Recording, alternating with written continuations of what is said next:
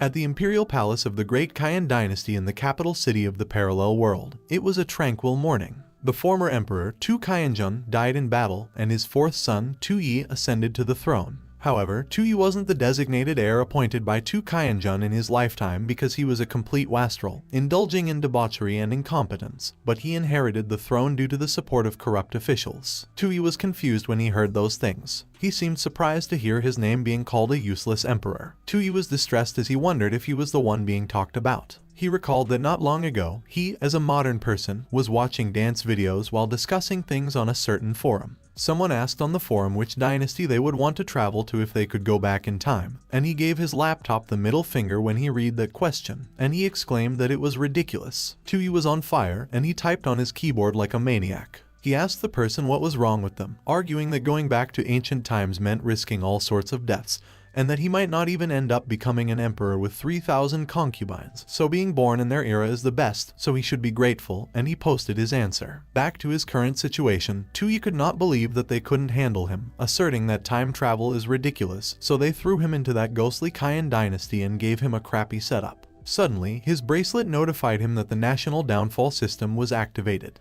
The system greeted Tu Yi as the host and informed him that he was his AI assistant, Downfall Bracelet, and he could call him Downy. Tu Yi was petrified as he wondered what the hell that downfall system was, and he inquired if they were messing with him. Downy explained that the system was generated from Tu Yi's desires, so in simple terms, as long as he brought about the downfall of the Qian dynasty, he could return to reality, and he wished him good luck and assured that he would assist him with all his might. When Tu Yi heard that bringing about the downfall of the Qian dynasty could bring him back to reality, he stared intensely at Downy as he remarked that he had never heard of such a bizarre time travel setup. And when the girl beside him noticed his reaction, she wondered why he, the useless Prince Tu Yi, was suddenly zoning out. The girl mentioned that Tu Yi used to give her creepy smiles whenever he saw her, but something felt different that day. She was startled when Tu Yi suddenly looked at her. Tu Yi seemed to have seen something horrifying, and as he wondered what the heck it was, Downy revealed that the girl, Zhao Shu, was Zhao Zhuo's adopted daughter, who was given to Tu Yi as a concubine to better monitor and control him.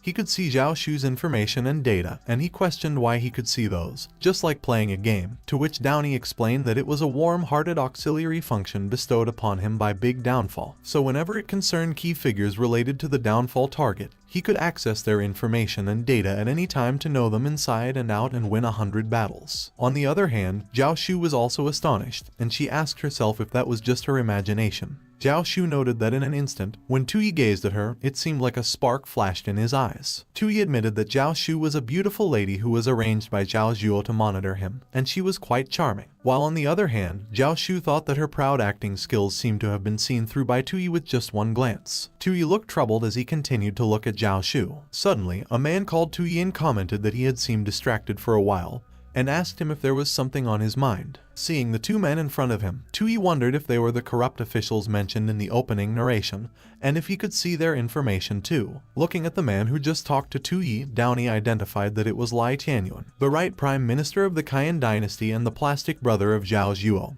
who sees Tu Yi as a controllable puppet and is attempting to crown him as emperor. Looking at the other man who was busy eating, Downy pointed out that it was Zhao Zhuo, the left prime minister of the Qian dynasty and the plastic brother of Lai Tianyuan, who also sees Tu Yi as a controllable puppet and is attempting to crown him as emperor. Tu Yi's expression was grim when he saw their information, thinking that Lai Tianyuan's political power and Machiavellianism values are off the charts while Zhao Zhuo's values are slightly lower. But he has no weaknesses, like a hexagonal warrior, and as Zhao Shu saw Tu Yi's expression, she remarked that it was the first time he had shown such a cold gaze, and it was terrifying yet strangely exhilarating. Suddenly, Zhao Zhuo called Lai Tianyuan. Zhao Zhuo remarked that Tu Yi is probably worried that the throne he was about to grab might not be stable. But Tu Yi calmly responded that it was not the case at all because he wished the throne would be unstable sooner, and the country would fall sooner. And Zhao Shu noted that even in the face of insults from her adoptive father, Tu Yi remained calm, so she wondered when he became so inscrutable. Standing from his seat, Zhao Zhuo stated that, after all, the late emperor's will before his death was for Tu Su, who was leading troops outside, to ascend the throne. Tu Yi realized that the previous emperor's designated heir was called Tu Su, who seemed to be currently outside the capital leading troops, as Zhao Zhuo said that they were currently going against the late emperor's will and preparing to support Tu Yi's ascension to the throne. Tu Yi remarked that it was no wonder that those two prime ministers were brazenly staying in the capital. While smacking the coffin, Zhao Zhuo commented that although Tu Qianjun might not just pop open the coffin and kill them, the same can't be said for Tu Su. Zhao Zhuo approached Tu Yi and mentioned that, after all, the news of the late emperor's death hasn't spread yet. He was sinister when he suggested to Tu Yi that they have the imperial seal in their hands at the moment, so maybe it was better to strike first and issue a decree. Zhao Zhuo suggested that Tu Yi should allow Tu Su to accompany the late emperor in death. Tu Yi considered that if he followed their plan and issued the decree to kill Tu Su, he would secure the throne, but it wouldn't help achieve the goal of destroying the country quickly. He knew that he would be like a puppet at their mercy, and he lamented that the late emperor's body was still warm. Yet his two most trusted ministers have already defied his last wishes, conspiring to crown a useless prince as emperor to control the realm. Tu Yi complained that he couldn't watch dramas there. There were no cute girls to watch, and he was just being manipulated by those two old coins. He was appalled, as he remarked that he didn't want to live like that for another second. Tu Yi was troubled as he wondered what he should do. Suddenly, his attention was focused on the imperial seal. Tu Yi suddenly grabbed the imperial seal, which surprised Zhao Zhuo, and he declared that he should just take them down. Zhao Zhuo was horrified, and he questioned Tu Yi about what he was doing. Raising the imperial seal away from him, Zhao Zhuo demanded to know what Tu Yi meant by doing such a thing, while Tu Yi explained that if he died, it would be as if the Qian dynasty was finished and it was perfect, so he urged Zhao Zhuo in his mind to take him down. Tu Yi declared that since he is the emperor, he will keep the imperial seal from that day forward, and who he will kill or spare will be up to him. Meanwhile, Zhao Shu was wondering if Tu Yi was originally a man who dared to confront Zhao Zhuo like that, and she blushed when she heard his domineering lines. As Tu Yi asked who was in favor and who was against what he stated, Zhao Shu observed his facial expression and his tense body language, and she remarked that he was a bold man. Zhao Shu's face turned red as she continued to observe Tu Yi. As she watched how Tu Yi taunted Zhao Zhuo, Zhao Shu commented that Tu Yi's previous behavior was all an act. Zhao Shu noted that with the imperial seal in Tu Yi's hands, he was showing his true self, while Zhao Zhuo must be fuming. Enraged, Zhao Zhuo exclaimed that Tu Yi was getting arrogant before even ascending to the throne, and that if he had the power to lift him up, he would have the power to bring him down. Tu Yi continued to taunt Zhao Zhuo and challenged that he should come on to hurry up and kill him, and he remarked that Zhao Zhuo was a man with a martial prowess value of 77, so he shouldn't disappoint him. Zhao Zhuo charged at Tu Yi and shouted that he should watch him choke him to death, while Zhao Shu was trying to stop him, urging that he should calm down. Suddenly, Lai Tianyuan chimed in, and he interjected that the both of them should stop arguing as they all have the same goal, and suggested that they calm down first. Tu Yi was disappointed when he saw that Lai Tianyuan was quite composed, but he smirked as he remarked that it looked like they needed to add some fuel to the fire. As Lai Tianyuan was about to suggest something, Tu Yi dropped the imperial seal in his hand. Lai Tianyuan's expression turned grim as the imperial seal crashed on the ground, while Tu Yi lightheartedly muttered oops, and Zhao Zhuo was horrified. Tu Yi nonchalantly replied that it was his bad that it slipped, but he knew that the imperial seal symbolized the destiny and authority of the Qian dynasty, and it was the emperor's command to the countries and a token of ruling the world. Tu Qianjun called himself Qian Yuan Emperor, implying that the Qian dynasty could last for generations. Tu Yi was aware that breaking the imperial seal was a capital offense, so he didn't believe Lai Tianyuan could endure a provocation to that extent. Looking at Lai Tianyuan's terrifying expression, Tu Yi wondered if he was going to kill him at that moment and let him accomplish the task of destroying the country. Meanwhile, Zhao Zhuo was mad at Tu Yi that he was pointing at him aggressively, and he was lost for words. As Zhao Zhuo was about to continue scolding Tu Yi, someone interjected and stopped him. It was Lai Tianyuan, and he explained that their majesty was just joking and that the whole world belongs to Tu Yi, let alone a piece of jade. Tu Yi was disappointed again when Lai Tianyuan explained that it was not a big deal if it was broken. Lai Tianyuan advised Tu Yi that it was getting late, so he should rest early as they could discuss other matters another day. Lai Tianyuan and Zhao Zhuo both walked away, and Tu Yi tried to stop them. Tu Yi asked them if the emperor and common people weren't equal under the law and if they were not going to kill him. A few moments later, in a different building, Zhao Zhuo was with Lai Tianyuan, and he suggested that they must find a way to get rid of Tu Yi. Lai Tianyuan inquired Zhao Zhuo if he knew the consequences of eliminating Tu Yi, and Zhao Zhuo questioned him about what consequences there could be and called him a spineless fool for still calling the kid Tu Yi, Your Majesty. But Lai Tianyuan faced Zhao Zhuo and called him foolish. Lai Tianyuan asked Zhao Zhuo to guess if they, as the late emperor's trusted ministers, would be the first target of Tu Su's investigation and punishment if Prince Tu Yi died in the capital under suspicious circumstances while Prince Tu Su was leading troops outside. Zhao Zhuo was in disbelief when Lai Tianyuan explained that Tu Yi breaking the imperial seal meant that they had lost a bargaining chip against Tu Su, so they could only rely on Tu Yi to ascend to the throne, so they couldn't get rid of him at the moment. Zhao Zhuo paused for a moment and asked Lai Tianyuan if he was suggesting that Tu Yi deliberately broke the imperial seal to prevent him from killing Tu Su, and Lai Tianyuan confirmed. Lai Tianyuan clarified that originally, Tu Su was a stumbling block on Tu Yi's path to the throne. But since Tu Yi's ascension was a certainty, he had to reconsider his relationship with Tu Su. He added that on the continent of the Otherworld, with various countries vying for dominance and countless lives suffering, the Kaiyan dynasty ultimately pacified the region and unified the northern continent. So the presence of Tu Su, who holds heavy military power, makes them tread carefully in the court, unable to overshadow Tu Yi too much. Lai Tianyuan warned that if they pressed Tu Yi too hard, he might allow Tu Su to enter the capital and ruin their plans, and they can't dare to risk that. He also suggested that Tu Yi might even use triangular relationships to control them. Zhao Zhuo, who seemed doubtful, asked Lai Tianyuan if he was overthinking it and if Tu Yi had the brains to calculate that far. Lai Tianyuan inquired Zhao Zhuo if he knew whose words those were when Tu Yi mentioned the emperor and common people being equal under the law, and stated that those were the words of the chief minister of the Kaiyan dynasty, Wai Xingluo, 100 years ago. He recounted that back then, Minister Wai Xingluo was greatly favored by the Kaiyan king, wielding immense power, and was virtually above everyone else, but because he lost the Kaiyan king's trust, he was sentenced to death by dismemberment. They imagined how Tu Yi was grinning sinisterly, and they were just like helpless puppets in his hands. Zhao Zhuo declared that he is not Wai Xingluo and he will never bow to Tu Yi because all he relies on is Tu Su's military strength. And since Tu Yi hasn't issued any orders, he would send someone to kill Tu Su himself and pin it all on Tu Yi, as the results would be the same. Lai Tianyuan said nothing as he was deep in his thoughts. His eyes glistened as he remarked that their previous support for Tu Yi was because he was the easiest to control among the late emperor's many sons, but currently it seems different. Lai Tianyuan depicted an image of Tu Yi leading many people. He began laughing sinisterly. Lai Tianyuan's expression was evil as he remarked that the late emperor's descendants were truly amusing. On the other hand, Tu Yi was peacefully sleeping in his bed. Suddenly, he opened his bloodshot eyes and groaned that it was boring. Tu Yi complained that there was bad food, boring games, he had to read memorials for which he didn't even recognize a single character, and there was nothing good here or there, so it was a boring era. He looked like he was going crazy, and he whined that without phones or computers, he was going to die. Suddenly, he noticed someone standing in the corner of the room.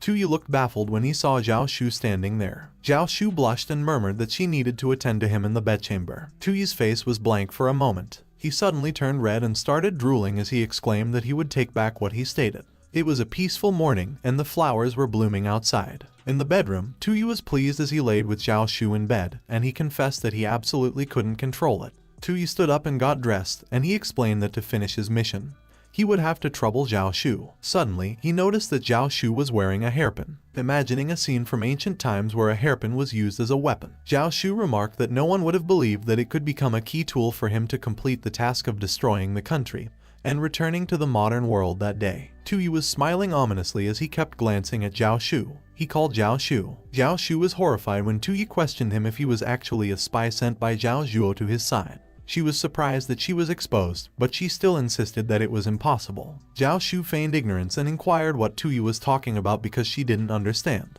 Tu Yi reassured Zhao Shu that she shouldn't worry because he doesn't care about her and Zhao Zhuo's private dealings. He chugged the drink in his hand. Tu Yi asked Zhao Shu if Zhao Zhuo placed her by his side just to monitor and control him, and how it felt to be exposed on the spot. Zhao Shu was horrified when Tu Yi mentioned that he really enjoyed that game he was playing with Zhao Zhuo. Otherwise, being an emperor would be too boring, and she was surprised that Zhao Zhuo deliberately sending her to him was just a game for Tu Yi. She gripped the sheets tighter as she wondered if Tu Yi's coming clean to her meant that he was admitting that he was tired of the game. As he chugged on his drink again, Tu Yi yawned and observed that the wine was a bit intoxicating. Tu Yi slumped on the table, and he warned Zhao Shu that she shouldn't claim that he didn't give him a chance, so she should go ahead and make her move. Zhao Shu acknowledged that her identity was exposed and that she had lost her value to Zhao Zhuo too. She declared that there was only one way to redeem herself. Zhao Shu tiptoed as she approached Tu Yi from behind. Meanwhile, Tu Yi was pretending to snore. Suddenly, Tu Yi was startled when Downey announced that the National Downfall System upgrade was complete and he would continue to serve him as always. And Tu Yi demanded to know what was with the system upgrade and argued that he was about to complete the mission, and return, so his upgrade was meaningless. But Downey explained that to make Tuyi's mission goals clearer, the upgrade adds a national power points system, which integrates political, economic, military, cultural, and other indicators of Kayan's national strength to derive national power points, which is why, as long as Tuyi lowers the national power points below 0, the mission of the downfall of the country is considered complete, and the initial national power points are 1000. When he realized something, Tuyi asked Downey telepathically that even if he were killed at that moment, as long as the national power points weren't clear, it was still considered a mission failure, and Downey replied that with his current value, even if he died, it wouldn't lead to clearing the points. Seeing Zhao Shu, who was ready to stab him from behind, Tuyi panicked, and he cursed in his mind as he demanded to know why Downey hadn't mentioned it earlier, and why his life was worthless. On the other hand, Zhao Shu thought that Tuyi was probably testing her again. But she had no way out. She plunged her hairpin towards Tuyi, and she muttered that she could only take a gamble. But Tuyi suddenly stopped her by grabbing her hand, and tears immediately welled on the corners of Zhao Shu's eyes. She sobbed that sure enough, she had been played by Tuyi's acting skills again, while Tuyi commented that that was close, and he almost died there meaninglessly. Zhao Shu looked desperate, and she pulled her hand from Tuyi's grasp. She grabbed Tuyi and pleaded that she still had a chance, so she would stab. But Zhao Shu suddenly tripped. She was flustered as she lost her balance. Tuyi just watched as Zhao Shu clumsily fell to the floor. Zhao Shu was helpless while she was crying, and Tuyi mocked that, being a warrior with only a martial prowess value of 44, Zhao Shu trying to kill after a failed tower dive was a bit overconfident. Tuyi took the hairpin from Zhao Shu's hand, and he sneered that she was too eager as she got triggered by just a few words from him. He was menacing as he advised that it wasn't how a qualified spy behaves. Zhao Shu cried her heart out as she lamented that the assassination had failed, so she wondered if she was going to die. A few moments later, Zhao Shu suddenly woke up, and she wondered where she was because she was supposed to be with Tuyi. She was startled when someone appeared behind her and questioned her if she had taken care of the task they assigned to her. It was Zhao Zhuo, and Zhao Shu was terrified as she addressed him as her adoptive father. Zhao Zhuo was terrifying, and he threatened that if Zhao Shu can't handle such a small matter, he will have to punish her. Zhao Shu was helpless, and all she could do was scream. Suddenly, Zhao Shu woke up beside Tuyi,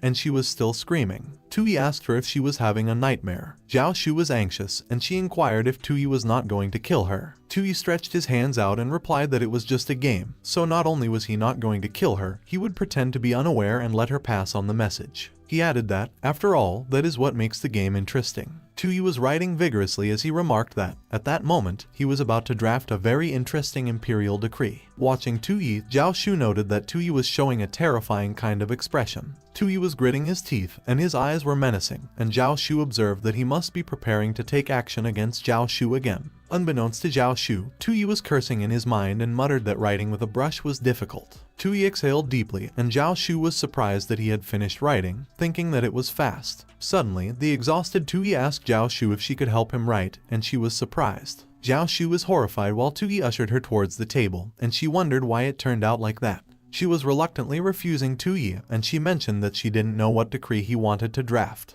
Tuyi declared that she should just write that all descendants of the Tu family, including Tu Su, are to be stripped of the Tu surname and demoted to commoners. Zhao Shu was nervous as she questioned Tuyi's abolition of his own family's kin. She inquired if she may ask why he wanted her, a servant, to draft such a decree. Tuyi was grinning as he explained that he had asked the system before if weakening the influence of the Tu family was the simplest way to deduct points, and demoting the descendants of the Tu family to commoners not only deducted a large number of points but also helped portray him as a ruthless tyrant to the outside world, so it was simply perfect. Zhao Shu was terrified when she saw Tuyi's expression, while Tuyi boasted that he, who came up with that method, is truly outstanding in the world of tyrants. Tuyi demanded Zhao Shu to explain why she asked, and he was menacing that Zhao Shu was alarmed, and she quickly lowered her head and admitted that it was her being too talkative, so she requested that he forgive her. Tuyi grinned and added that, of course, it was to increase the difficulty of the game. Zhao Shu was flustered when Tuyi caressed her face and stated that with that decree,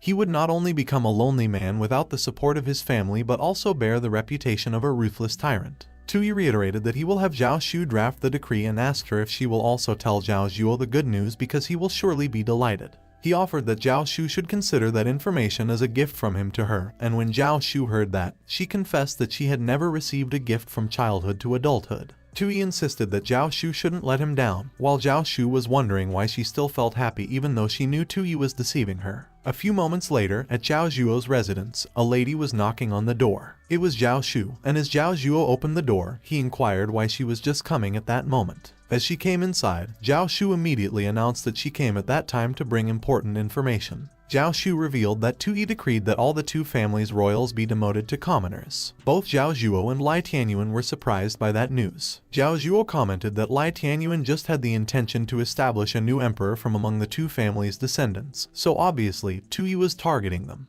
Lai Tianyuan queried Zhao Shu on how she obtained such important information, and if it was reliable. Zhao Shu was hesitant when she disclosed that Tui asked her to personally draft that decree. Zhao Zhuo was mad that his eyes became bloodshot, and he hit Zhao Shu on the face while calling her a bastard. He demanded if Zhao Shu had leaked their secrets. Zhao Shu cried as she insisted that she didn't. But Zhao Zhuo accused Zhao Shu of acting and charged her with trying to use Tui to deal with him, or else she couldn't have drafted the decree. Suddenly, someone tapped Zhao Zhuo's shoulders. It was Lai Tianyuan, and he urged Zhao Zhuo to calm down because if Zhao Shu leaked the information, there was no way that the two of them would know about the decree, so it was Tui's scheme to show discord and also to deter them from establishing a new prince. Zhao Zhuo suddenly looked anxious as he looked at Zhao Shu. He quickly apologized for wrongly accusing her earlier and asked if she wouldn't blame him, to which Zhao Shu replied that she dares not. Zhao Zhuo turned to Lai Tianyuan and stated that it seems his plan to establish a new prince has failed. He advised Lai Tianyuan to listen to his plan because he will rally the courtiers and humiliate Tui thoroughly during his first court session to let him know who holds sway in the court. Lai Tianyuan hesitantly responded that he thought something about Zhao Zhuo's plan,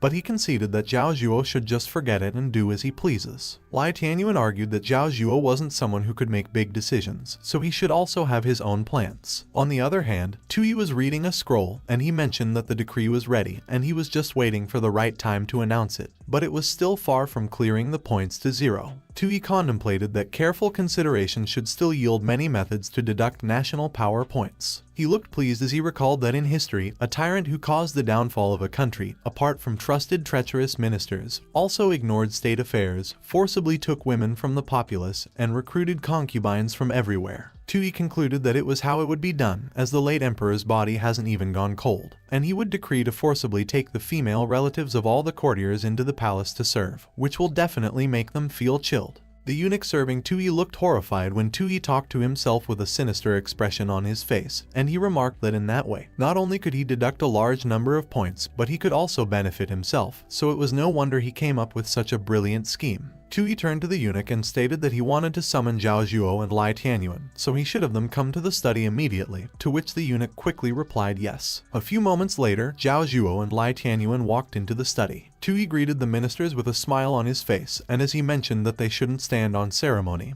he requested that they sit down and feel at home. Zhao Zhuo scoffed while Lai Tianyuan politely thanked Tui. As soon as they got seated, Zhao Zhuo suggested that since Tui had ascended the throne, he should familiarize himself with the courtiers' affairs the next day. Zhao Zhuo grinned sinisterly as he added that he would go and discuss with the ministers of the Zhao faction in the court later, and they would surely unite to prevent Tui from stepping down tomorrow. Meanwhile, Tui had the same sinister smile as he wondered if diligent governance wasn't a bonus and remarked that it would be foolish of him to hold court right after ascending the throne. Tui claimed that holding court is such a hassle because he lacked experience as a newly crowned emperor. He explained that he would be trusting the two ministers to handle court affairs. Lai Tianyuan observed that indeed, Tui rejected Zhao Zhuo's request to hold court. He furrowed his brow as he pointed out that not only did Tui guess that Zhao Zhuo wanted to suppress him in the court, but he also brought up the reason of trusting his ministers, making it irrefutable. Observing Tui, Lai Tianyuan stated that Zhao Zhuo's shallow schemes were completely inadequate in front of him.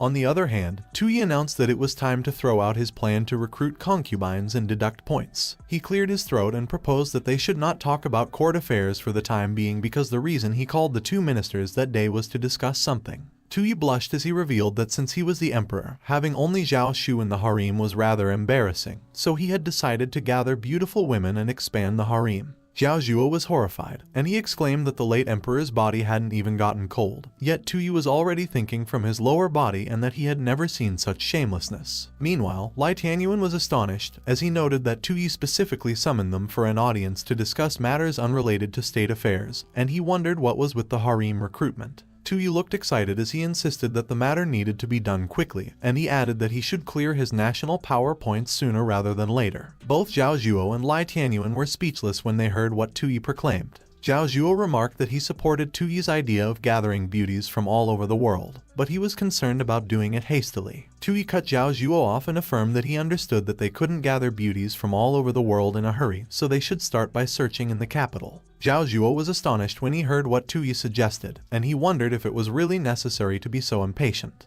On the other hand, Lai Tianyuan thought to himself that he shouldn't be misled by Tu Yi's pretext of gathering beauties because he just mentioned the capital, so that was probably the focus. Tu Yi announced that he had come up with the most time-saving and effortless method. He looked sinister as he declared that they should start by selecting from the female relatives of the ministers in court. Lai Tianyuan was horrified when he heard what Tu Yi proposed. A few moments later, the ministers came out of the study, and as they walked down the stairs, Zhao Zhuo grumbled that Tu Yi ignored state affairs and also wanted to expand the harem, which was the rhythm of a true tyrant. Zhao Zhuo added that Tu Yi was digging his own grave by putting himself in the emperor's position, which would save them a lot of effort. But he was startled when Lai Tianyuan suddenly yelled at him and shouted that it was enough. Lai Tianyuan looked pissed, and he warned that if Zhao Zhuo continued to underestimate Tu Yi like that, what awaited them was the fate of having their entire families executed. Zhao Zhuo was taken aback and was speechless at Lai Tianyuan's actions. Lai Tianyuan quickly realized what he had done, and he immediately looked away to regain his composure. He apologized to Zhao Zhuo because he had lost his composure earlier, but he explained that Tu Yi's actions were all part of a cunning strategy, and when Zhao Zhuo heard that it was a strategy, he admitted that he didn't see it. Lai Tianyuan pointed out that Tu Yi just foiled Zhao Zhuo's plan to embarrass him in court, showing that he knew their intentions inside out. Zhao Zhuo argued that they were summoned to the palace right after they made that plan, so there was no chance of leaking information. Lai Tianyuan noted that it showed Tu Yi anticipated it in advance, which was what made it so terrifying. And not only that, besides not holding court, Tu Yi also wanted to expand the harem, and that series of actions may seem indulgent and misleading, but they were aimed at them, forming a cohesive chain of strategies. The two ministers felt like there was an ominous, dark aura oozing from the palace gates as they looked at it. Zhao Zhuo asked Lai Tianyuan what the cohesive chain of strategies meant. Lai Tianyuan explained that Tu Yi had the confidence not to hold court because he believed that he could still control state affairs without doing so. His face looked horrified as he explained that by taking the female relatives of the courtiers into the harem, Tu Yi could directly win over ministers through marriage and undermine their influence in the court. Understanding the severity of the situation, Zhao Zhuo got nervous, and he inquired what they should do. Lai Tianyuan grinned as he asked what else they could do and noted that Tu Yi was currently the emperor, and he wanted to expand the two-family bloodline and the harem naturally. He turned to face Zhao Zhuo, and while thinking of two specific ladies, Lai Tianyuan smiled sinisterly, and he added that they, as Tu Yi's subjects, naturally have to fulfill his wishes. A few days later, in the palace side hall, Lai Tianyuan went to talk to Tu Yi, and he reported that as per Tu Yi's orders, all the descendants of the Tu clan had been demoted to commoners in the past few days, except for the eldest prince, Tu Su, because he was stationed outside, so the decree hadn't reached him yet. But Tu Yi replied that those were not important, so they would talk about those later. He turned red as he inquired how the selection of the harem he ordered had gone. Lai Tianyuan explained that they hadn't failed Tu Yi's command, but due to the limited time, he requested that he forgive them. He clapped his hands to call for the ladies and announced that they should come out and let Tu Yi have a look. Tu Yi looked so excited as he looked forward to seeing the ladies. He was surprised when he saw a lot of beautiful ladies lined up in front of him. Tu Yi's eyes immediately twinkled, and he started drooling as he wondered if it was paradise, and when Lai Tianyuan saw that, he looked at Tu Yi with disappointment in his eyes. The ladies paid their respects to Tu Yi, and Tu Yi cleared his throat and instructed that they may rise. Still drooling, Tu Yi approached Lai Tianyuan and asked him if there were any who liked to indulge among the concubines he recruited at that time. Lai Tianyuan responded that he wasn't quite sure what Tu Yi meant by indulge. Tu Yi frowned as he accused Lai Tianyuan of pretending to be innocent and wondered if Lai Tianyuan couldn't understand its context from the conversation as a man, even if he hadn't heard of indulgence before. Lai Tianyuan was wondering if Tu Yi was getting suspicious. Lai Tianyuan stated that most of the concubines brought into the palace that time were from influential noble families, which seemed reasonable on the surface and didn't raise any issues, except for two women. It was Fan Taozhu and Jude Shah. Lai Tianyuan recalled that over a decade ago, during the reign of Emperor Qian of the Great Qian Dynasty, the two prominent families, the Fan family and the Juge family, offended the late emperor and were wiped out. He felt a sudden impulse and secretly saved those two young girls while carrying out the execution. Lai Tianyuan explained that for the past decade or so, he had kept their identities hidden and raised them by his side. He added that unexpectedly, both of the ladies inherited the talents of their predecessors and became important pawns in his hands. One night, Lai Tianyuan called for Fan Taozhu and Jude Shah. As the two ladies bowed before him, Lai Tianyuan revealed that the Cayenne Emperor, Tu Cayenjun, who exterminated their entire family, had already died. The two ladies were horrified when they heard the news, and as Lai Tianyuan stated that the two of them couldn't take revenge personally, he asked them if they harbored any resentment. Lai Tianyuan continued that there was an opportunity for the two clans' downfall in front of them, but it came with great risks because the new emperor, Tu Yi, was not only cunning but also depraved and cruel, even more terrifying than Tu Cayenjun, that they could say it was a life-threatening situation. Fan Taozhu immediately declared that she was willing to die 1,000 times for revenge, and Jude Shaw announced that she had long been prepared to sacrifice herself. Lai Tianyuan explained that it was a perfect opportunity to place both of the ladies by Tu Yi's side under the guise of selecting concubines, guaranteeing that no one would suspect a thing.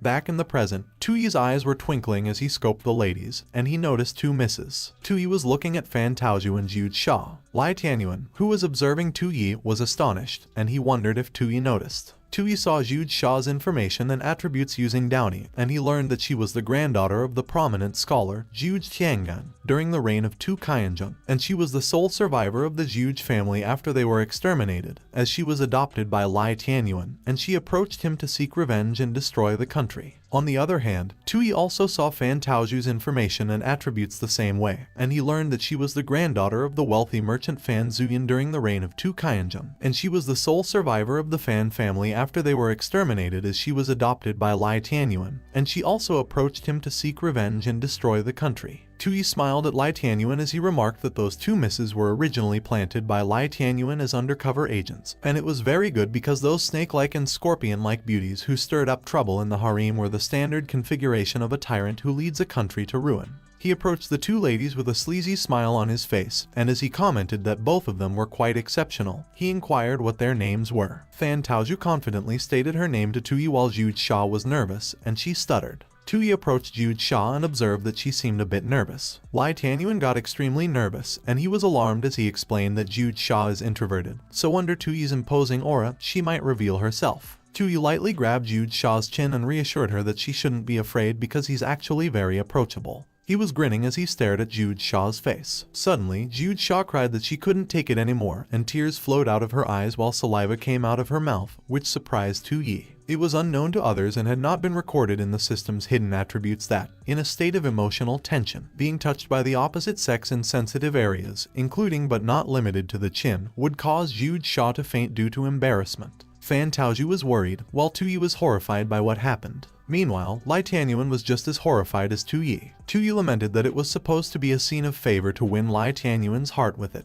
Seeing the awful state Jude Shaw was in, Tu Yi muttered that he didn't expect her tolerance to be so low, and she messed up the performance. Tu Yi speculated that Lai Tianyuan would be afraid of Jude Shaw's identity being exposed and would surely find an excuse to replace her. Suddenly, someone knelt aggressively. It was Lai Tianyuan, and he confessed that he neglected his duty and made an improper selection, causing Jude Shaw to behave improperly in front of Tu Yi, so he deserved to die, and he would take care of Jude Shaw immediately. Tu Yi immediately dismissed it, and he stated that the only plan at the moment was to forcefully continue with the act. While Tu Yi carried Jude Shaw in his arms and remarked that he liked that type that couldn't resist with just a little teasing, so the people Lai Tianyuan selected had truly captured his heart. Fan Taozhu glared at him, and she muttered that the tyrant really was a pervert. Lai Tianyuan wiped the sweat off his face, and he thanked Tu Yi. Tu Yi inquired if it was decided that Jude Shaw would serve him in bed that night while Fan Taozhu continued to glare at him, and she vowed that the tyrant would pay for those things sooner or later. Fan Taozhu was flustered and puzzled when Tu Yi suddenly turned to look at her inquisitively. Tu Yi was wondering why Fan Taozhu was looking at him with such dissatisfaction.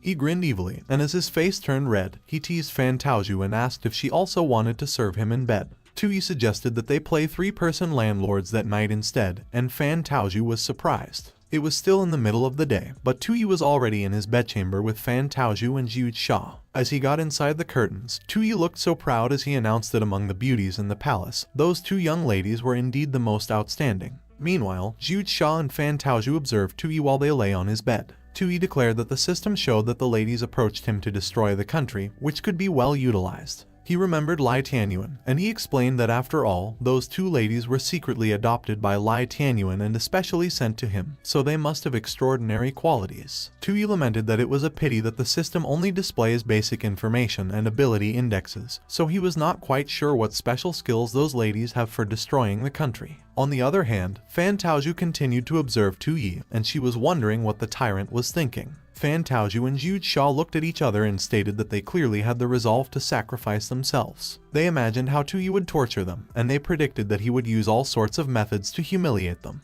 They imagined that Tui would use a whip on them. He hit Zhu Xia with the whip to force them to submit to his tyranny. Fan Taoju imagined that she would be burned by the candle's melting wax. Zhu Xia and Fan Taoju looked at Tui intently as they anticipated what their fate would be. Tui looked so menacing while he was deep in his thoughts, and he gazed intently at them. Fan Taoju commented that doing nothing made Tui appear even scarier, and she recalled that when Lai Tianyuan brought them in, he specifically reminded them of something. She recalled how Lai Tianyuan informed them that they don't need to worry about their identities because he had prepared disguises to ensure that Tui couldn't uncover their backgrounds. But Tui is cunning, and despite being lustful, he is not easily swayed by beauty. Lai Tianyuan revealed that, moreover, Zhao Zhuo had already given Tui Zhao Shu, who is not only their ally but also their competitor. Zhu Xia and Fan Taoju both looked grim as they listened intently to Lai Tianyuan's reminders. Lai Tianyuan approached them and stated that if they wanted to gain Tui's trust, they must show extra value beyond just beauty. He smiled at the ladies and remarked that he believed they knew how to demonstrate their additional value. Zhu Xia and Fan Taoju were suddenly snapped back into reality when Tui asked them what the two of them were thinking about that they were so lost in thought. Tui inquired that he had just asked them a question and asked them if they had any special talents or skills. Fan Taoju and Zhu Xia looked at Tui, and they both acknowledged that it was as expected. Zhu Xia immediately responded and stated that she was skilled in fortune-telling, stargazing, and handwriting analysis. She also listed that she was skilled in talismans, feng shui, health preservation, medicine, and alchemy, and Tui wondered if it was the strength of the daughters of a great alchemist and scholar. Zhu Xia bashfully added that she also had skills in the bedroom.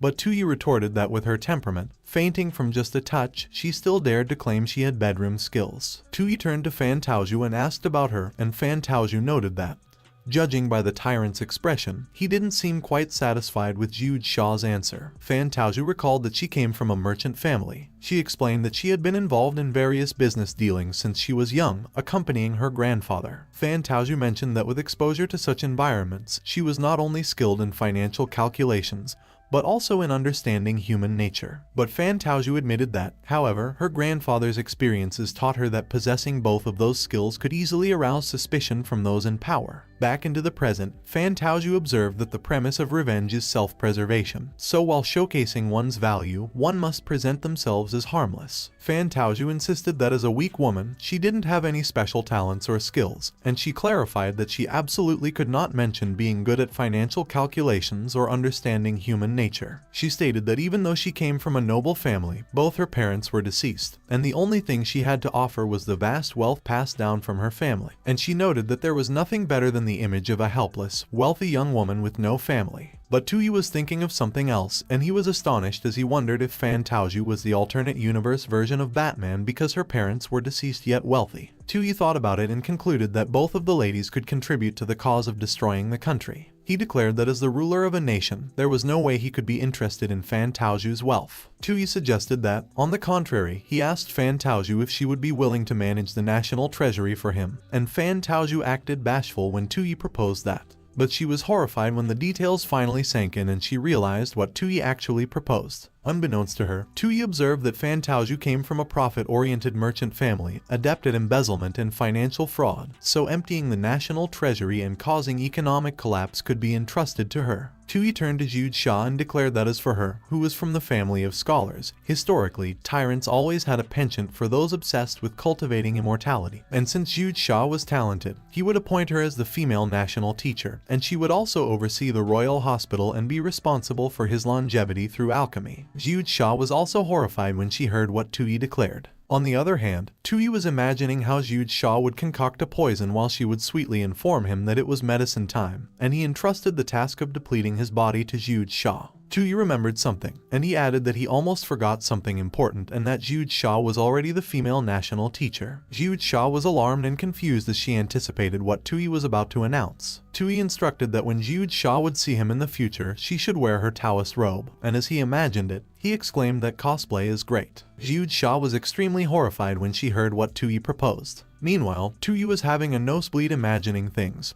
and he suggested that since they were cosplaying, they should go all out. Imagining his ladies wearing popular costumes, Tu looked so excited, and he declared that having cosplay parties in the palace harem might not be a bad idea. It was already evening, and there was still a light in the study room of the Zhao mansion. Someone was busy writing with their brush. It was Zhao Zhuo, and he smiled evilly as he continued to write. He prepared to stamp what he wrote with a seal and declared that if the brat Tu refuses to accept that imperial edict, he will personally take care of it because a jade seal, as long as he is willing, could be easily replicated. As he rolled his writing into a scroll, Zhao Zhuo remarked that although Tu Su is skilled in leading troops, he is not very bright, making him blindly loyal. So even if the imperial decree orders him to commit suicide immediately, he will unquestionably comply, and as long as Tu Su is eliminated, Tu would be left with no reinforcements and he would be at his mercy. Suddenly, Zhao Zhuo commanded that someone should come in. Zhao Xin, general of the Zhao Zhuo family, entered the room, and as he paid his respects to Zhao Zhuo, he requested that Zhao Zhuo give him his orders. Zhao Zhuo handed a box containing the scroll to Zhao Xin and instructed that he should immediately head to the Lintong city in the northern country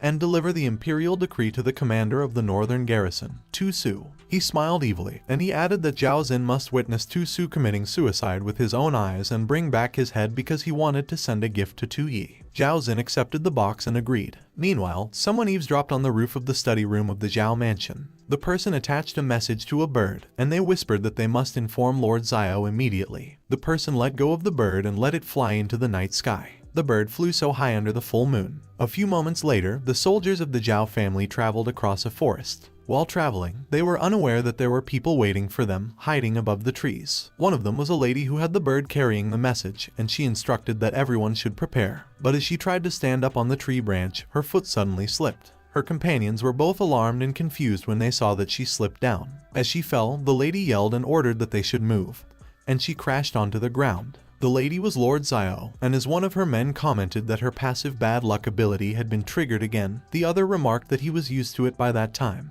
While still in an awkward position, Lord Xiao asked her men what they were standing there for and urged that they should get moving. On the other hand, Zhao Xin rode on his horse when he noticed something and got alarmed. He noticed a rope blocking their way, and he immediately pulled the rein of his horse to stop. Meanwhile, the other soldiers pulled their reins to the side as they tried to avoid colliding with Zhao Xin. Suddenly, explosions were triggered, and it sent both the soldiers and their horses flying. While the smoke from the explosion began to dissipate, one of the soldiers tried to stand up. But something suddenly hit him on his back, and he coughed up blood. The soldiers were alarmed when they saw a lot of dark figures jumping towards them from the tree trunks. While the unknown men descended from the trees, they threw something towards the soldiers. They were blades, and Zhao Xin managed to deflect them with his sword. As the men landed on the ground, they declared that Lord Xiao instructed them not to let anyone escape, so they should stop Zhao Xin. Zhao Xin was enraged, and he questioned how dare a mere rebel intercept the imperial edict. The two men were surprised, and they got intimidated by Zhao Xin. Zhao Xin charged towards the men on his horse, and he swung his sword at them, eliminating them.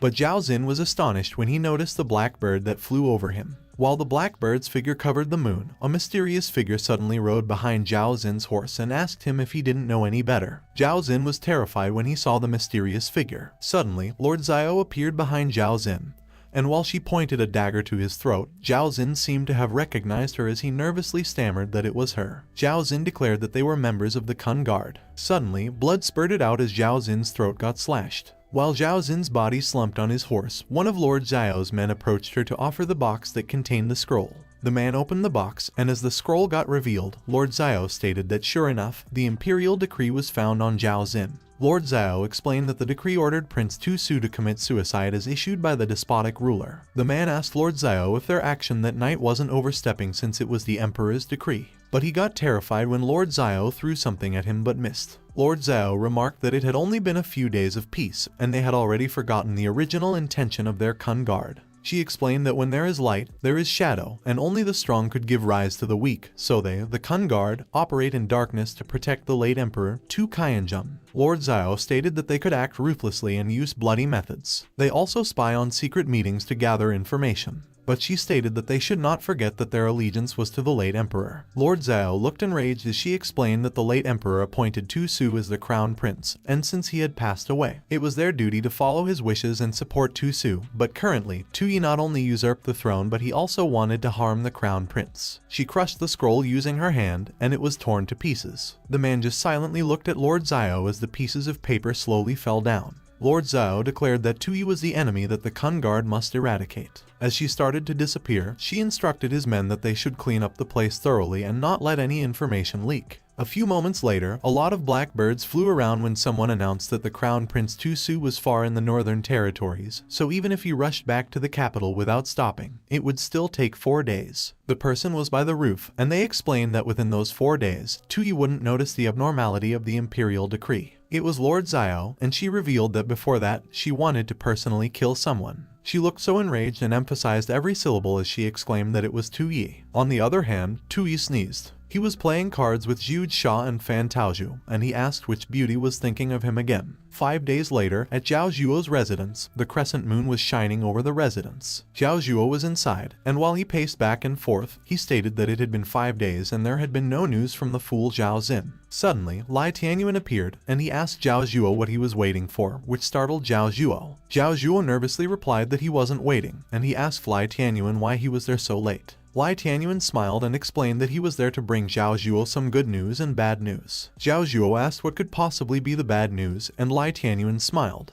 Lai Tianyuan's expression looked so menacing as he stated that Zhao Zhuo's plan to forge the imperial decree to kill Tu Su failed. Zhao Zhuo was surprised with what he heard. He quickly grabbed Lai Tianyuan by the collar and stated that he was talking nonsense. But Lai Tianyuan nonchalantly slapped Zhao Zhuo's hand away and stated that they were on the same side, so there was no need for denial. He recalled Lord Xiao and stated that Zhao Xin was intercepted and killed on the outskirts of the city 5 days ago. Lai Tianyuan leaned in towards Zhao Zhuo and declared that the one who did it was the leader of the Kun Guard, Lord Xiao. When Zhao Zhuo heard about the Kun Guard, he asked if it was the shadow unit directly under the former emperor's control and how they could do such a thing. But Lai Tianyuan stated that they should put that aside in the meantime because Zhao Zhuo should listen to the rest of the news. Zhao Zhuo got excited when Lai Tianyuan stated that although Lord Xiao killed Zhao Xin, she mistakenly believed that the imperial decree was issued by Tu Yi, so Tu Yi is her next target. He stated that it was good and that it was a relief, but he got alarmed when he realized something. Zhao Zhuo remarked that the Kun Guard had always operated independently and inquired how Lai Tianyuan had discovered that top-secret matter. Lai Tianyuan replied that he had his own methods and assured Zhao Zhuo not to worry about it. He mentioned that at that time, Zhao Zhuo had gotten lucky and it was a blessing in disguise. Lai Tianyuan suggested that they could use that opportunity to break the balance between Tu Yi and Tu Su.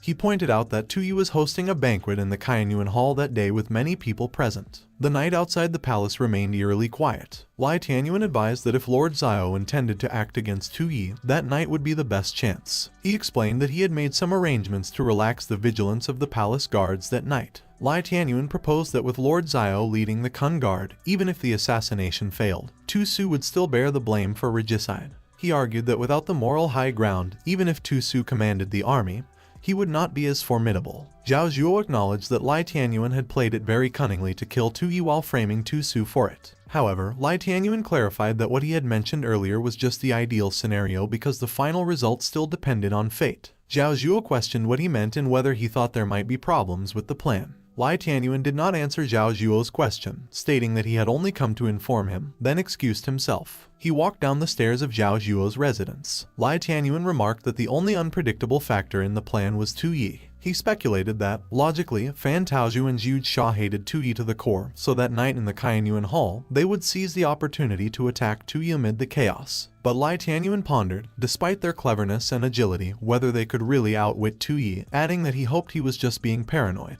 At that moment, in the Kainyuan Hall, Tu Yi's long-awaited harem cosplay party finally began. At the party, one of the ladies remarked that their sister looked stunning that night, to which that sister responded that she should stop because no matter what she did, she could not compare. Another lady complimented that their sister was radiant that night, and the king would surely choose her to accompany him, prompting the sister to ask why she was being so modest. But even before it started, the ladies had already become pawns in the power struggle among the noble family's women, fighting for favor in the harem. Suddenly, Lord Xiao entered the party. She commented on how debauched ruler Tuyi was shameless, and that all the costumes had no limits. Lord Xiao wondered what was wrong with those people since they clearly had no martial arts skills. She reflected on how they could unleash such chilling techniques. Lord Xiao observed that the debauched ruler's harem was truly terrifying. One of the ladies asked who Lord Xiao was and remarked on her provocative attire, and while Lord Xiao overheard this, the other lady pointed out that she had never seen Lord Xiao before and inquired whether she could be a palace maid who had gone mad with ambition. Lord Xiao felt alarmed, and one of the ladies commented that her outfit was creative, but in the harem, it was all about power and background, so ideas alone would not help her. She added that she needed patience and that the main task was important, so she could not target anyone else. Suddenly, someone announced that Tuyi had arrived, and Lord Xiao noted his approach. Tuyi entered with Fan Taozhu and Zhu Sha, greeting everyone. He kissed his fingers and sent a flying kiss to everyone, proclaiming his love for them all. The ladies went wild. One declared she could not take it anymore. Another professed her love for Tuyi too, while another mentioned her desire to have children with him. Suddenly, Tuyi noticed Lord Xiao. He saw Lord Xiao's stats and recognized that she was the former Kun Guard leader under the late Emperor Tu Qianjun, currently loyal to the former Crown Prince Tu Su and intending to assassinate him to support Tu Su's ascension to the throne. Meanwhile, Lord Xiao wondered whether Tuyi's gaze had fallen on her and if he had noticed her. She quickly grabbed the dagger hidden beneath her clothes. Lord Xiao resolved that the debauched ruler should meet his end.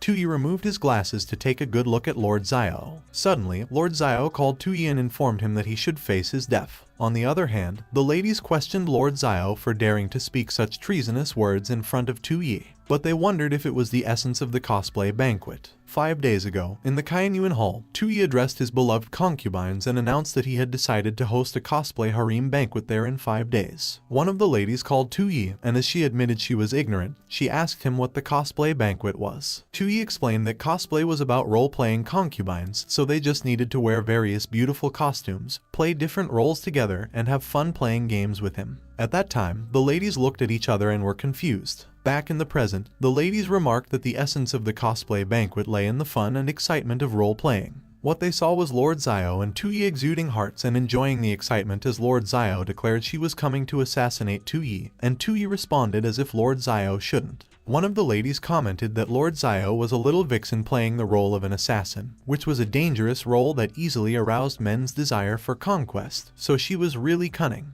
Lord Xiao was alarmed when one of the ladies mentioned, however, that since she had seen through it, she wouldn't let Lord Xiao succeed. One of the ladies suggested Tuyi should let her take care of the assassin for him, but Lord Xiao suddenly grabbed the lady's arm. She swung and slammed the lady into the floor. Lord Xiao wondered if the woman was crazy because she clearly had no cultivation. Meanwhile, the other ladies ominously looked at Lord Xiao, and they wondered if it was what they called role-playing. All the other ladies declared they couldn't let the little vixen, Lord Xiao, steal the show. One of the ladies accused Lord Xiao of trying to attract Tuyi's attention with such crooked means. Another one questioned if Lord Xiao didn't know her place and if she was trying to forcefully rise in the rank without their consent. And another pointed out that in that harem, there was an order of seniority, so Lord Xiao should take a step back. The ladies stated they were there to protect Tuyi, so they would capture the assassin and not let her get close to him, and if she wanted to kill Tuyi, she would have to step over their dead bodies first. Lord Xiao remarked that Tuyi was lecherous and cruel, so she wondered why those harem concubines were willing to risk their lives to protect him and what made him so extraordinary. She was perplexed at the situation she was in.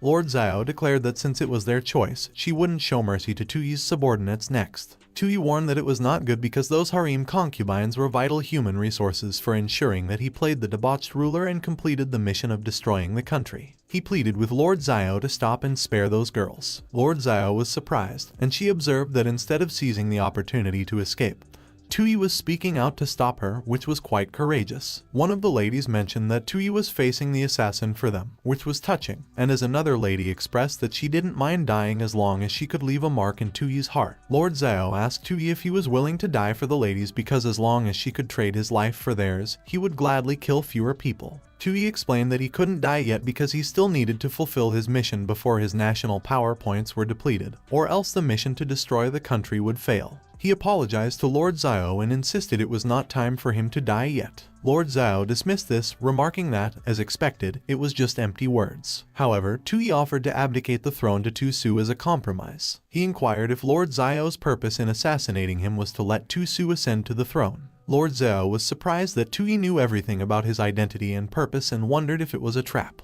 Lord Xiao asked Tui what he was up to and what his purpose was. Tui smiled. He replied they should just be honest because he was done pretending. Tui explained his purpose was actually to be a lazy and incompetent ruler because a throne couldn't be compared to a harem of beautiful women. He lacked the ability to govern, and he had no desire to be an emperor, so it was better to give it to someone capable. The ladies were taken aback when they heard what Tui revealed. Suddenly, Downey informed Tui that his behavior triggered that Chen Kaio rebirth event, a sudden nation-destroying event, where Tui is threatened and forced to abdicate to the general, and if the abdication is successful, the event is considered complete, and Tui loses 1,000 national power points. Tui remarked the gamble paid off because originally, his little trick was just to keep the harem, but he didn't expect to trigger a nation-destroying event directly, and subtracting 1,000 of his national power points should reset it to 0. On the other hand, Lord Xiao wondered if there was really someone in the world who wasn't attached to power, and she concluded it must be a trick by Tui so she wouldn't be fooled.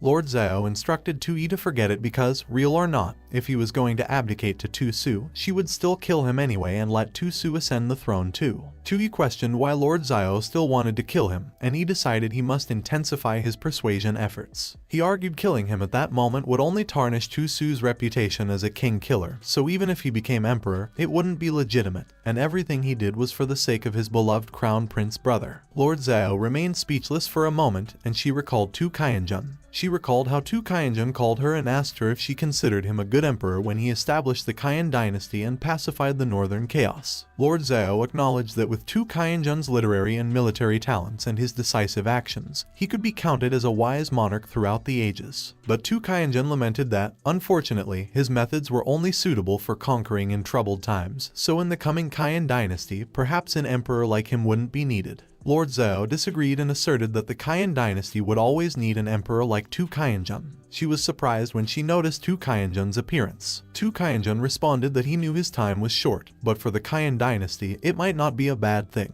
He expressed hope that the successor, even if not as talented as him or even lazy and reckless, would at least be tolerant, peaceful, and not eager for quick success and instant benefits. Lord Xiao admitted that at the time, she naturally believed the successor mentioned by Tu Kaiyanjun was Tu Su, but currently, it seemed that laziness, recklessness, tolerance, and peace were Tui's traits that were quite in line with Tu Kaiyanjun's description. Back in the present, Lord Xiao concluded there was no way because Tu Su was the legitimate eldest son of Tu Kaiyanjun, the legal heir of the Kaiyan dynasty, so there was no way she could be swayed by a few words from Tui. Lord Xiao ordered that in the meantime, they should control Tui first, take him to Tu Su, and make plans, and Tui was puzzled by her reaction. She commanded that Tui make a trip to Lintong City in the northern country to complete the abdication ceremony with Tu Su in person. Tui responded it was great as long as he could see Tu Su and complete the abdication ceremony. But Jiud Sha suddenly took a step forward and cautioned them to hold on. Tui was baffled when Jiud Sha asked Lord Xiao if she intended to take Tui hostage and if she had forgotten about the talisman in her hand.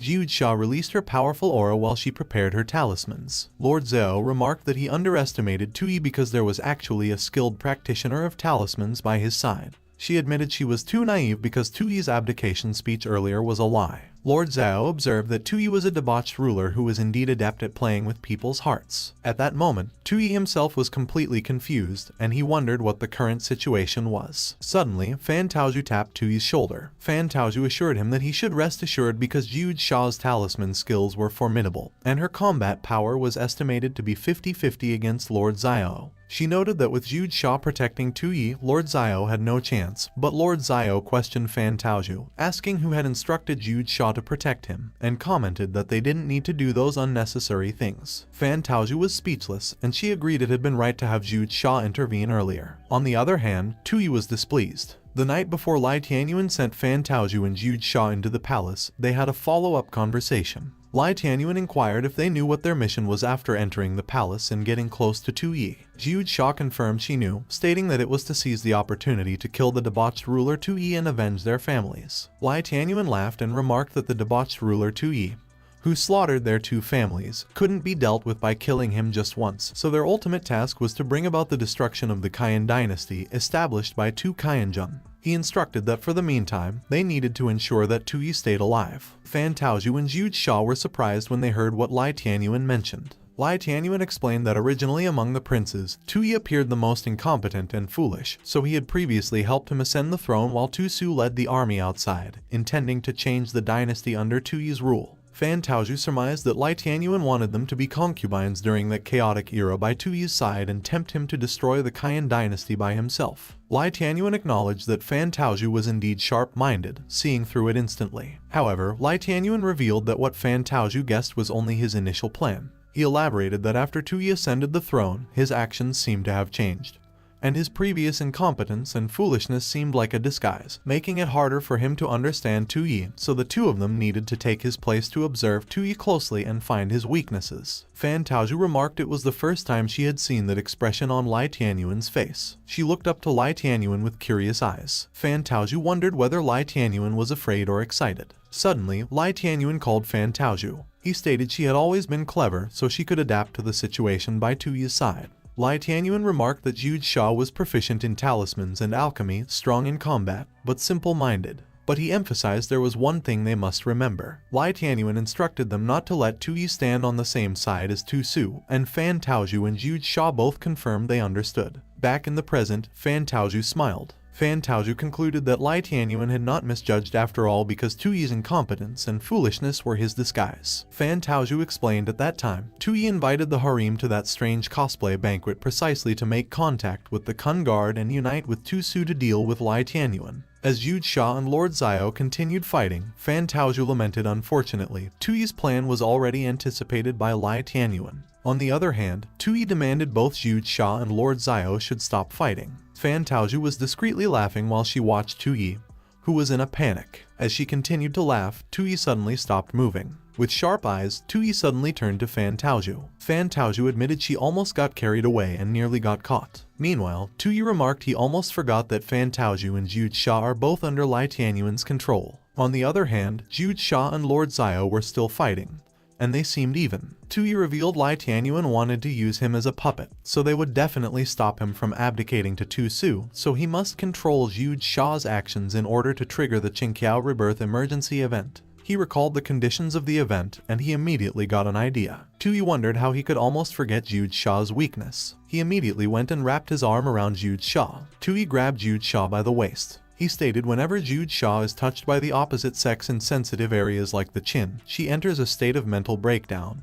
And he added as the supreme ruler, there was no way he would let his beloved concubine protect him. Zhu Sha was flustered and she struggled to speak. She was dizzy, but she still tried to address Tuyi. Tuyi immediately took the chance and turned to Lord Xiao. He immediately urged Lord Xiao should hurry up and seize the opportunity while she has the chance. Lord Xiao was surprised and puzzled by what was happening. She wondered what was going on and if it was another trick by the tyrant. Tuyi asked Lord Xiao what she was waiting for and insisted it would be too late once the guards arrived. Lord Xiao conceded she should not wait, so she should just capture Tuyi first and figure things out. Tuyi agreed it was right and that it had finally happened. He gladly got taken by Lord Xiao while Zhu Sha was losing her consciousness. Zhu Sha was falling to the floor, but before Zhu Sha's body could touch the floor, smoke surrounded her, and both Tuyi and Lord Xiao were baffled. Tuyi and Lord Xiao were both surprised when a dark aura started coming out of Zhu Sha. The second layer of Zhu Sha's hidden attribute is that when she falls into a state of mental breakdown due to male contact, she will perceive any other female who touches the same male, except for Fan Taozhu, as a mortal enemy, further escalating the situation. Lord Xiao was confused when she saw Zhu Sha. Zhu Sha demanded Lord Xiao for daring to compete with her for a man. Zhu Sha took a step forward. She exuded a powerful, dark aura, and Tuyi got scared and moved out of her way. Lord Xiao looked nervous as she prepared to fight Zhu Sha. Zhu Sha became enraged and continued to release her dark aura. She used her skill, 3rd level True Fire. Zhu Sha levitated in front of Lord Xiao and summoned a huge fireball above her. Lord Xiao was astonished at Zhu Sha's attack. On the other hand, Fan Taozhu appeared nervous. Meanwhile, Tuyi was surprised that snot came out of his nose. He remarked that if Lord Xiao were taken out, the Qingqiao rebirth event would definitely fail. Tuyi immediately ran toward Lord Xiao. He urged Lord Xiao to quickly get out of the way. Zhu Sha hurled the attack at Lord Xiao. Tuyi managed to grab Lord Xiao and dodge Zhu Sha's attack. A huge explosion occurred in the Kainyuan Hall, and it was powerful enough to be seen from outside the palace. On the other hand, Tuyi accidentally kissed Lord Xiao, and Lord Xiao was surprised. Lord Xiao found herself in Tuyi's arms, and the two of them were still midair, surrounded by the dust and debris flying around. She became flustered and called Tuyi a scoundrel. But suddenly, her head hit the ground and she lost consciousness. A few moments later, the dust and debris began to dissipate. Tuyi, who held Lord Xiao in his arms, was slowly revealed. Fan Taoju stood surprised and speechless at what she saw. She was alarmed when she noticed Tuyi's silhouette standing in the distance. Tuyi appeared in shock, staring into space. He was startled when Downey notified him that his actions had led to the failure of the Qingqiao rebirth event, and triggered the Qin King Circling the Pillar National Destruction event. Downey explained that in the original history of Tuyi's world, the assassin Jing Qi had attempted to assassinate the Qin King Ying Zheng in the main hall, but Ying Zheng had evaded using superb movement skills. Later, Jing Qi was attacked by the famous physician Xiao Wu, who had thrown a medicine box that hit him, causing the assassination to fail. Meanwhile, the palace attendants were running around in a panic due to the explosion. Downey notified Tuyi that the Qin King Circling the Pillar event triggered under the following conditions. 1. An assassin attempts to assassinate the host in the main hall. 2.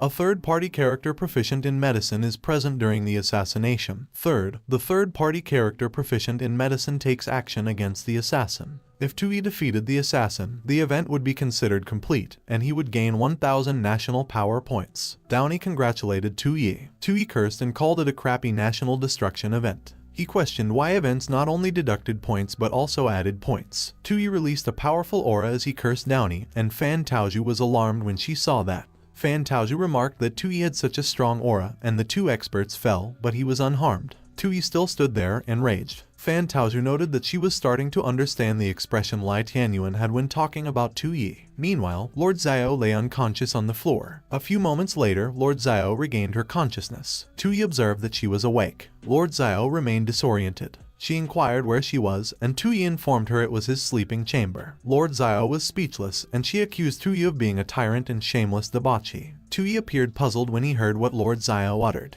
Lord Xiao declared it didn't matter if Tuyi had her, but Tuyi cut her off and demanded what she was thinking. Tuyi explained that without him, Lord Xiao would have already died at the hands of Lai Tianyuan. Earlier, Lai Tianyuan, who was responsible for palace security, led guards to the hall in less than the time it takes for an incense stick to burn after the assassination attempt. Lai Tianyuan ordered the guards to protect Tuyi and capture the assassin. He immediately confessed that his negligence had put Tuyi in grave danger, so he deserved death. Tuyi dismissed it, saying it didn't matter because he was unscathed. Lai Tianyuan vowed he would take the assassin away and investigate the mastermind behind the scenes. But Tuyi countered that wouldn't do. He struggled to find a reason to give Lai Tianyuan. Tuyi remarked that the assassin looked good, so he would keep her for company. Lai Tianyuan warned that the assassin was very dangerous, so it might not be appropriate to keep her. Tuyi responded that he enjoyed a bit of excitement. He smirked as he challenged Lai Tianyuan. Tuyi asked Lai Tianyuan if he claimed he couldn't handle a weaponless and immobile woman. Lai Tianyuan was at a loss for words for a moment, and he admitted he dared not. Tuyi instructed that Fan Taoju would stay there to look after Zhu Xia. He directed Zhao Shu to come with him while everyone else could leave. Back in the present, Tuyi declared that the Qingqiao rebirth event had failed.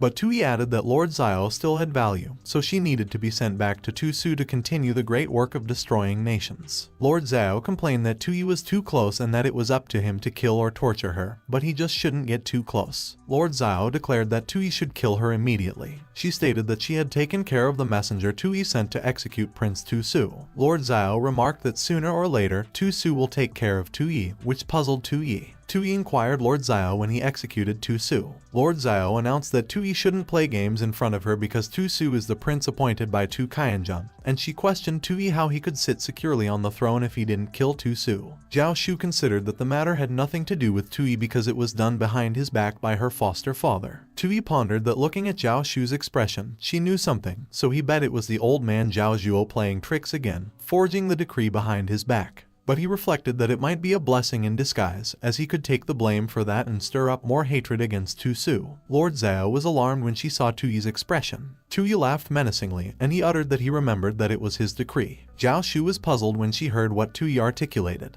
Tuyi grabbed the sword on the wall. He expressed that after all, Tu Su controls those powerful troops when they should have been left to him by his father. Zhao Shu wondered why Tui shouldered the blame willingly. Tui pronounced that thinking about it at that moment, simply executing Tu Su with a decree is too dull. He conveyed that he has decided to have some fun with Tu Su in a more interesting way. Lord Xiao turned pale when she saw that Tui was about to swing his sword at her. Without hesitation, Tui slashed Lord Xiao. Lord Xiao closed her eyes in acceptance, but she slowly opened her eyes when she felt that she was unharmed. Lord Xiao saw that the chains binding her were broken. She queried Tui if he wouldn't kill her, and Tui indicated that since she had killed his messenger, she could deliver a new decree to Tu Su in his place. Tui asserted that Tu Kaiyanjun noted Tu Su was a born warrior, so to train him for the throne. He was appointed as the prince of the northern province and the commander of the northern army, but from what he saw, Tu Su is just a brute with some raw strength. There was nothing to fear. He informed that on that day, not only will he strip Tu Su of his titles and positions, but he will also strip him of his Tu surname and demote him to a commoner. Lord Xiao was surprised when she heard what Tui observed. Tui mentioned that Lord Xiao should tell Tu Su if he disagrees with his decision.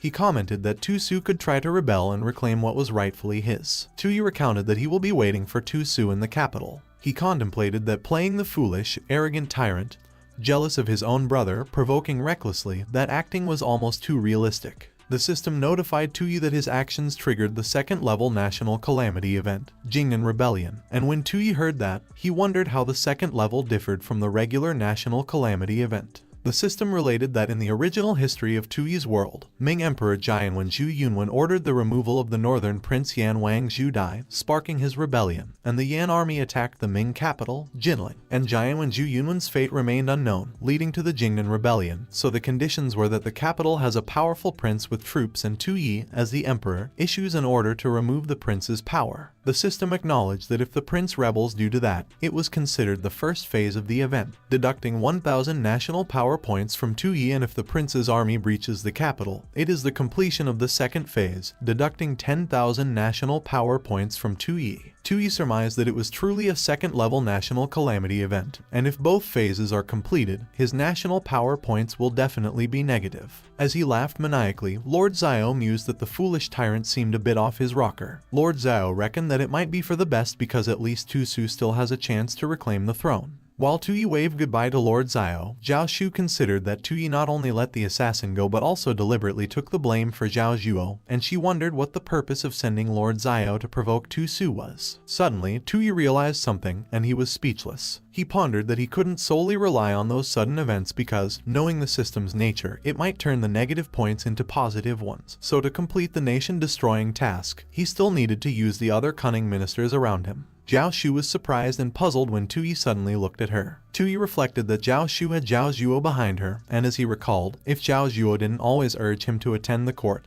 he believed that it could be useful. Meanwhile, Zhao Shu looked so confused. Tui called Zhao Shu. He uttered that lately, he has been paying more attention to Fan Taozhu and Zhu Xia and neglected Zhao Shu, so he would apologize. Zhao Shu stated that hearing that from Tui terrifies her. Tui declared that Zhao Shu shouldn't worry and inquired her if he didn't say before that she could freely inform Zhao Zhuo about his situation. He remarked that at that time, he would request Zhao Shu to relay a message to Zhao Zhuo. Tui announced that Zhao Shu should tell Zhao Zhuo that he will be attending court and presiding over matters, so he should be prepared. Zhao Shu affirmed yes. The morning came. At the court, an attendant announced and proclaimed that the Prime Minister Zhao Zhuo has arrived. Zhao Zhuo stepped into the court. One of the ministers greeted Zhao Zhuo as he walked past them. Zhao Zhuo repeatedly voiced that it was good as the others greeted him as well, and he articulated that there was no need to stand on ceremony. He looked at the line of ministers that bowed respectfully. Zhao Zhuo was puzzled when he noticed something. He inquired if Lai Tianyuan hadn't arrived yet. An attendant reported to Zhao Zhuo and conveyed that Lai Tianyuan mentioned earlier that he didn't feel well. Zhao Zhuo scoffed in his mind as he surmised that Lai Tianyuan still underestimates his plans. He noted that the attendant should never mind it because Lai Tianyuan's health is important and it doesn't matter if he was absent that day.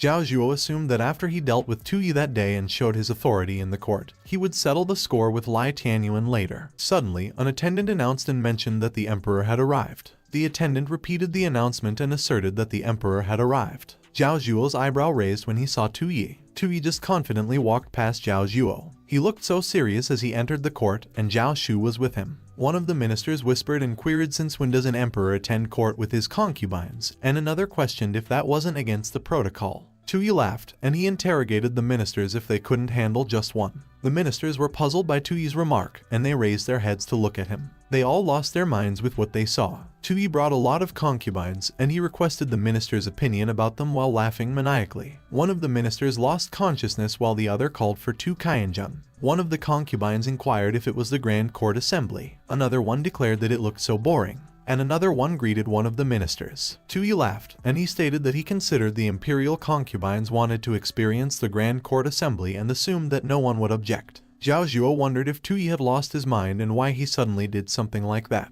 One of the ministers remarked that the most worthless maiden they sent to the palace before stood up there, which is embarrassing because they only sent them and because Lai Tianyuan suggested it. Another minister queried Tuyi if he deliberately brought the harem to court to humiliate them. Zhao Zhuo pronounced that bringing the harem to the Grand Court Assembly goes against the protocols, and he questioned Tuyi what his intention was. Tuyi uttered that everyone shouldn't worry because he doesn't have any other intentions, and he interrogated them if it wasn't reasonable to bring the harem to the court meeting as a mere foolish ruler indulging in luxury. Zhao Zhuo was speechless. Tuyi wondered what Zhao Zhuo's opinion about what he did was, and he reflected that as long as he has no shame, Zhao Zhuo can't touch him. He called one of the attendants, and as the attendant responded, he probed him if he wasn't going to find seats for everyone. A few moments later, cushions were lined up on the floor. Tuyi announced that it was his first time arranging that, so they should just squeeze in wherever they could. And one of the concubines requested if they really had to sit on the ground like that, while the other declared that he would like to sit next to Tuyi on the dragon throne. The system notified Tuyi that due to his disruption of the etiquette at the Grand Court Assembly, 500 national power points will be deducted.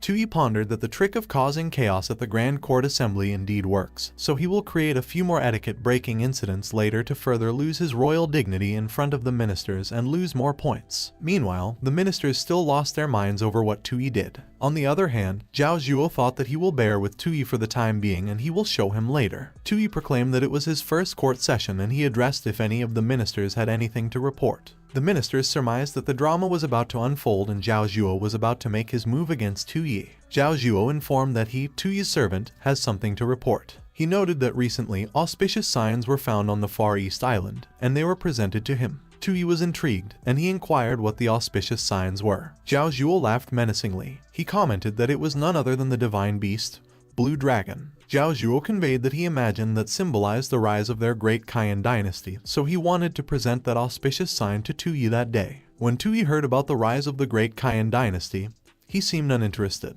Zhao Zhuo supposed that Tuyi didn't seem pleased hearing about the auspicious signs, and he wondered if Tuyi had seen through his plan. He mentioned that in any case, he requested for Tuyi to have a look at the divine beast. Zhao Zhuo presented the divine beast. A huge foot of a monster stomped on the floor. The ministers were alarmed when they saw it. The others were too shocked to react. On the other hand, Tuyi was puzzled. A huge lizard walked into the court, and it hissed. Tuyi was speechless as it was presented in front of him. He lost his composure as he cursed in his mind and considered that it was a blue dragon.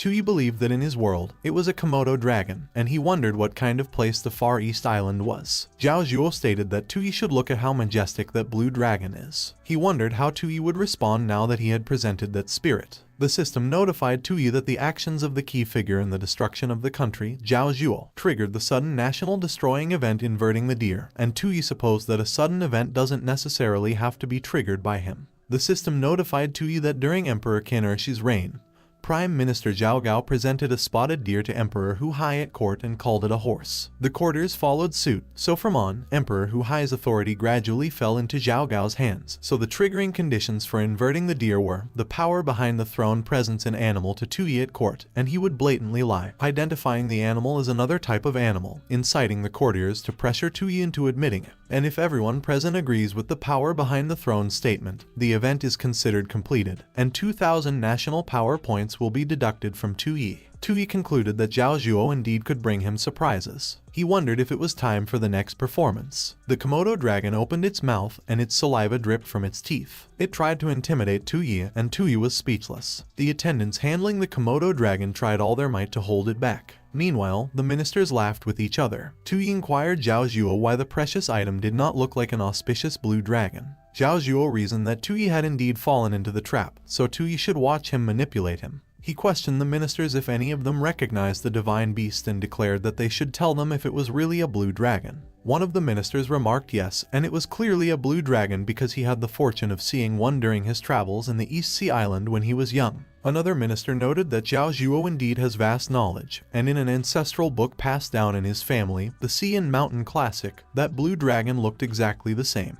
The other ministers asserted that it was truly a blue dragon, and Tuyi was blessed. Zhao Zhuo realized that he openly defied Tuyi's rule and usurped imperial authority, which was such a heinous act of treachery, and he wondered how it felt for Tuyi. On the other hand, Tuyi judged that it was great, perfect, wonderful, and it was very well done by all of them. But suddenly, one of the concubines commented that the creature looked so disgusting. Tuyi wondered who dared to speak for him. He immediately realized that it was his harem, and one of the concubines queried how such an ugly creature could possibly be an auspicious blue dragon. Tuyi surmised that he miscalculated. He assumed that, fortunately, there was still a way to remedy that. Tuyi called Zhao Shu, and he probed her if she wanted to say something. Zhao Shu inquired Tuyi what she would say. Tuyi mentioned that he wanted to hear Zhao Shu say something. He pressed Zhao Shu if the thing beneath was really an auspicious blue dragon. Zhao Shu believed that Tuyi knew that she was a spy for Zhao Zhuo, yet he had always allowed her to stay by his side, and currently, he wanted her to take a stand there. She considered that, thinking it over, it was because Tuyi is confident in himself, so she posed no threat to him at all. Zhao Shu presumed that, on the contrary, Tuyi gave her opportunities, waiting for her to choose between him and Zhao Zhuo. She recalled the moments where Tuyi took care of her. Zhao Shu imagined how happy Fan Taozhu and Jude Shaw would be in Tuyi's arms. She suspected that she knew what choice to make. Zhao Zhuo was surprised when he saw Zhao Shu standing up.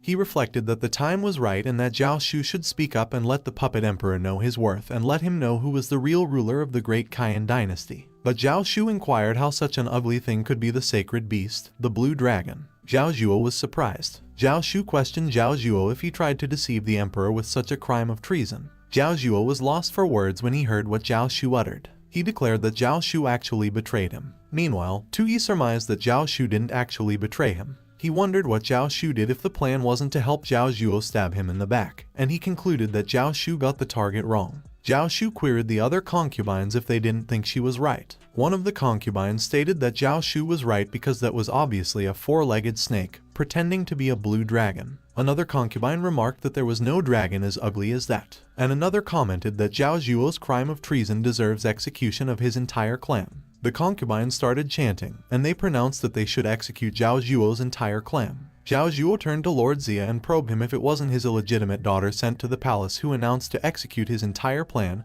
and how he usually disciplined her. Lord Xia huffed and puffed as he rolled up his sleeves. He yelled, and as he asserted that it was insolence, he demanded his illegitimate daughter how he had taught her and questioned her for daring to be rude to Zhao Zhuo. But Lord Xia's illegitimate daughter noted that he was the insolent one. She requested Lord Xia if the great Qian belonged to Tuyi or Zhao Zhuo. Lord Xia's illegitimate daughter observed that back then, he didn't have faith in the newly enthroned emperor, so he sent her to the palace as cannon fodder, and at the moment, they had already severed all ties. Lord Xia coughed up blood, which surprised Zhao Zhuo and got the other minister worried. He mentioned that his illegitimate daughter was an unfilial child, and the other minister conveyed that someone should help because Lord Xia spit blood from anger. On the other hand, the other concubines looked at each other with a mischievous look in their eyes. One of the concubines expressed that she too must report that her father disregarded the lives of the common people and embezzled relief funds. Another concubine acknowledged that her father forcibly occupied peasant land. Another concubine affirmed that her father is morally corrupt and visited brothels every day, while another explained that her father takes lives casually. Zhao Zhuo wondered how they, the ministers, could be overshadowed by the harem in court, and he judged that Lai Tianyuan was right that Tuyi was indeed not to be messed with. He was alarmed when he saw Tuyi's expression. While the concubines seethed in rage, Tuyi just stood back with a dark expression on his face. Tuyi frowned as he drew his sword out. Zhao Zhuo wondered if it could be Tuyi.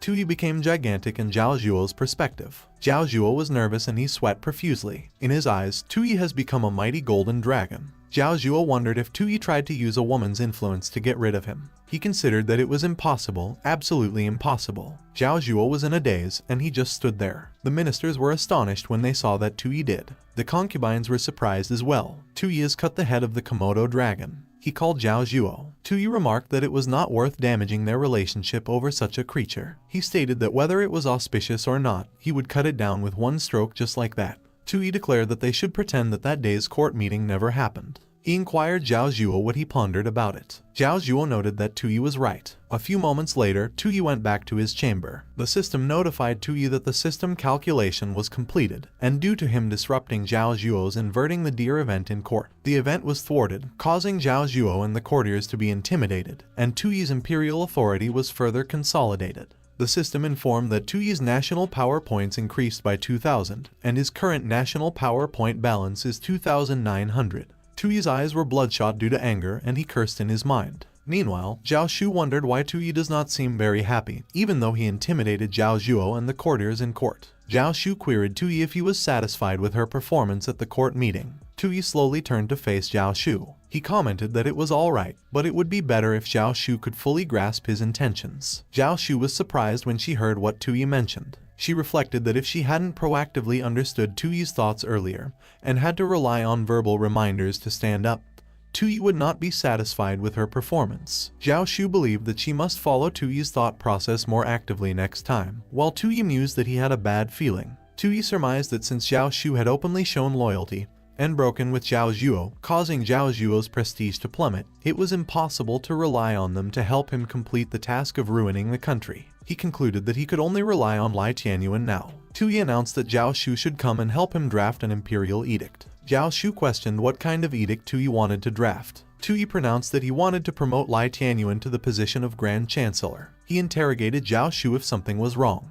Zhao Shu responded no and that there was nothing at all. Zhao Shu considered that the Grand Chancellor is a position above the left and right Prime Ministers. She believed that since the founding of the Great Kaiyan, only Lord Wai Xinglu held that position 100 years ago, and the position has been vacant ever since. Zhao Shu pondered that since Zhao Zhuo had just lost his power, Tuyi wanted to appoint Lai Tianyuan as Grand Chancellor. She wondered if Tuyi planned to take action against Zhao Zhuo and Lai Tianyuan. Zhao Shu wondered if it was the reason why Tuyi used the edict to divide the two of them. Tuyi placed the imperial seal into the edict. He was surprised with what happened after he did that. The system notified Tuyi that due to his arrangements, Tu Su, the commander of the Northern Army, had already raised troops in Beijing.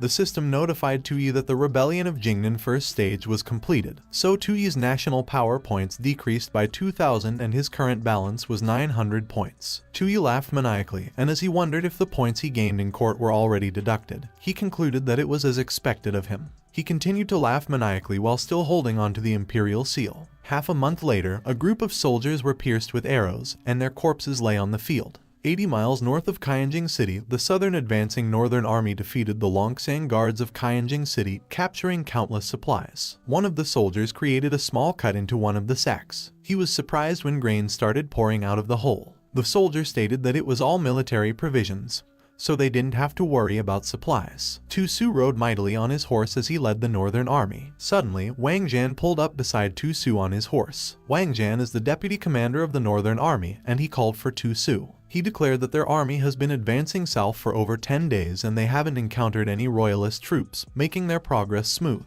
But Wang Jian remarked that in the recent battle with the Longsang guards, their victory was too easy, so he suspected that there might be a trap. Tu Su was amused, and he inquired in what way the victory was easy. Wang Jian noted that the Longsang guards' duty was to protect Kaiyanjing, and their daily command is under Lai Tianyuan, and although their combat strength isn't as strong as the Northern Army, they are still considered elite. He commented that, however, the Longsang guard fled and left their provisions before even engaging with them, clearly intending to lose to them on purpose. Tu Su mentioned that Wang Jian was right. Lord Zhao announced that Tuyi is cunning and despicable, and if he and Lai Tianyuan colluded, there must be a trap in that. Tu Su observed that, of course, he knew Tuyi did it on purpose. He queried them if they assumed that he didn't understand his own brother's schemes. A few years ago, the young Tu Su was in the palace. Tu Kaiyanjin inquired what was the next line after the friend from afar. Tu Su repeated the line and pondered about the answer. Tu Kaiyanjin patiently waited for Tu Su's response. Tu Su stated that he already remembered and that a friend from afar, though far, must be punished, which made Tu Kaiyanjin sigh. Tu Kaiyanjin declared that as the crown prince, Tu Su had no brains at all, and he queried him how he could entrust the Great Kaiyan to him. Tu Su remarked that Tu Kaiyanjin doesn't know that, but his brain works just fine because yesterday at the training ground, he head-butted several Longsang soldiers. Tu Kaiyanjin pronounced that Tu Su was not allowed to eat that day. He also mentioned that Tu Su had to copy his lesson 100 times. Tu Kaiyanjin left Tu Su alone in the room. Tu Su looked so dejected as he stared at the scroll in front of him. He noted that he was hungry and that he really wanted to eat something. Suddenly, Tuyi threw a rock on Tu Su's head. Tu called Tu Su from the window and questioned if he got scolded by the old man again. He uttered that he really doesn't understand because Tu Su is the crown prince, yet he has a harder life than he does, a useless prince. Tu Su observed that it was the reason why he envies Tu Yi. He asserted that Tu Kaienjun has high expectations for him, and he wants him to be a wise ruler remembered for ages. Tu Yi scoffed and commented that if he couldn't enjoy life, it was not worth being emperor. Tu Su claimed that he didn't know how to govern a country and he just wanted to lead troops in battle, and he wondered why he had to be a Tu Su. He announced that as the eldest son of the Tu family, as the crown prince of the Great Kaian, he had no choice. Tu Yi raised his brow and he was speechless. He expressed that it was simple. Tu Yi conveyed that in the future, he will take the emperor's position from Tu Su. He affirmed that he would even strip Tu Su of the Tu surname so he could live the life he wanted. Back in the present, Tu Su averred that Tu Yi was an idiot. Tu Su called all his troops and proclaimed that they should hear his command. He voiced that they would march to Kaianjing City. The sun set and evening came. Back at the palace, Lai Tianyuan visited Tu Yi in his quarters. Zhao Shu requested for Lai Tianyuan to go back and indicated that Tu Yi was not available to see him at the moment. Lai Tianyuan informed that the Northern Army left Beijing and marched south 5 days ago, and currently they are only 800 miles from Kaianjing, so he must see Tu Yi. Zhao Shu revealed that Tu Yi was already aware of that, but he believes that with Lai Tianyuan's capabilities, he could handle the matter well. She explained that after all, the Longsang guards were already under Lai Tianyuan's command, and the defense of Kaianjing naturally fell to him, and besides, he is the Grand Chancellor, so it was natural for him to share Tu Yi's burdens. Lai Tianyuan's expression turned dark when he heard what Zhao Shu articulated. He considered that Tu Yi wanted him to take the blame. Lai Tianyuan declared that Tu Yi overestimated him because Tu Su is known as the god of war, and the Northern Army is the most elite force in the Great Kaian dynasty. Zhao Shu stated that there was no need for Lai Tianyuan to worry because Tu Yi is aware of the Northern Army's strength, so he remarked that Lai Tianyuan could command from the rear, strategize without taking risks on the front line, and as long as his Longsang guards show their bravery before the enemy, even if they retreat, it will still be an honorable defeat. Lai Tianyuan wondered if it was acceptable to win or lose as long as the Longsang guards fought. He wondered what Tu Yi's true intention was with that move, while Zhao Shu noted that Tu Yi is looking forward to his good news. Zhao Shu quickly shut the door behind her as soon as she entered the room, and she fell silent. She let out a sigh of relief and commented that acting in front of that old fox Lai Tianyuan is exhausting. Tu Yi inquired Zhao Shu if she handled the old silver coin, and Zhao Shu mentioned that according to his instructions, she not only stopped Lai Tianyuan but also got him to lead the Longsang guards out of the city to intercept the Northern Army. Tu Yi was pleased when he heard what Zhao Shu conveyed, but Zhao Shu asserted that she doesn't understand because once the Northern Army reaches Kaianjing, the consequences will be unimaginable. She questioned how could Tu Yi trust Lai Tianyuan to lead the troops out of the city in such a critical situation and say that winning or losing doesn't matter, but Tu Yi responded that of course he cares about winning or losing. Tu Yi reflected that he would love for the Longsang guards to lose because although they are not as powerful as the Northern Army, they are still the second most elite force in Jeet Kaian. He contemplated that if the Longsang guards really fortified Kaianjing, it would be uncertain whether the Northern Army could break through. Tu Yi surmised that it was the reason why he let the Longsang guards go out to fight in the open field and send themselves to their deaths, and although Lai Tianyuan is cunning, he is not good at commanding troops. He pondered that by having Lai Tianyuan lead the Longsang guards,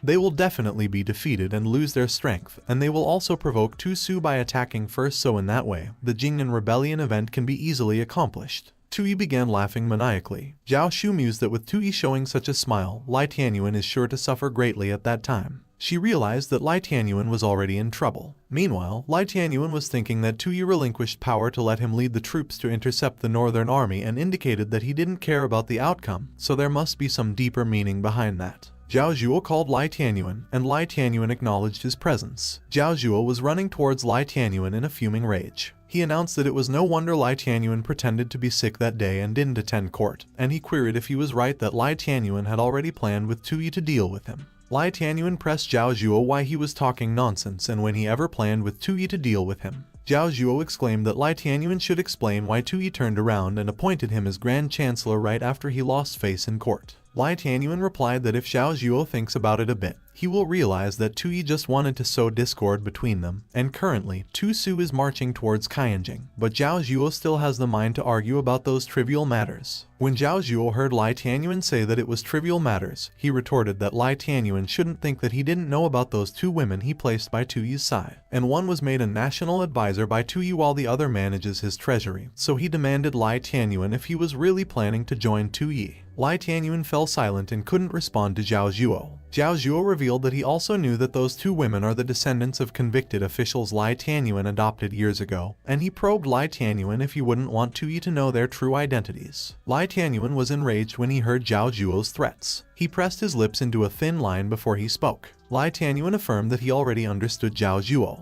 He explained that perhaps some of his previous actions have caused Zhao Zhuo to misunderstand, so he considered he needed to clear up that misunderstanding. Zhao Zhuo interrogated Lai Tianyuan what he was planning to do. He was surprised when he saw what Lai Tianyuan was holding out. It was a talisman, and Zhao Zhuo recognized it. Lai Tianyuan declared that Zhao Zhuo was right, that it was the tiger talisman of the Longsang army, and with that talisman, one could command 30,000 Longsang troops in Qianjing. He stated that he would entrust the tiger talisman to Zhao Zhuo and requested that he not refuse. Lai Tianyuan recalled how he and Zhao Zhuo stood beside the late Emperor Tu Qianjun.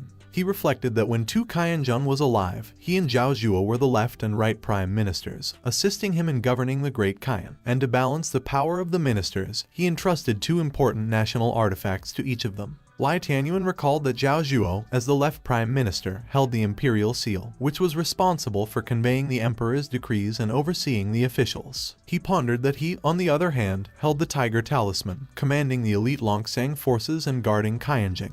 Lai Tianyuan considered that because of that, after Tu Qianjun's death, he and Zhao Zhuo maintained a superficial peace, jointly supporting Tu Yi as a puppet. But he recalled that unexpectedly, due to Tu Yi's methods, Zhao Zhuo gradually lost his support, and is currently driven to desperation. Lai Tianyuan mused that as the one holding the tiger talisman, he had become the only powerful minister in Qianjing and a threat to the emperor. He speculated that at that time, Tu Yi openly promoted him to Grand Chancellor and had him lead the Longsang guards to resist the Northern Army, essentially putting him on the spot. Lai Tianyuan surmised that the tiger talisman had already become a hot potato, so he might as well use it to temporarily stabilize Zhao Zhuo and prevent him from acting out of desperation. Meanwhile, Zhao Zhuo was silent for a moment, as if he was also deep in his own thoughts. He inquired Lai Tianyuan if he was trying to play dirty with him too. Zhao Zhuo remarked that he got the message and queried if he was right that if he took the tiger talisman, he would have to lead the Longsang guards to face Tu Su's northern army. He mentioned that the lunatic Tu Su fights recklessly, so he can't beat him. Zhao Zhuo voiced that if Lai Tianyuan was looking to die, he should go die himself. Lai Tianyuan's expression turned dark. He seethingly called Zhao Zhuo's name. Lai Tianyuan questioned Zhao Zhuo if it was because he was rather gentle earlier that he misunderstood his current situation. Zhao Zhuo did not respond, and even though he was also enraged, he got a bit concerned. Lai Tianyuan acknowledged that the imperial seal Zhao Zhuo held was broken. He had lost his dignity before the officials, and even Zhao Shu had betrayed him. He commented that Zhao Zhuo has no more cards to play. Zhao Zhuo probed Lai Tianyuan if he was threatening him. Lai Tianyuan silently crouched down to pick up the tiger talisman. He expressed that he was just stating the facts. Lai Tianyuan noted that although holding the tiger talisman is risky, it is the only card Zhao Zhuo has left. He proclaimed that what Zhao Zhuo asserted about him playing dirty is incorrect because it is an open and straightforward strategy. He announced that Zhao Zhuo was still the left prime minister, so with that status and the tiger talisman, he could command the Longsang guards, so considering their past relationship, it was the last chance he was giving him. Lai Tianyuan shoved the tiger talisman into Zhao Zhuo's mouth. He conveyed that Zhao Zhuo should make good use of that opportunity. Zhao Zhuo was stunned for a moment with the tiger talisman in his mouth. He cursed in his mind as he believed that leading troops into battle is undoubtedly seeking death. But Zhao Zhuo considered that Lai Tianyuan wasn't wrong, and he really didn't have any other cards to play. He imagined three looming sinister figures glaring at him. Zhao Zhuo reflected that, on the contrary, there are quite a few potential enemies: Tu Yi, Tu Su, and also Lai Tianyuan. He scoffed and remarked that since that was the case, they shouldn't blame him for what happens next. A few moments later, a fierce fire was burning at the outskirts of Qianjing. The villages around were being burned by the Longsang guards. Women and children were crying on the side while they watched their homes burn. As they carried out rations and burned the homes, they had a dark look on their faces. In the following days, the villages around Qianjing were plundered by Zhao Zhuo, leading the Longsang guards, leaving none untouched. One of the elderly called an officer and stated that without food, They won't survive the winter, so they should at least leave them a little. Meanwhile, Zhao Zhuo commented that they were a bunch of whiners calling themselves the Longsang Guards, yet they can't even handle such a small task. He observed that if he hadn't ordered the Longsang Guards to burn the villages, no one knows how long it would have taken to collect the military rations. Yuan Tianchu called Zhao Zhuo and announced that the military rations had been fully collected. He is the commander of the Longsang Guards, and he mentioned that he would dare to say that they were supposed to confront the rebels, yet they raid the villages around Kainjing for rations before the battle even begins. Yuan Tianchu hesitated to continue speaking, but he continued and expressed that the rations they were taking are what the people of Kainjing rely on to survive in the winter, so that harms Zhao Zhuo's reputation and also demoralizes the soldiers of the Longsang Guards. The Longsang Guards did not say a word, but the dark look on their faces says it all. Yuan Tianchu was startled when Zhao Zhuo opened his curtains and called his name. He was nervous and apprehensive of what Zhao Zhuo would do next. Zhao Zhuo inquired Yuan Tianchu if he was questioning his decision, and Yuan Tianchu responded that he was his subordinate, so he wouldn't dare. Zhao Zhuo queried about morale and pronounced that it doesn't matter even if Yuan Tianchu's Longsang Guards had full morale. He questioned Yuan Tianchu if he supposed he could match Tu Su's Zhenbei army. Yuan Tianchu was horrified, and he was lost for words. Zhao Zhuo declared that it was the reason why he had made some plans to increase their chances of victory, because if they avoid the rebels' main forces and adopt a scorched earth policy around Kainjing, cutting off their supply lines, they could starve Tu Su to death. At that moment, the villages were still blazing with fire. Yuan Tianchu dared to speak and affirm that the people Zhao Zhuo was targeting with the scorched earth policy are their Kainjing citizens. But Zhao Zhuo insisted that it was precisely because they are Kainjing citizens that they must have the resolve to sacrifice for Tu Yi. He asserted that it was their honor. Zhao Zhuo was traveling in his carriage to proceed to the next village. He thanked Lai Tianyuan in his mind for the Longsang Guards, but he reflected that he would pass on leading them to clash directly with Tu Su. He would stock up on supplies, avoid the rebel forces, and leave the mess in Kainjing for them all to deal with, whether they live or die. Zhao Zhuo mused that the Kaiyan dynasty's territory was vast, and he wondered where he couldn't find a place to settle. He laughed maniacally, and the Longsang Guards could hear him from outside. One of the Longsang Guards inquired Yuan Tianchu what they should do. Yuan Tianchu remarked that Zhao Zhuo has the Tiger Talisman, so they can't defy his orders. However, he stated the Longsang Guard just needed to do as he commanded. A few moments later, the forest became eerily dark and quiet. Lord Zhao was traveling at an incredible speed, jumping from one tree to another. She stopped abruptly. Lord Zhao saw the burning village ahead. She suspected that it must be the work of the foolish emperor. Lord Zhao was enraged that the tree trunk got damaged when she slammed her hand on it. She was alarmed when she heard a rustling sound in the bushes. Lord Zhao queried who was there, and the Longsang Guard added that she should wait. The Longsang Guard questioned Lord Zhao if he was a scout from the Zhenbei army and noted that she shouldn't worry because he has no hostility towards her and he was there under the orders of Yuan Tianchu of the Longsang Guards, specifically waiting for her. Lord Zhao was puzzled when she heard the Longsang Guard say that he was waiting for her. She demanded the Longsang Guard what his purpose was. The Longsang Guard explained that they do not wish to be enemies with Prince Tu Su, and the rations that Yuan Tianchu left for them earlier represent their stance. When Lord Zhao heard about the rations, she commented that the defeat was intentional on their part. The Longsang Guard mentioned that unfortunately, those rations were all plundered from those villages. Lord Zhao declared that it was the work of the foolish emperor, but the Longsang Guard responded no, it wasn't. The Longsang Guard revealed that it was Zhao Zhuo, and he has the Tiger Talisman at the moment, so Yuan Tianchu couldn't defy him. He elaborated that Zhao Zhuo plundered the area around Kainjing, adopting a scorched earth policy, intending to wear down the Zhenbei army through attrition. The Longsang Guard pointed out that Yuan Tianchu secretly made those arrangements and had him stay behind to coordinate with the Zhenbei army. Lord Zhao considered about it for a moment, and she acknowledged that she finally understood. The Longsang Guard was surprised with what she conveyed. Lord Zhao whistled loudly and called for her bird. The bird quickly flew towards Lord Zhao. Lord Zhao announced that she can't verify what the Longsang Guard just asserted, but she will report it to Tu Su. She pronounced that Tu Su will make his judgment. The Longsang Guard pressed Lord Zhao if she wasn't going back to report it herself. Lord Zhao affirmed that she had other tasks. She voiced that perhaps she and the Longsang Guard will meet again soon. Meanwhile, back in Kainjing, red flags were being raised outside the palace walls. There were also tents erected outside the walls. It was a military camp, and soldiers were busy preparing. Tu Yi observed that it was very good. He indicated that at that time, everything was finally under control. Tu reckoned that the old dog Zhao Zhuo took the entire Longsang guards with him, leaving less than 1,000 soldiers capable of fighting in the city. He posed his dear brother Tu Su if he wasn't going to hurry up and finish him off. But Tu surmised that something didn't seem right. Tu wondered if they didn't say that Tu Su had 100,000 Zhenbei soldiers and believed that those soldiers under the city walls were numerous, but they didn't look like 100,000, so he wondered if it could be that his big brother was splitting his forces just to deal with a useless person like him. He was surprised when he saw Tu Su. Tu Su moved forward on his horse alone. Tu wondered why Tu Su was not attacking, why he was coming so close on his own, and if he was not afraid. He was horrified when he saw the archer beside him aim his arrow at Tu Su. Tu stated that the archer should stop right there. He inquired the archer, who told him to shoot and declared that he should put the arrow down.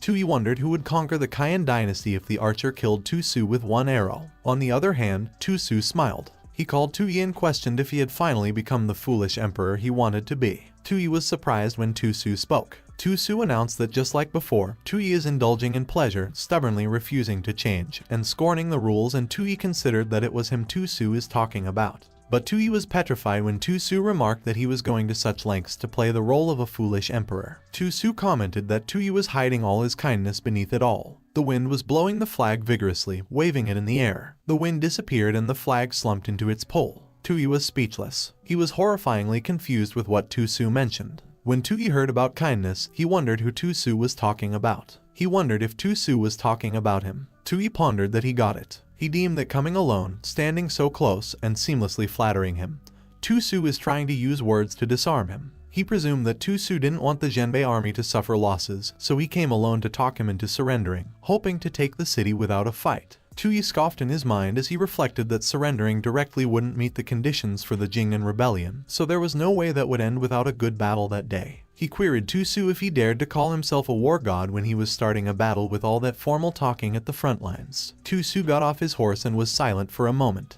He shook his head and repeatedly called Tu his emperor. Tu Su noted that Tui's mouth is still as sharp as ever. Tu was surprised yet again. Tu Su asserted that Tu just alluded to a ceremony. He surmised that the main event was coming and observed that they should raise the flag. At that point, Tu was flabbergasted. Tu Su voiced that he would sound the orders, and Tu started trembling. Tu Su yelled and uttered that everyone should rise. The Longsang guards started to chant and expressed that they should punish Zhao Zhuo and purge the court. They repeated the chant and articulated it in earnest. Tu Su raised his sword, and everyone followed suit while they continued chanting. Tu Su winked at Tu Yi, and the system notified Tu Yi that as the former crown prince, Tu Su submits to him. The Jingnan rebellion enters its second phase, converting into yielding the throne for a worthy successor, because in Tu Yi's original world, Prince Lai Chenqi of Tang Ruizong yielded the throne to Lai Longji, maintaining a deep bond of brotherhood, which became the celebrated tale, and the event yielding the throne for a worthy successor causes Tu Yi's national power points to increase by 5,000, and his current power balance is 5,900.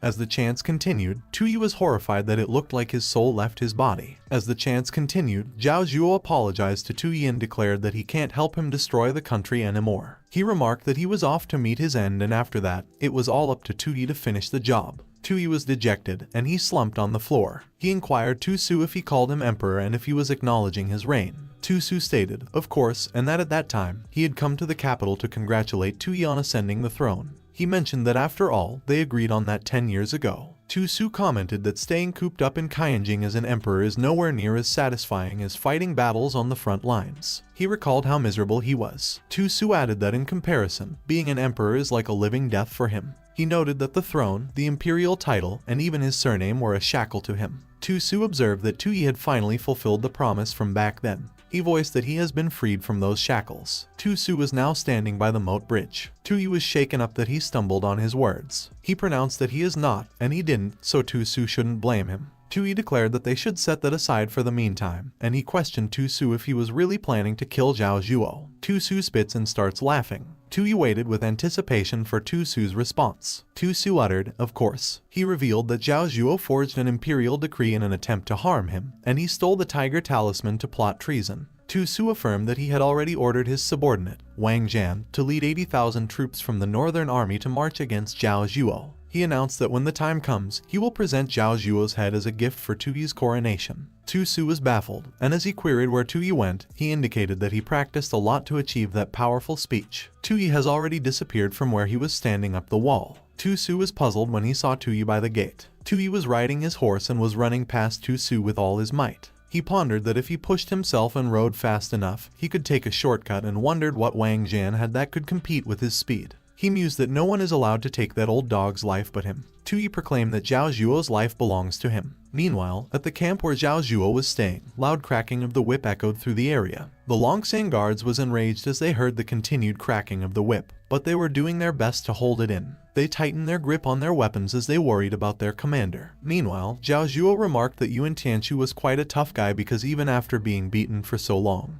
he did not utter a sound. But he added that Yuan Tianchu was secretly meeting with Tu Su's men. Zhao Zhuo declared that Yuan Tianchu was betraying them and was colluding with the rebels. He asserted that Yuan Tianchu had betrayed their great Kaiyan and let down the emperor's trust, and such a crime warrants the execution of his entire family. Zhao Zhuo hits Yuan Tianchu so hard that he bends over backwards due to pain. He wiped the sweat off his forehead, and he seemed tired after all those whippings. A Longsang guard entered the room, worried for his commander. Zhao Zhuo inquired the Longsang guard if he finally couldn't hold it in anymore. He queried the Longsang guard if he believed that it was a place he could just barge into. Zhao Zhuo stated that Yuan Tianchu's subordinate had intruded into a sensitive area, and questioned if he was planning to kill him and take over the camp. Yuan Tianchu was in so much pain that he couldn't speak immediately. He noted that it was none of the soldiers' business, so he should get out. The Longsang guard tried to reason with Yuan Tianchu, but he was cut off. Yuan Tianchu mentioned that as members of the Longsang army, seeing the tiger talisman is like seeing the emperor himself, and he demanded the Longsang guard if he was really planning to rebel. The Longsang guard was horrified as he realized the predicament they were in. Zhao Zhuo voiced that Yuan Tianchu was right that defying him is the same as defying the emperor because the tiger talisman is in his hands. Yuan Tianchu pressed the Longsang guard if he understood and uttered that he should get out. But Yuan Tianchu was alarmed when Zhao Zhuo pronounced that the Longsang guard should hold on. Zhao Zhuo probed the Longsang guard if he considered he could leave just like that and if he looked like someone who lets things slide. He announced that the Longsang guard was breaking into the camp, disrespecting his superior, and was plotting treachery. Zhao Zhuo wondered if he was right that it was a death sentence according to the law. He interrogated what method he should use and commented that the Longsang guard should let him think. Zhao Zhuo quizzed if the method would be slow slicing or roasting on the grill. He requested if perhaps the method should be beheading. With a menacing look in his eyes, Zhao Zhuo raised his sword to behead the Longsang guard. But Tui grabbed Zhao Zhuo's arm and stopped him in time. Zhao Zhuo was puzzled as to who dared to grab him. On the other hand, the Longsang guard was stunned when he saw Tui. Yuan Tianchu was stunned as well. Seeing their reaction, Zhao Zhuo got curious and slowly looked over his shoulders. He was surprised when he saw Tui, who was glaring at him with bloodshot eyes while panting like crazy. Tui was feral as he addressed Zhao Zhuo. He insisted that Zhao Zhuo should stop pushing his luck. Zhao Zhuo nervously looked behind him. He inquired if he saved his life. Tui grabbed Zhao Zhuo's face. His eyes were gleaming sinisterly as he turned Zhao Zhuo's head. Tui requested for Zhao Zhuo to take a look. He queried what he was seeing, and Zhao Zhuo declared that there was nothing at all. Tui stated that 80,000 soldiers from the Northern Army are coming to take Zhao Zhuo down, and he probed if he knew what they were chanting. He chanted like the soldiers and remarked that they would purge the court and execute Zhao Zhuo. Zhao Zhuo was extremely alarmed when he heard what Tui voiced. He wondered if he was playing himself into a death trap. Tui began cutting off Yuan Tianchu's restraints. He conveyed that in such a critical moment, Zhao Zhuo has lost the loyalty of the soldiers of the Longsang camp, so his knack for courting death is truly unparalleled. Tui mentioned that if he hadn't arrived in time, he really would have been beyond saving. Zhao Zhuo believed that there was no way. He repeatedly considered that it was impossible. As Tui cut off Yuan Tianchu's restraints, something snapped. Zhao Zhuo started laughing. Tui was puzzled when he heard Zhao Zhuo laugh. Zhao Zhuo revealed that he finally got it, and he almost fell for Tui's trick, and as he pressed if he would really be so kind as to save him, he expressed that Tui must have escaped from Kaiyanjing after it was breached, and it was why he was there. Tui was disgusted by what Zhao Zhuo commented while Yuan Tianchu was speechless. Zhao Zhuo observed that Tui made it sound so convincing. He uttered that if there is an execution, Tu Su would have to kill Tui first. Tui was taken aback when he saw that Zhao Zhuo started swinging at him. Yuanhu, the Longsang guard in the tent, tackled Zhao Zhuo. Yuan Tianchu screamed and called Yuanhu, but Yuanhu did not listen to him, and he continued to restrain Zhao Zhuo. Zhao Zhuo noted that Yuanhu was seeking death. Tui was horrified when he saw Yuanhu's blood splattered all over the place. Yuanhu fell on the ground, his blood spurting out from his wound and out of his mouth. Tears trickled down on Yuanhu's eyes as he took his last breath. Zhao Zhuo aimed his sword at Tui, but Tui was too focused on Yuan Hu that he didn't notice. Zhao Zhuo responded that Tui should obey him and behave. He pointed out that once they are out of the camp, he will hand Tui over to the new emperor, and not only will his life be spared, it will also be a great achievement. Tui snapped at Zhao Zhuo. The bloody body of Yuan Hu was in his mind. Zhao Zhuo wondered what he would do about him. He indicated that Tui kept calling himself the emperor, but Tui was currently at his mercy, and after handing him over to the new emperor, he would personally take care of each and every one of his people. Zhao Zhuo was oblivious to the dark, seething anger that Tui was emanating. He announced that all those in the court who thwarted his plans, including Tui's concubines, will die, but Tui shouldn't worry too much. Zhao Zhuo declared that the concubines were just tools they selected to get close to Tui, especially Zhao Shu, the second-hand goods, as he sent her to countless men long ago. He stated that when a tool goes against its master's will, it loses its value, and there is only one outcome. Meanwhile, Tui's dark aura was screaming and remarked that he should destroy and obliterate. Tui repeatedly called Zhao Zhuo's name. He continued to call Zhao Zhuo with an amused but resentful tone. Zhao Zhuo was stunned when he finally realized what Tui looked like at that time. Tui punched Zhao Zhuo across the face. The punch was powerful that Zhao Zhuo was pushed back, and his blood went flying in the air. Bleeding from both his nose and mouth, Zhao Zhuo was confused. Tui announced that Zhao Zhuo was a cruel 50 pig, and everything he says and does was cruel. He was enraged that veins were popping out of his face as he called Zhao Zhuo's name. Zhao Zhuo was still out of it and couldn't utter a single word. Tui cursed and proclaimed that he doesn't care about the transmigration anymore. He cursed and asserted that he doesn't care about the mission anymore. Tui also cursed and affirmed that he doesn't care about the system as well. Zhao Zhuo was in so much pain as his egg got broken by Tui's kick. He wailed in pain and started rolling on the ground. Zhao Zhuo was in so much pain that his eyes were bulging out of their sockets. Tui inquired what he mentioned earlier. He repeated Zhao Zhuo's words and claimed that tools that don't align with their masters should be destroyed. Tui noted that he was afraid of leaving behind offspring that could prevent the downfall of the kingdom, so he had to rely on fitness training to practice restraint every day. He gave Zhao Zhuo another punch. Tui voiced that he went 3 days without sleep just to draw costume designs for cosplay. He mentioned that he even had to learn the language of that world.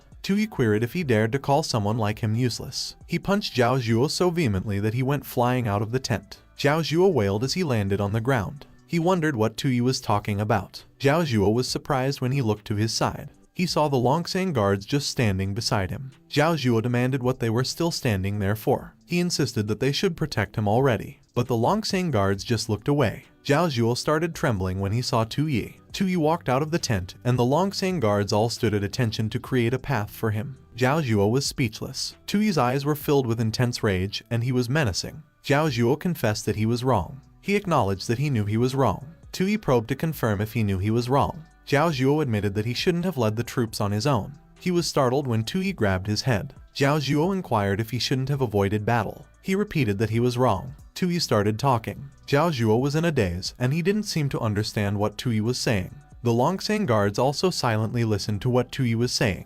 Tui insisted that to him, wealth, power, the army, and the throne don't matter at all. Tears fell down Zhao Zhuo's face as he intently listened to Tui's words. Tui revealed that what he cares about are the people he trusted, but they all betrayed him. Zhao Zhuo was baffled as he probed about trust and betraying him. Tui demanded that Zhao Zhuo should say it out loud. The Longsang circled around Zhao Zhuo and Tui at that point, and they all listened solemnly. Zhao Zhuo wondered if he betrayed him. Tui ordered that Zhao Zhuo should be louder because he can't hear him. Tears trickled down on Zhao Zhuo's swollen cheeks again. Zhao Zhuo yelled and confessed that he betrayed the emperor. He continued that he betrayed the late emperor and he betrayed the Qian dynasty. Zhao Zhuo lamented that he betrayed the people of Qian, and he plunged them into suffering. The Longsang guards were repulsed when they heard what Zhao Zhuo uttered. Zhao Zhuo acknowledged that he is a sinner of the Qian dynasty. He repeated it and reiterated that he is a sinner. Zhao Zhuo bowed his head on the ground as he repeatedly voiced that he was sorry. Tui let out a sigh of exasperation. Tui remarked that he was tired, while Zhao Zhuo repeatedly declared that he is guilty. Zhao Zhuo continued and stated that he is guilty, but he considered that as if it was possible. Tui was surprised when he noticed the change in Zhao Zhuo's behavior. Zhao Zhuo lunged at Tui and announced that he should die. Blood was spilled,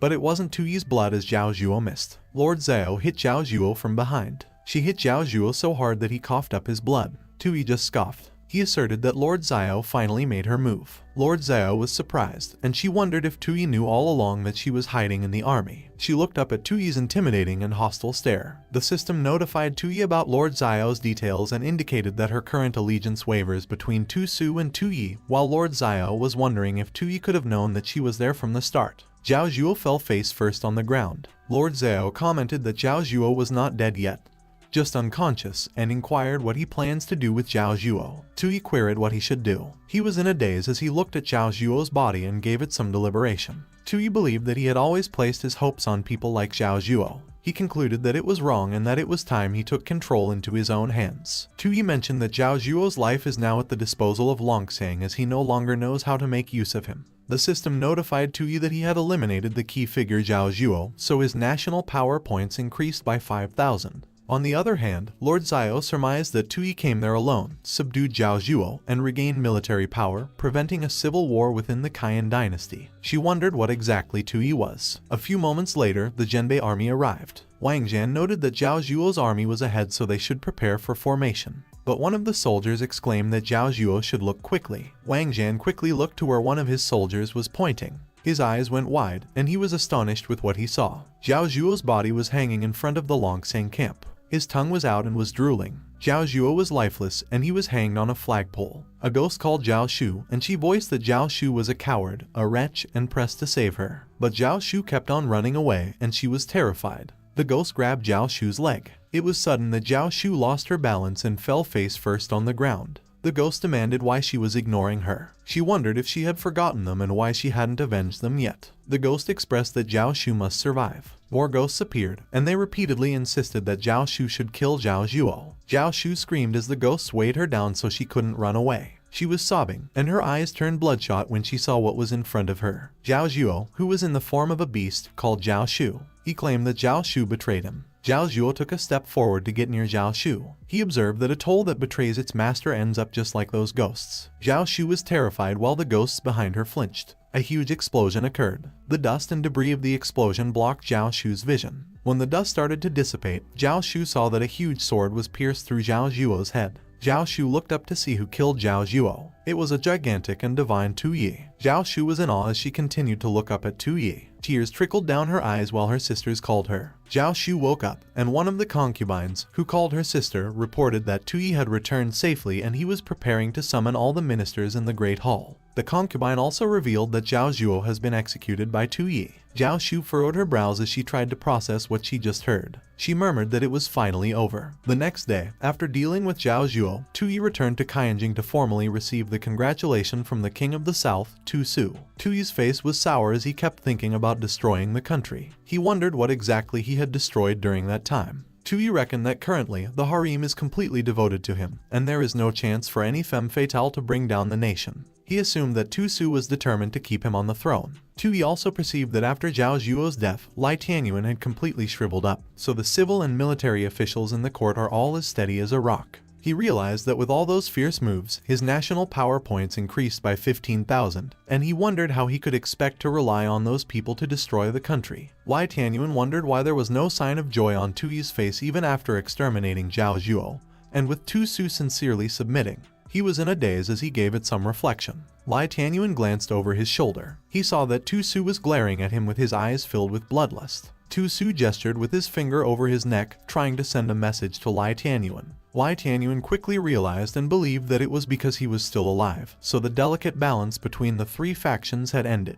He considered that previously, Tu Yi had control over them while he and Zhao Zhuo were in a mutual restraint with Tu Su. Lai Tianyuan pondered that currently, as the only discordant factor who remains indecisive about the new emperor, he has become the target that Tu Su wanted to eliminate. He surmised that it was time to take a stand. Tu Yi was surprised when Lai Tianyuan took a step forward. Lai Tianyuan declared that he had heard that Tu Yi displayed great might, personally executing the national traitor Zhao Zhuo. He stated that it truly brings great satisfaction to all. But Lai Tianyuan's smile turned to a frown. He mentioned that, however, Zhao Zhuo stole the military token from him, causing chaos among the people, and he failed to prevent it, which is a great fault. Lai Tianyuan voiced that he is willing to accept punishment and would ask Tu Yi to relieve him of his position as Grand Secretary to set an example for others, but as he was about to start pleading, Tu Yi conveyed that he should stop. Tui affirmed that he is in no mood to hear that at the moment, as he has been too exhausted lately. While he cursed in his mind and reflected that the sudden change of expression and the way Lai Tianyuan quickly shifts the blame to the dead, it is the skill of someone who has been honing his craft as a scheming manipulator for decades. He acknowledged that he has decided to go on an incognito journey, traveling through the Kaiyan dynasty, so they will discuss Lai Tianyuan's dismissal after he returns. Lai Tianyuan reckoned that the court had just stabilized and wondered what Tui was planning. He was about to request Tui to reconsider his decisions, but Tui cut him off. Tui queried if he was telling him what to do. Lai Tianyuan immediately remarked no and that he wouldn't dare. Meanwhile, Tui was thinking that he couldn't rely on the civil and military officials to destroy the country, but fortunately, there are still many strong external forces. He mused that the Kangling tribe from the northern grasslands frequently invades the northern border of the Kaiyan nation, and even Tusu, who guards the north, has faced their Khan, Chuobashan, several times in battle, and in terms of combat strength, they are evenly matched. Tui inferred that in the south, there was the Jing nation, which stands across the river from the Kaiyan nation, and its ruler, Chu Lai, is both a skilled strategist and warrior, and his late father led several campaigns against them, all to no avail. Lastly, he contemplated about the Red Sleeve Army. Tui deduced that they were said to have millions of followers spread across the Kaiyan nation, and the rebel group, led by cultists, has always been the most dangerous internal threat. He concluded that the first two forces were too far away, so at that time, during his incognito journey, his goal was to connect with the Red Sleeve Army and use their hands to destroy the nation. Tui supposed that the emperor of the Kaiyan nation becoming a spy for the rebel destroyers is the kind of plot he likes. On the other hand, Lai Tianyuan was thinking that Tui was smiling again. Meanwhile, at the Red Sleeve Army, torches were being lit. The path to their headquarters was illuminated by huge torches on each side. Inside the headquarters, the Red Sleeve Army members were dancing, and Wu Dongshuan was sitting in front of the altar when a messenger reported that there was bad news and good news. The messenger added that 3 months after the new emperor ascended the throne, he quelled the turmoil in the court, so it seems that the Kaiyan nation's fate has not yet run out. Wu Dongshuan inquired what the bad news was. Tui was walking down the street of Longsing area with Lord Xiao. The people on the sidewalk were giving them dirty looks. The people walking on the streets were giving them the same look as well. Tui confidently walked down the street with his hood down while Lord Xiao was wary and had her hood up. Lord Xiao remarked that the Longsing area borders the northern grasslands, so the situation is chaotic, and even Tusu finds it troubling. Tui stated that he got it, and as he inquired if he was right that he should be cautious, he mentioned that she had declared it 800 times on the way. He reflected that there was something strange because the Longsing area is clearly the place where the Tu family rose to power. Tui pondered that 500 years ago, the ancestors of the Tu family traveled to the north and beheaded a giant dragon in that area, and since then, the Tu family gained the fortune to contend for the world and eventually established the Kaiyan nation. Thus, that area was named Longsing. But he considered that currently, even though the place was nominally part of the Kaiyan nation, it had been infiltrated by various forces, and the Red Sleeve Army had even directly established a town there. Tui mused that logically, both his late father and his insane brother should have highly valued the control of that area, yet, despite their iron-fisted methods, they allowed the Red Sleeve Army to set up a base there. He recalled that even Tusu insisted on having Lord Xiao follow him, claiming that he was concerned for his safety. Tui looked behind him. He suspected that Tusu was one thing, but he was wondering why Lai Tianyuan and Zhu Sha were there making a scene. Lai Tianyuan noted that Tui seemed to glance back at them earlier, and as he queried if she was sure that their disguise was effective, Zhu Sha commented that she had specifically used magic to conceal their presence so even Lord Xiao wouldn't be able to detect them. Zhu Sha indicated that Tui has not dismissed Lai Tianyuan from the position of Prime Minister, so he should be in Kaiyanjing overseeing the situation. Yet he claimed to be ill and stayed behind closed doors, secretly following Tui out of the capital, and she wondered if it was really appropriate. Lai Tianyuan declared that Tui is cunning, and by keeping him in the position of Prime Minister, Tui intends to put him in a difficult position. He replied that moreover, Tusu remains in the capital to intimidate him and warn him not to follow in Zhao Zhuo's footsteps. Lai Tianyuan announced that therefore, Kaiyanjing is a dangerous place for him, so the best solution is to stay away from there and secretly follow Tu Yi, and Zhu Sha voiced that she didn't fully understand.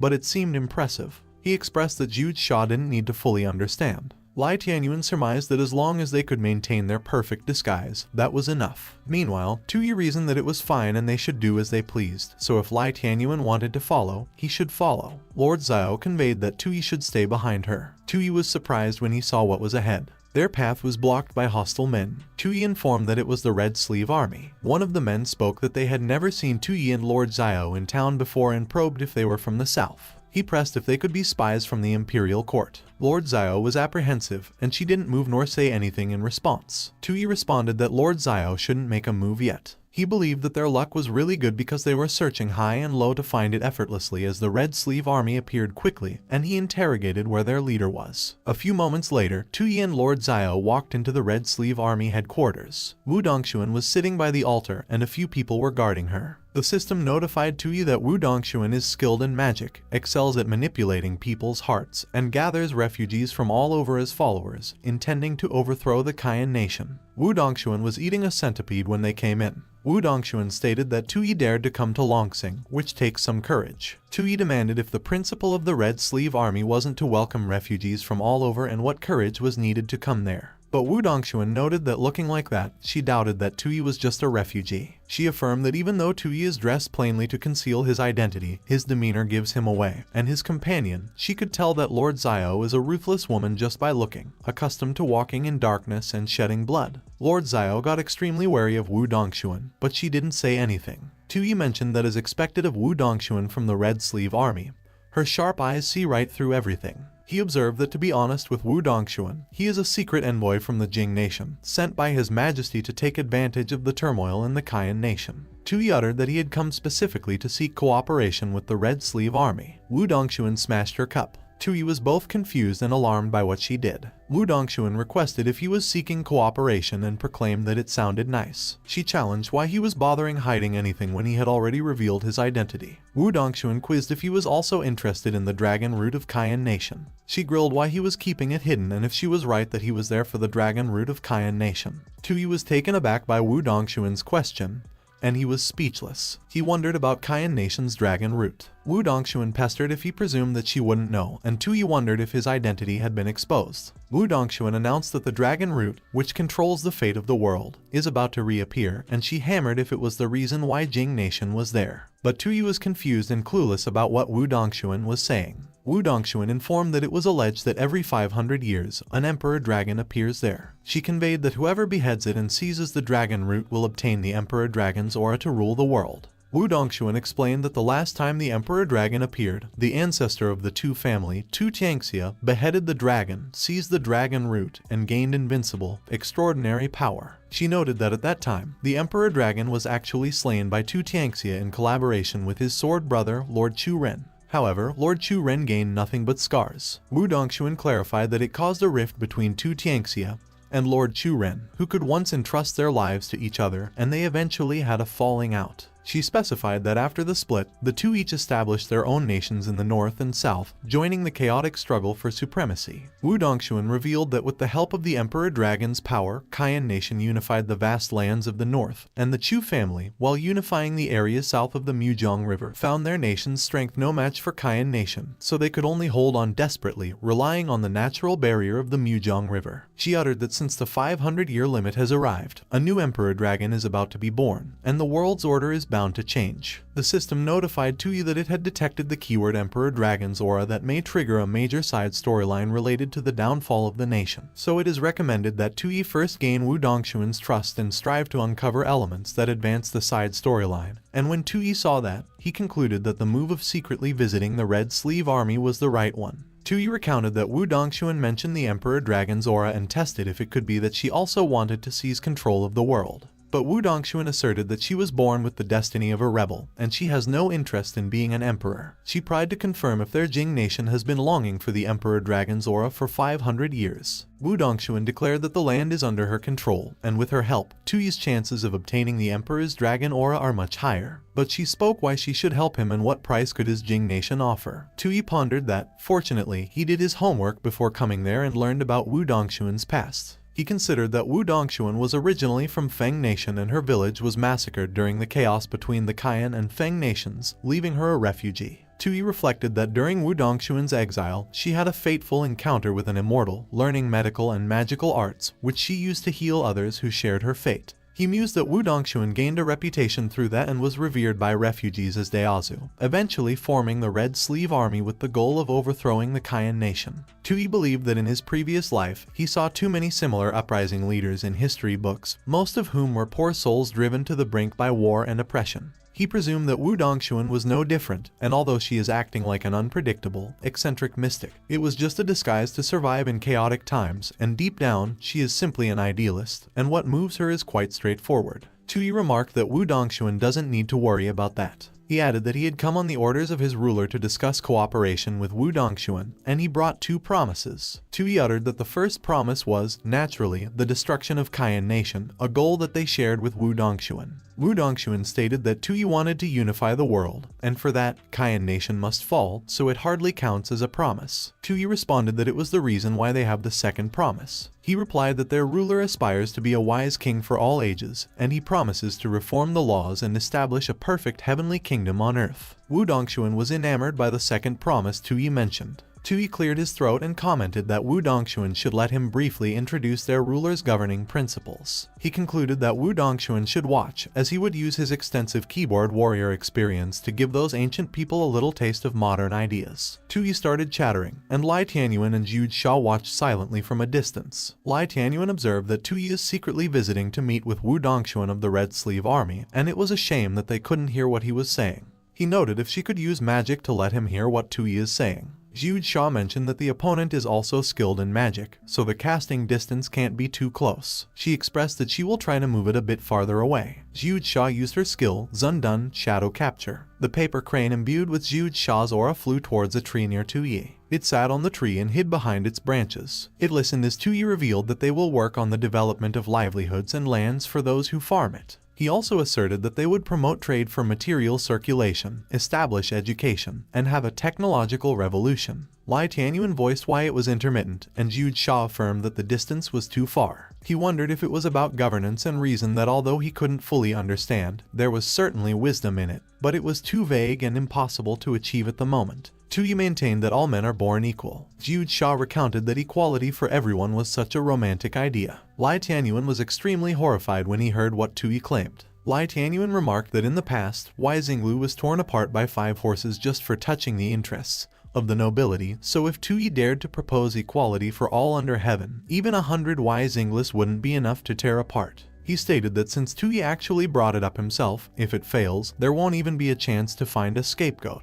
Lai Tianyuan commented that one wrong step and the entire Cayenne Nation will fall into an endless abyss. He glanced towards Tui. Lai Tianyuan saw how enthusiastic Tui was while he presented his ideas, while the Red Sleeve Army listened with great interest. He saw that Tui was earnest. Lai Tianyuan was moved by the scene, and he was speechless. He declared that it was really shameful. Lai Tianyuan mentioned that while he and Zhao Zhuo still schemed against Tui for a bit of power, Tui's vision and ambition had already embraced the world, aiming to create a society of great unity. On the other hand, the Red Sleeve Army cheered as Tui finished his speech. He let out a sigh of relief. Tui reflected that he was finally finished talking, and he was exhausted when a guy from the Red Sleeve Army suggested that he should have some water. Wu Dongxuan observed that Tui's description is really tempting, and if Jing Nation could truly govern like that, it would indeed establish a heavenly kingdom on earth for 1,000 years. Tui insisted absolutely, but Wu Dongxuan voiced that she still had a small question. Wu Dongxuan demanded if he really believed that she was an idiot, and she contended that Tui was trying to deceive her with such lies when the Jing Nation could never implement those policies and would never make such promises. Wu Dongxuan directed that Tui should speak. She indicated who he really was. Wu Dongxuan proclaimed that Tui is not from the Jing Nation. She pointed out that when King Chu Ren established his nation, he didn't have the dragon's aura, so he had no choice but to compromise with the powerful clans of Jiangnan, promising to co-govern the Jing Nation. Wu Dongxuan asserted that in the current situation, even the emperor wouldn't dare to touch the interests of the powerful clans, and she wondered if the Jing Nation would really cut off its own arms to benefit them. Tui considered that he went too far because the policies he proposed were too advanced, and they sounded too unrealistic. The mood of the Red Sleeve Army quickly shifted and became hostile. Tui assumed that he was about to get beaten up. Suddenly, Lord Xiao exclaimed that they should stop. She ordered that the Red Sleeve Army should stay away from Tui. Wu Dongxuan queried what would happen if she refused and added that it was the Red Sleeve Army's territory. She warned that if they don't explain their origins, they will all die. Wu Dongxuan instructed that Tui should tell her who he is. Tui revealed that he didn't expect Wu Dongxuan to see through it and that he was actually from Cayenne Nation. Wu Dongxuan acknowledged that she knew it. She noted that the people she hated most are Cayenne Nation people. But Tui suddenly exhorted that Wu Dongxuan should wait. Tui affirmed that he may be from Cayenne Nation, but he is just like Wu Dongxuan. He professed that he wanted Cayenne Nation to fall. Lai Tianyuan was horrified when he heard what Tui conveyed. Jude Shaw inquired if they should save Tui because he is in danger, but Lai Tianyuan reasoned that they must trust Tui because since he dared to go undercover alone to meet with the Red Sleeve Army, he must have a way to deal with it. Lai Tianyuan contemplated that he was really curious how Tui plans to convince Wu Dongshuan in that situation. Everyone listened in anticipation as Tui started to speak. Tui admitted that he is Kayan Nation's Grand Chancellor, Lai Tianyuan. Lai Tianyuan was surprised that he couldn't contain his scream. Meanwhile, Wu Dongshuan remarked if he was Lai Tianyuan, and Tui responded that it was right. Tui declared that he has always dreamed of overthrowing the Tui rule and establishing a society of equality. He noted that for that, he served the old ghost, Tu Kayanjun, like a dog, and finally, he was dead. Wu Dongshuan mentioned that she heard about that the Kayan Emperor passed away recently. She stated that Power Minister Lai Tianyuan and Zhao Zhuo supported a useless prince named Tui to ascend the throne, intending to control the government. Wu Dongshuan indicated that, unfortunately, at the critical moment, Tu Su suddenly returned and supported Tui's ascension, to which Tui remarked yes and that he didn't know what got into that Tu Su. She observed that afterward, Zhao Zhuo was executed, and although Lai Tianyuan wasn't dismissed, he lost all his influence, and she even suspected that he was secretly eliminated after being imprisoned by Tu Yi. Still acting like Lai Tianyuan, Tui admitted that he did try to kill him, but fortunately, he escaped Kaianjing with the help of loyal bodyguards. Wu Dongshuan uttered nothing, but she was still looking at Tui with her eyes full of doubt. She acknowledged that she has heard many reports that Lai Tianyuan is knowledgeable and talented, unmatched in strategy and the top advisor to the Kayan Emperor, so Tui's excellent governance plan earlier was worthy of that reputation.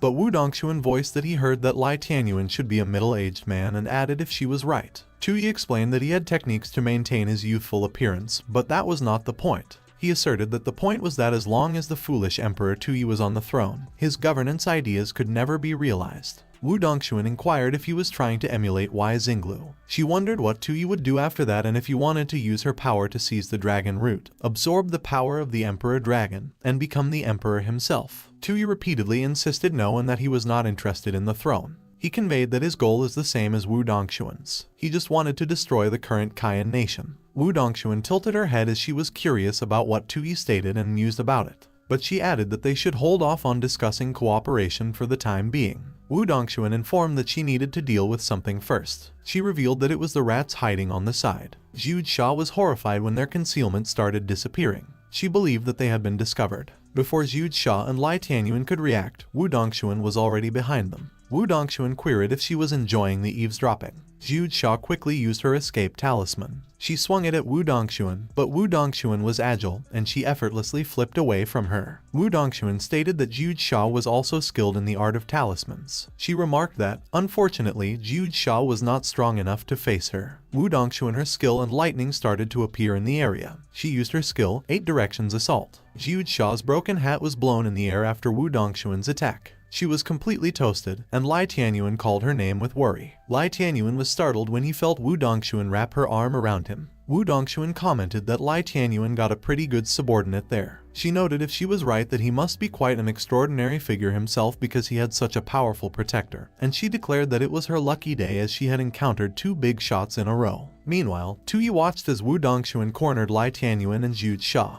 He believed that he was doomed. Wu Dongshuan observed who exactly he was. Tui considered that he just impersonated Lai Tianyuan, and he wondered if Lai Tianyuan would turn around and impersonate him. He presumed that Lai Tianyuan shouldn't be silly because their ages don't even match. Lai Tianyuan suddenly started speaking to say who he was. Tui sweated profusely as he watched Lai Tianyuan in anticipation. Suddenly, Lai Tianyuan recalled his past when his father relayed why he studied. Lai Tianyuan was young at that time, and he was hunched over a table, surrounded by a lot of scrolls. He reflected that his father was a scholar, and the things he encountered most from a young age were books. But back then, even though he spent every day surrounded by books, he never mused about why he studied. Lai Tianyuan replied to his father and asserted that he just felt that reading had some value, but he never considered any greater purpose. His father explained that to establish a heart for heaven and earth, to establish a life for the people, to continue the teachings of past sages, and to open the way for peace for all future generations are the paths that the sages taught the scholars to pursue.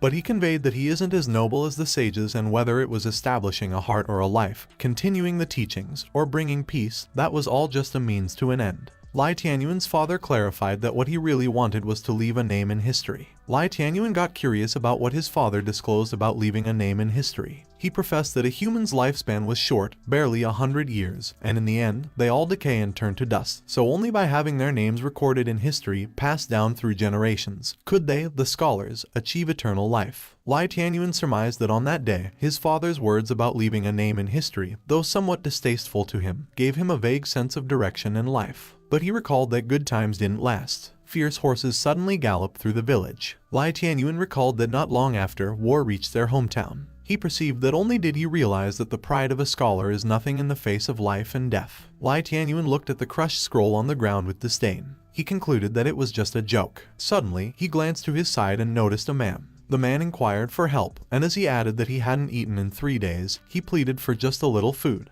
He requested for Lai Tianyuan to save him. Lai Tianyuan gave half of his bread to the man. The man quickly gobbled it, and Lai Tianyuan responded that he should eat slowly. Lai Tianyuan stressed that no one is going to snatch it from the man. But he was horrified when he noticed more people as he looked over to his side. The people looked at him with intense glares. One of them queried if he had more food and if he was right that he still had some. Another man uttered that Lai Tianyuan had food on him. A man insisted that he was hungry and Lai Tianyuan should hurry and give the food to him. Everyone cried that they were starving. They voiced that Lai Tianyuan should hand over the food. While the other people lunged towards Lai Tianyuan, his father suddenly pushed him to the side, away from the mob of people. Lai Tianyuan got worried about his father. He wondered why things took place. Suddenly, Lai Tianyuan lost his footing. He fell down and tumbled along the rocky hill. As Lai Tianyuan stood back up, the mob of people stated that they found food but remarked why there was little and repeatedly insisted that it was not enough. The people suddenly declared that Lai Tianyuan's father could be eaten too. They laughed sinisterly and voiced that they could eat him.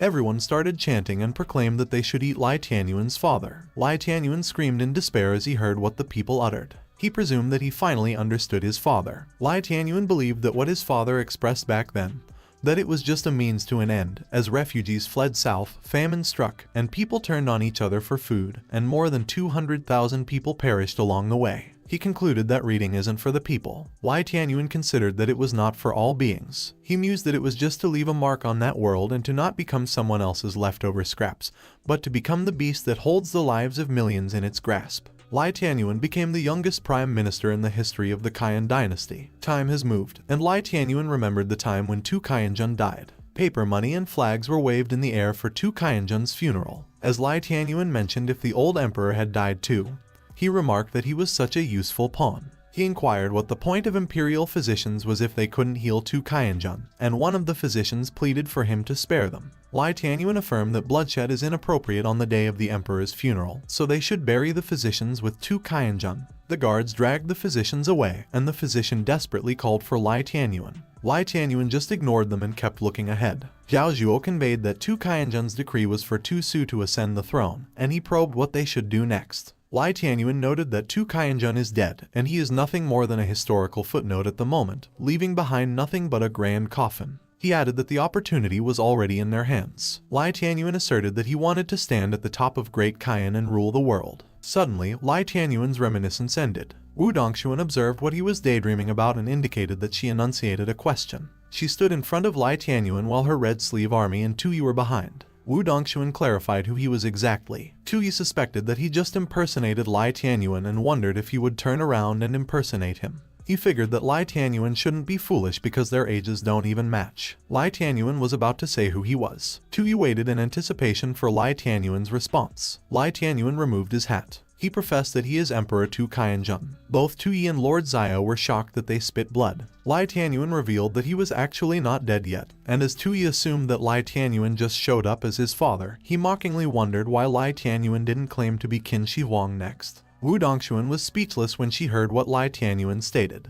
Her veins suddenly started popping out of her face, and she was pissed with Lai Tianyuan. Wu Dongshuan remarked if he messed with her. Lai Tianyuan declared that everyone knows that Wu Dongshuan hates the Kayan dynasty to the core, wishing she could grind the Kayan emperor's bones to dust, and if he wasn't desperate, he wouldn't be risking his life telling her all that. He stated that he hates that rebellious son of his, Tu Yi, because he is the reason that he has fallen to that point. He added that the ungrateful son was ambitious and cunning, always pretending to be a useless, lustful fool, and he pondered that Tuyi was the most incompetent among all the princes. Meanwhile, Lord Xiao fumed with rage when she saw Lai Tianyuan. She believed that Lai Tianyuan dared to usurp Tu Qianzhen's title, so he was the one with the wolf's heart and dog's lungs. Lai Tianyuan continued and mentioned that he didn't expect that Tuyi had been secretly colluding with many ministers all along, plotting to seize the throne.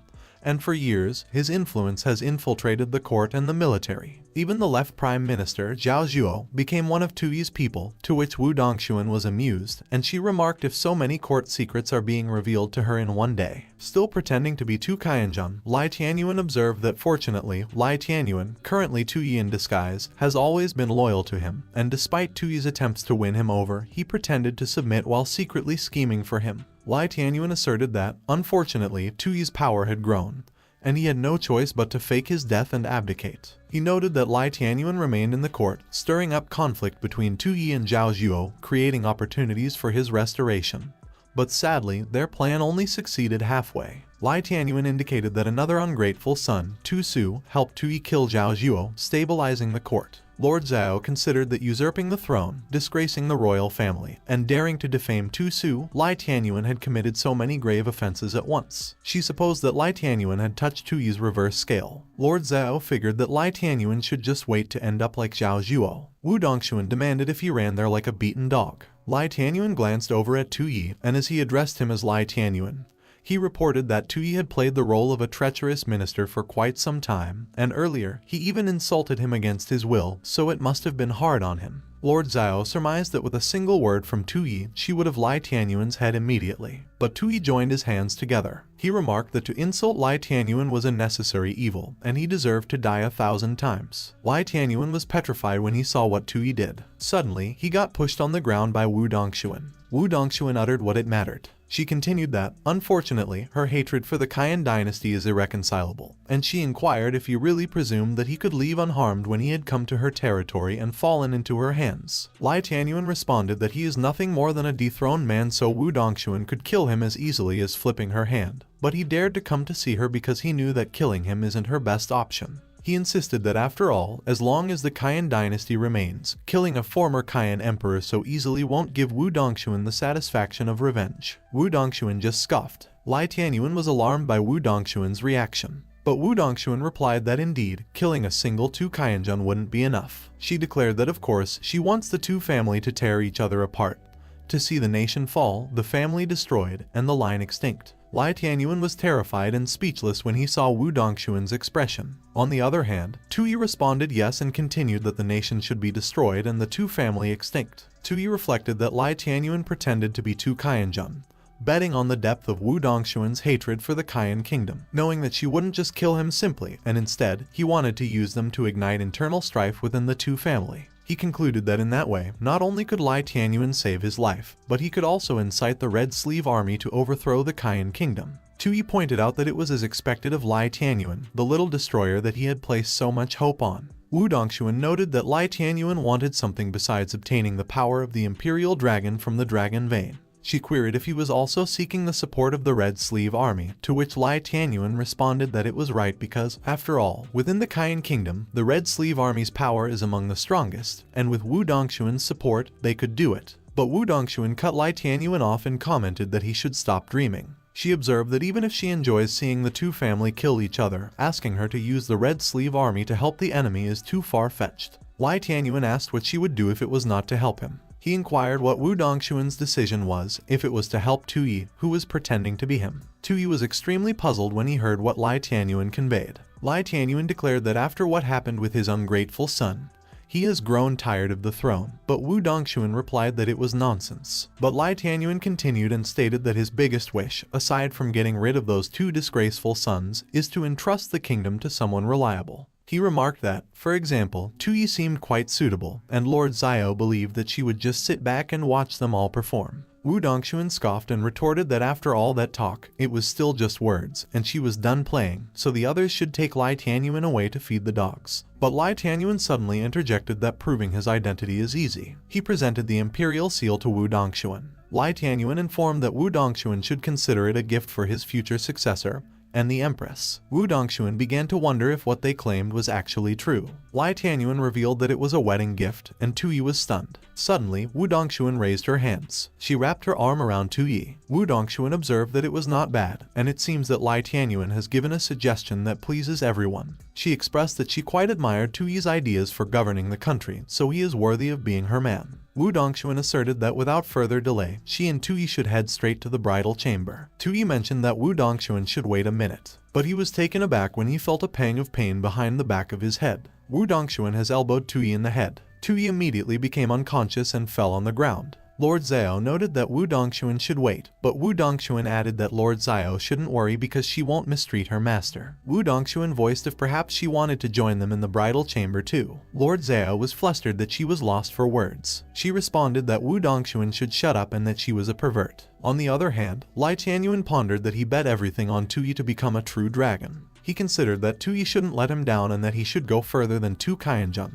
Lai Tianyuan figured that Tu Yi should make sure that he is remembered in history. Evening came, and the crescent moon illuminated the sky. In the bridal chamber, Tu Yi yelled, and he proclaimed that Wu Dongxuan needed to calm down, stay back, and not come any closer. Tu Yi protested no and that Wu Dongxuan should stop, but Wu Dongxuan snapped that he should shut up and that he was a pervert. Morning came, and the rooster crowed aggressively. Lord Zhao was startled when the door to the bridal chamber opened. Wu Dongxuan sighed as she got out of the bridal chamber, and Lord Zhao was surprised. She glanced over at Lord Zhao. Lord Zhao was pissed at how Wu Dongxuan looked down on her. She was alarmed when Tu Yi grabbed the bottom door frame and crawled out of it. Lord Zhao stated that if he was still alive. Tu Yi pondered that he was almost drained dry, but for the sake of destroying the nation, the sacrifice was worth it. He reflected that Lai Tianyuan actually dared to bring the imperial seal out of the palace and even sold him out, so the future is indeed promising. Wu Dongxuan remarked that Tu Yi should stop reminiscing and they should return to the main headquarters and discuss how to seize the dragon energy. Tu Yi wondered if they weren't heading out directly and what was there to discuss. A few moments later, they went deeper into the mountains. The ladies were carrying a torch as they traveled in a tunnel towards the headquarters. Wu Dongxuan declared that it was just ahead. Tu Yi considered that he had a bad feeling about it. Wu Dongxuan mentioned that they had arrived. Tu Yi and the others were all astonished with what they saw at the end of the tunnel. He noted if it was the Red Sleeve Army's headquarters. There were a lot of armed men all over the base. Aside from armed men, there are also blacksmiths and shoppers. Lord Zhao voiced that there were many people there, and those aren't members of the Red Sleeve Army. She recognized the Shan Society. Lord Zhao also recognized the Huangshan Party. She recognized the Righteous Alliance as well. Lord Zhao also recognized the Shaolin sect. She recognized the Beggar sect too. Lord Zhao proclaimed that those are all sorts of large and small rebel factions from Kaian Nation, many of which they, the Kunwei, have dealt with before. Tu Yi cursed in his mind as he realized that he had stumbled into a den of rebels. He contemplated the rebels. Tu Yi believed that they were more rebellious than the other. He perceived that those are critical resources for toppling a nation. Meanwhile, Lai Tianyuan mused that as expected of Tu Yi, even in the enemy's camp,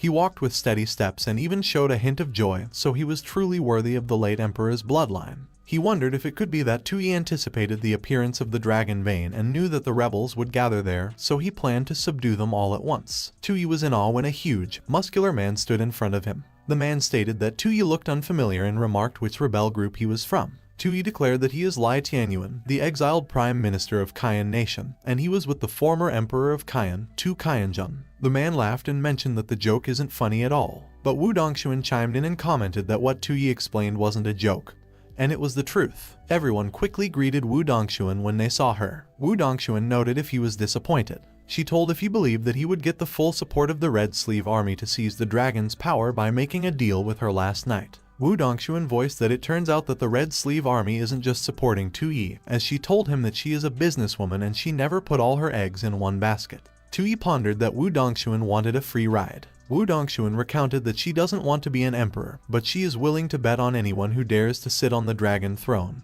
And at that time, with the seizing of dragon power as the opportunity, they are all welcome to compete freely. Lai Tianyuan assumed that Wu Dongxuan was using the dragon vein as bait to gather all the rebel forces, intending to select the one who would destroy the Kaian dynasty. On the other hand, Wu Dongxuan figured that no matter who it was in the end, she wouldn't lose out. Lai Tianyuan wondered if Tu Yi could really handle a woman with such cunning and strategy. Tu Yi reported that there was no need for Wu Dongxuan to worry because it is more fun with more competitors. He signaled that after all, there will only be one outcome, and he suspected that it doesn't matter who brings down the Kaian dynasty because it was all the same came to him. Wu Dongxuan observed that she loves Tuyi's confidence, like there is no one else but him, so it was no wonder he was the man she fancied. She posited that although there were many backups there, none of them are likely to compete with Tuyi. Wu Dongxuan indicated that the only ones who might compete with Tuyi were probably those from Jing Nation, and as she professed if she was right, Tuyi hinted if Jing Nation was really going to get involved in that mess. She insisted if he perceived that the descendants of the Chu family would ignore the Dragon Bane when he was pretending to be them. Wu Dongxuan reasoned that by her calculations, the people from Jing Nation should be arriving soon. The tunnel to the headquarters was empty and quiet. Chen Siming arrived. He was with Aina and Haiya. Wu Dongxuan responded why he was back alone when she sent him to greet the people from Jing Nation.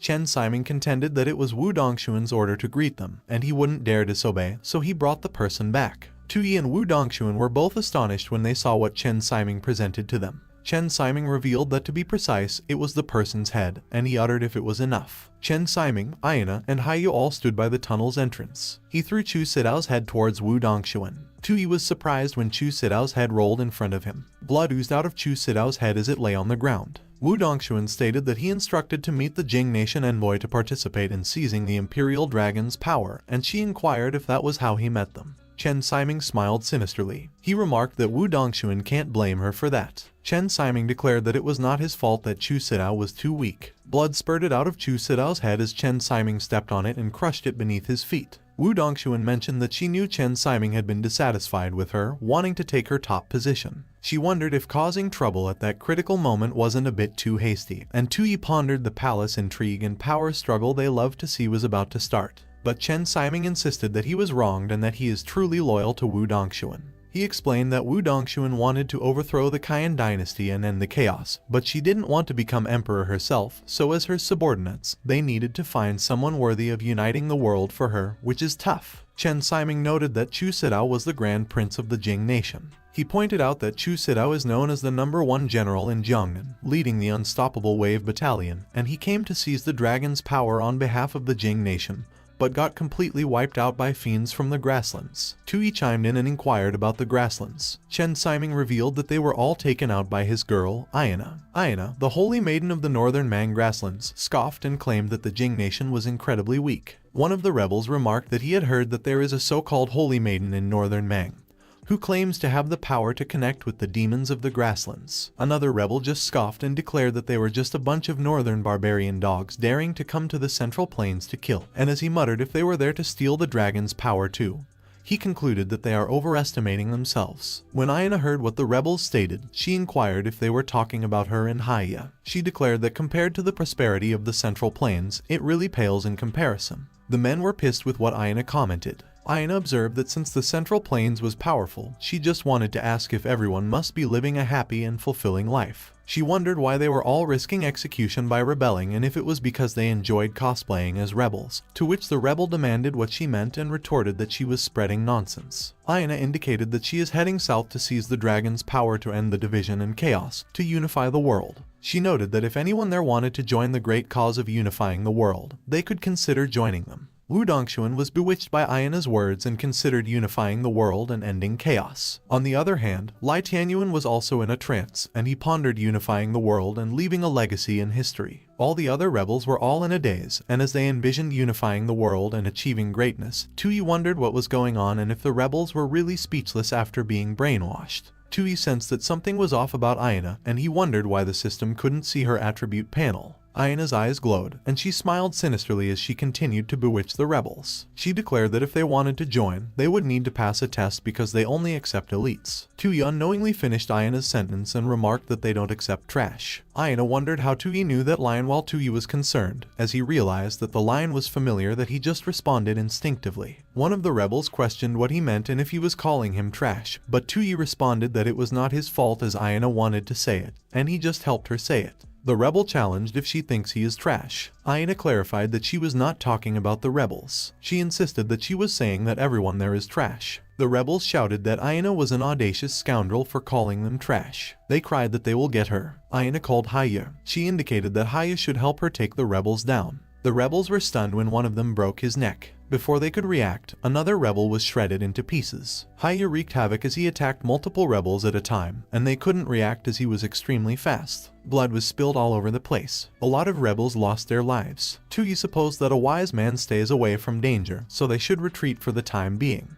But Ayana noticed that Tuyi was trying to escape. She imparted that Haya should prioritize taking out Tuyi. Tuyi cursed in his mind as he realized that Ayana was a crazy woman because he just echoed her words, so there was no need to be so petty and go for the kill. Meanwhile, Ayana was thinking that Tuyi was the only one unaffected by her abilities, and in her story as the leading character, he is definitely a strong mid-game boss. Haya punched another rebel blocking his way. His punch made its way to Tuyi, but Lord Xiao and Jude Sha blocked his fist. Wu Dongxuan used her escape technique. She used her skill, Arcane Kick. Wu Dongxuan presented that Ayana was killing at will on the territory of her Red Sleeve army. She highlighted that Ayana was way too disrespectful to her. But Ayana assured that Wu Dongxuan should calm down because they are not enemies. She signaled that they have a common goal, and that is to destroy the Qian dynasty. Ayana's words echoed through Tuyi's head. Tuyi believed that his head hurt and that Ayana's voice kept echoing in his mind, so he wondered if that was Ayana's ability. Wu Dongxuan started repeating the words that were echoing in Tuyi's mind.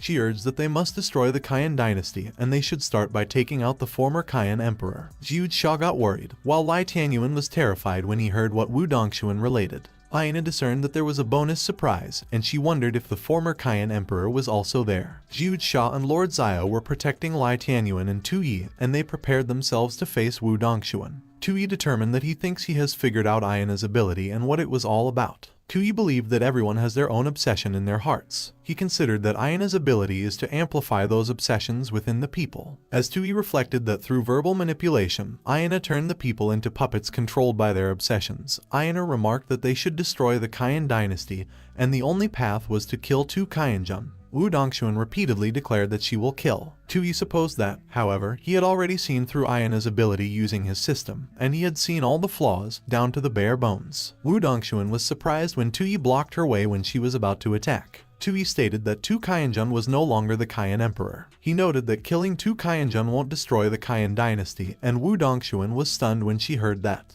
Wu Dongxuan started sobbing while her veins were popping out of her eyeballs and face. Tuyi surmised that since Ayana's ability relies on verbal manipulation, all he needed to do was expose the flaw in her logic. He realized that Ayana's spell would break. But Tuyi was surprised when he looked at Ayana. Ayana was filled with rage. She commented if destroying the Qian dynasty wasn't her lifelong goal. Ayana uttered why she was hesitating when the target was right in front of her and if she had lost her resolve. She proclaimed that Wu Dongxuan should kill 2 Qianjun. Wu Dongxuan repeatedly insisted that she will kill again. She attacked Tuyi, and Tuyi was barely able to dodge her attack. Tuyi wondered if Ayana was trying to force a miracle through sheer brute strength. He assumed that, unfortunately, Ayana's ability has another flaw. Tuyi voiced if she would truly be satisfied if 2 Qianjun died. She mentioned if her real wish was to destroy the Qian dynasty or to turn the Central Plains into a peaceful land. Wu Dongxuan started hesitating when she heard what Tuyi expressed about peaceful land. She was fighting off between peace and killing, and Ayana observed what she was doing. Tuyi asserted that the obsession in a person's heart is rarely just one thing, and she should take Wu Dongxuan as an example. He explained that while destroying the Qian dynasty is indeed one of Wu Dongxuan's obsessions, her greater obsession was to create a peaceful era, and Ayana's ability cannot choose which obsession to amplify, so currently, Wu Dongxuan's desire to build a peaceful world has become stronger. Ayana inquired how Tuyi knew so much about her and Wu Dongxuan. Tuyi started stretching, and Lai Tianyuan observed him silently. He called Wu Dongxuan and revealed that if she fell under Ayana's control, it would lead to an invasion by the northern barbarians, plunging the Central Plains into chaos and destruction, and he queried who could save her then. Tuyi concluded that the 2 obsessions could conflict in one's heart and can't be reconciled. He reckoned that there is only one choice left if that happens. Tuyi figured that it would be a system crash. Ayana was surprised when she saw what happened to Wu Dongxuan. Wu Dongxuan lost consciousness and she started losing her balance and falling to the ground. Her nose was bleeding, and Tuyi grabbed her by the shoulder to prevent her from falling. Tuyi spoke that when it comes to debating, he is a master at dominating forums and discussions across all platforms. Tuyi remarked what made her think that she could fight him, but he was puzzled when Ayana fell quiet and was surprisingly calm. Haya got energized and started getting up. Ayana stated that as for the former Qian emperor, she will spare him for the time being as she will be heading south to the Central Plains soon, so it is better to keep him alive as a pawn. But she looked at Tuyi with blank, cold eyes. Ayana spoke that no matter what, she was killing Tuyi that day. She considered that although she couldn't control Wu Dongxuan, she had been temporarily disabled due to the conflict between her two obsessions. Hyena believed that without Wu Dongxuan's combat strength in the way, with Haiya's power, no one there could stop them. Lord Xiao and Jude Sha quickly moved to protect Tu Yi. Hyena uttered that killing Tu Yi is as easy as reaching into her pocket. Haiya screamed as he charged towards Tu Yi. Tu Yi was alarmed when he saw how fast and fierce Haiya charged towards them. Haiya moved so fast that everyone couldn't react when he extended his hand to grab Tu Yi. Tu Yi was surprised when he realized that Haiya's sharp claws were already in front of him in an instant. But Lord Xiao was able to react quickly and pierced Haiya's arm with her blade. Haiya screamed in pain. Jude Sha quickly smacked multiple talismans on Haiya's face. She used her skill, Triple Humiliation. Haiya was sent flying, and he went past Ayana before he crashed into the tents. He was buried under the rubble, and his foot stuck out. Ayana cursed in confusion. She inquired what was with those two women. Jude Sha noted that it was their chance. But Lord Xiao added that Jude Sha should wait and she shouldn't let her guard down. Lord Xiao conveyed that it was not over yet. The system warned Ayana that the seal was released, the rage was increased, the beastification intensified, and it reached a critical level, and it questioned if she would suppress the beastification. On the other hand, Haiyi had already stood back up and realized his energy. Ayana responded no. In an instant, Haiyi roared, and his beatification transformation began. Ayana laughed sinisterly as Haiyi continued to transform. She declared that it was getting fun. Lord Xiao and Jude Sha were stunned and alarmed by what they saw. Jude Sha mentioned if Haiya had turned into a dog.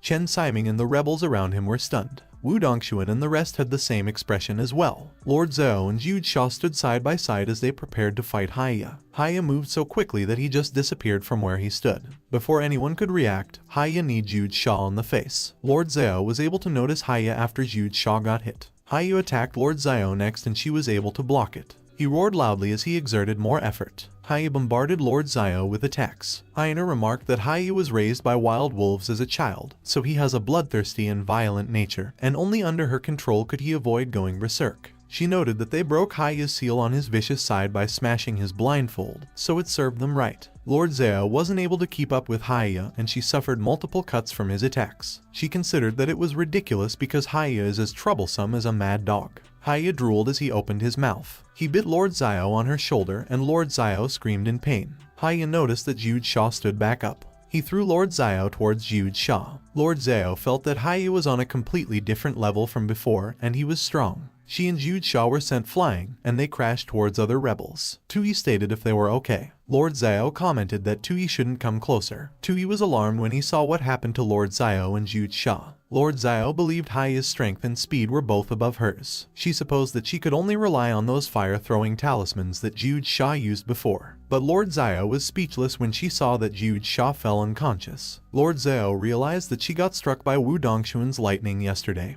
And now she got beaten by a dog, so she wondered if she was about to die soon. She recalled Tu Su. Lord Xiao mused that she might really die there. Haiya stopped in his tracks. The leaders of each rebel group stepped forward and blocked Haiya's path. One of the rebel leaders declared when the main camp started allowing dog walking. Another leader remarked that if that keeps up, they, the 5 sect leaders, will lose face. Another leader stated that it was time to end it. Another leader mentioned that it was a meaningless farce. Another leader noted that they should start with the beast because she needs its pelt to keep her warm. The rebels cheered their sect leaders and exclaimed that they should charge and kill Haiya. Tui uttered that the rebel leaders have arrived. The rebels proclaimed that they were saved. The rebel leaders gathered and commented that they should go take Haiya down. But Haiya swung his arms and caught all of the rebel leaders together in one full swing. Haiya threw all the rebel leaders and they all crashed on the ground. The rebels were all speechless and stunned when they saw what happened. All the rebel leaders were bundled together and lost consciousness in an instant. Ayana laughed at the rebel leaders. Lord Xiao was pissed when she saw what Ayana was doing. She expressed why she was there. Haiya came back to finish Lord Xiao. Lord Xiao was intimidated when she saw Haiya's sharp claws in front of her. But Lord Xiao remembered something. She quickly grabbed the unconscious Jude Sha. Lord Xiao pushed Jude Sha against Tu Yi. She instructed that Tu Yi should quickly kiss Jude Sha. Lord Xiao remembered that after a male makes contact with Jude Sha, she will break down. Jude Sha's eyes went wide as Tu Yi nervously kissed her. She started drooling, and her eyes rolled back while she got flustered. Lord Xiao remembered that after that, Jude Sha will consider anyone who touches that man to be a mortal enemy. She looked away as she placed Tu Yi's hand into her chest. Tui was flustered, and he was overwhelmed at what was going on. Jude Shaw's eyes started glowing, and she released a powerful energy. At that point, Haya was confused as he watched Tui pull away from Jude Shaw. Powerful light burst out of Jude Shaw's eyes and mouth. Jude Shaw declared who dared to steal her man. She was enraged that her eyes glowed sinisterly. Lord Zhao was still flustered from what she did. She quickly ran away from Jude Shaw. Jude Shaw fired a powerful fireball towards Lord Zhao. Lord Zhao was alarmed when she saw that Jude Shaw's attack came at her from behind. She quickly moved away so the attack would hit Haya. Haya was stunned, and things happened so quickly that he couldn't react. He was hit by Jude Shaw's attack. Aina called out to Haya as she got worried for him. While Aina was still troubled, Lord Zhao quickly moved behind her. Aina turned to look at Lord Zhao when she noticed her, but Jude Shaw appeared, and she inquired Lord Zhao for daring to touch her man. Jude Shaw stated that Lord Zhao should die. Hai remarked that he would protect his master. He quickly jumped in front of Jude Shaw's attack to protect Aina. Aina was relieved when she saw Hai. A huge explosion occurred. Jude Shaw's attack was strong that the flickering lights from her attack still lingered in the dust. As the dust settled, it was revealed that Aina was unharmed.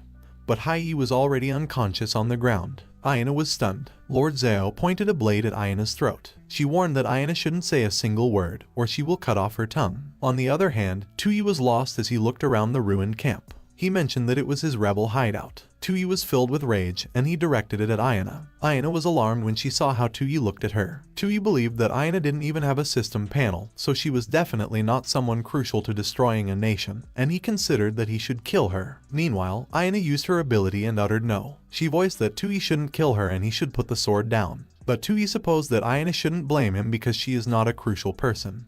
But her skills were sneaky as well as that dog. He figured that Aina was definitely an unstable factor for his mission. But Aina blurted out a classic line from Detective Conan and spoke that a magical girl and a scheming frog carried a bag of rice. Tui stopped his sword before it could reach Aina when he heard what she noted. Lord Zhao was puzzled with what Tui did. Lai Tianyuan was confused as well. On the other hand, Aina looked relieved. Tui responded that the dimensional density was quite high there, and he replied if Aina was a friend. Aina expressed yes. She remarked that she is a transmigrator too. Tui declared that it was fine and Lord Zhao didn't have to fight yet. He responded that he wanted to talk to Aina. Tui indicated that he wanted to figure out what was really going on. Meanwhile, Wu Dongshuan lay unconscious on the ground. She woke up. Wu Dongshuan inquired what happened. She saw Tui but still addressed him as Lai Tianyuan. Wu Dongshuan noticed Aina, who stood behind Tui. She stated that Aina actually controlled her. Tui voiced that Wu Dongshuan should wait a minute because Aina's life is useful to him. Wu Dongshuan wondered if he was lusting after a woman from another race, but Tui just remarked that they caught Aina, so she should be dealt with by them. Wu Dongshuan was displeased, but she couldn't say anything to dispute what Tui conveyed. She uttered fine and that Tui saved her once, so she will owe him that. Tui demanded if she had a soundproof room and noted that he needed to have a good talk with Aina. Wu Dongshuan affirmed that she will make the arrangements. Tui wondered if Wu Dongshuan was jealous. A few moments later, Tui and Aina walked through a tunnel. There was a bloody torture device inside. There were metal sticks that were heated in fire. There was also a chair that was filled with spikes. Aina trembled in fear when she saw where Tui had brought her. Tui supposed that Wu Dongshuan seemed to have misunderstood him, but he considered that to be safe, he still needed to confirm Aina's identity. Tui asserted that odd numbers change. Even numbers don't. Aina commented if she should look at the quadrant of the symbol. Tui insisted that it was royal jade wine. Aina replied that it was 1 cup for 180 yuan. He noted one doesn't see the yellow river water coming from the sky. She indicated that it was flowing into a colorful ocean. He pointed out that the old man feels young and wild again. She uttered that she would burn her calories. He added that it was like a spring breeze overnight. She reflected that it was Noxian guillotine. He asked how much sorrow she could have. She conveyed that it was super jump wrap and league ball. Tui revealed that it looked like not only he and Aina were both transmigrators, but they also came from the same world. He asked how she transmigrated. Aina remarked that it was a long time ago. She recalled the night when it happened. Aina stated that on that day, she posted a question on Donghu, and she mentioned which dynasty one would most like to transmigrate to. She noted that some idiot called Night Emperor started flaming her, and he declared that modern times were great, so only idiots want to go back. Aina commented that she couldn't stand it and started flaming the Night Emperor back. She shared that she got too worked up and spilled her milk tea. Aina informed that the power went out. She revealed that when she came to, she became a helpless baby. Aina observed that the whole thing was too ridiculous while Tui was thinking about the Night Emperor. Tui pondered that the idiot Night Emperor was him, but he wondered if Aina actually transmigrated into a baby's body. Tui queried how she knew he was a reincarnator. Aina responded that Tui caught one of her references earlier. Tui believed that it just slipped out. Aina addressed Tui as her fellow traveler and asserted that they should team up. Tui voiced how they would team up, and Aina added if he was Lai Tianyuan at the moment. Aina indicated if she was right that adjusting to ancient life must be hard even as a high-ranking official. Tui retorted who she was telling. He recounted that he used to spend his days gaming, drinking coke, and watching videos, but currently, eating, pooping, and sleeping feels like torture. Aina considered that Tui relaxed after knowing that she is a transmigrator, and he still doesn't realize that he is under her skill. But she should still be cautious. She inquired if he had any special skills since transmigrating, and Tui answered that she shouldn't mention it because he just got a useless system. Aina uttered that Tui's transmigration experience isn't going too well, but he was lucky he met her, and she continued if he wanted his big sis to help him out. Tui wondered if Aina wasn't just acting like a bootlicker and if she now assumed that she was in charge. Aina probed if his goal was to destroy the nation, and Tui countered what it mattered. She acknowledged that she knew it and posited if she was right that Tui wanted to overthrow the Kayan dynasty and become king. Tui wondered if Aina really thinks that he is Lai Tianyuan and surmised that he just wanted to complete his mission and get back because no one wants to stay in that awful place with Aina. He realized it and wondered if he was just being led around by Aina. Aina claimed that she could give Tui the dragon vein too if he listens to her. He conveyed what he deduced about it. She relayed that if he agreed, she might even let him lick her feet and specified if she was right that he had not done it before. Tui was pissed as Aina waved her foot in front of his face. Aina was surprised when Tui grabbed her face. She was puzzled when Tui started tying a gag around her mouth. Aina tried to speak, but all she could produce was muffled sounds. Tui mused if becoming king and taking the dragon vein was really what he wanted and explained that ever since he transmigrated, everyone has been projecting their own ideas onto him, and it was fine for others, but even Aina, a fellow transmigrator, doesn't get how he feels. Aina concluded that her power stopped working again and Tui shouldn't come closer. Tui insisted that Aina should let him tell her what he really wants. Aina was panicking, but she couldn't utter a single word as they were all muffled. Her muffled scream could be heard all throughout the tunnel. Everyone waited by the entrance of the tunnel. Tui burst out of the door with Aina behind him. He was surprised and puzzled when he saw the others standing by the entrance. Wu Dongshuan, Lai Tianyuan, Jude Shah, and Lord Xiao all looked at Tui with disdain and surprise. They all saw that Aina was gagged and was flustered. Everyone believed that, as expected, Tui was debauched and shameless. Lai Tianyuan assumed that it was no wonder Tui was the emperor because with just his physical body, he subdued Wu Dongshuan and the demoness, eliminating two great threats to the Kayan nation. Tui figured that the old guy Lai Tianyuan let his imagination run wild again, and he stated that they shouldn't misunderstand because he only gave Aina that thing to seal her powers. Wu Dongshuan remarked that there was no misunderstanding there and that Tui did it much faster than they did last night. A rebel called Wu Dongshuan. He mentioned that the rebel alliance has regrouped, and they just waited for Wu Dongshuan's order to search for the dragon vein. Wu Dongshuan declared that they should let them go because once things are settled, she will handle it personally. She added that it was about time and they should head to the dragon vein's location. A few moments later, Wu Dongshuan and the rebel alliance arrived at the dragon vein's location. Wu Dongshuan's eyes lit up. Tui concluded that Wu Dongshuan was quite tricky because if the rebels came by themselves, they would definitely get lost. He suspected that by setting up the main base near the dragon vein, no matter who tries to find it, they won't escape Wu Dongshuan's territory. Tui noticed the change in their surroundings. It was as if a portal had sucked them in and everything around them changed. Wu Dongshuan observed that they have arrived. Everyone was blinded by the light that the portal created when they arrived. They were transported into a place that was filled with withered trees. Human skulls also lay on the ground. Everyone just stood there as they looked at their surroundings that were riddled with death. Tui wondered if that god-forsaken place had a dragon vein. One of the rebel leaders noted if something went wrong and if she tricked them. The rebel leaders commented how there could be a dragon vein there and insisted that Wu Dongshuan should speak up. Wu Dongshuan just remained silent, and a bright golden light surged behind her. Everyone was surprised when the powerful golden light surged out and destroyed everything on the ground. Tui and the others were all surprised, and their mouths were wide open. A golden wall with intricate golden dragon murals was revealed as the dust started to dissipate. A huge golden gate appeared in front of everyone else. Tui recognized what it was, but he was too stunned to speak. One of the rebel leaders affirmed that it was the dragon vein. The rebels exclaimed that they should charge. As everyone charged toward the dragon vein, Tui secretly laughed in his mind. Tui considered that everyone should go ahead, fight for it, and quickly grab it because once they get the dragon vein, they should help him boost his Kyan nation's misfortune. Lord Zhao remarked that the dragon vein is tied to the fate of their nation, so there was no way she could let a bunch of rebels snatch it away. Tui stated that he was not in a hurry and inquired why she was in a hurry. Lai Tianyuan agreed and declared that rushing in at that time might trigger some traps.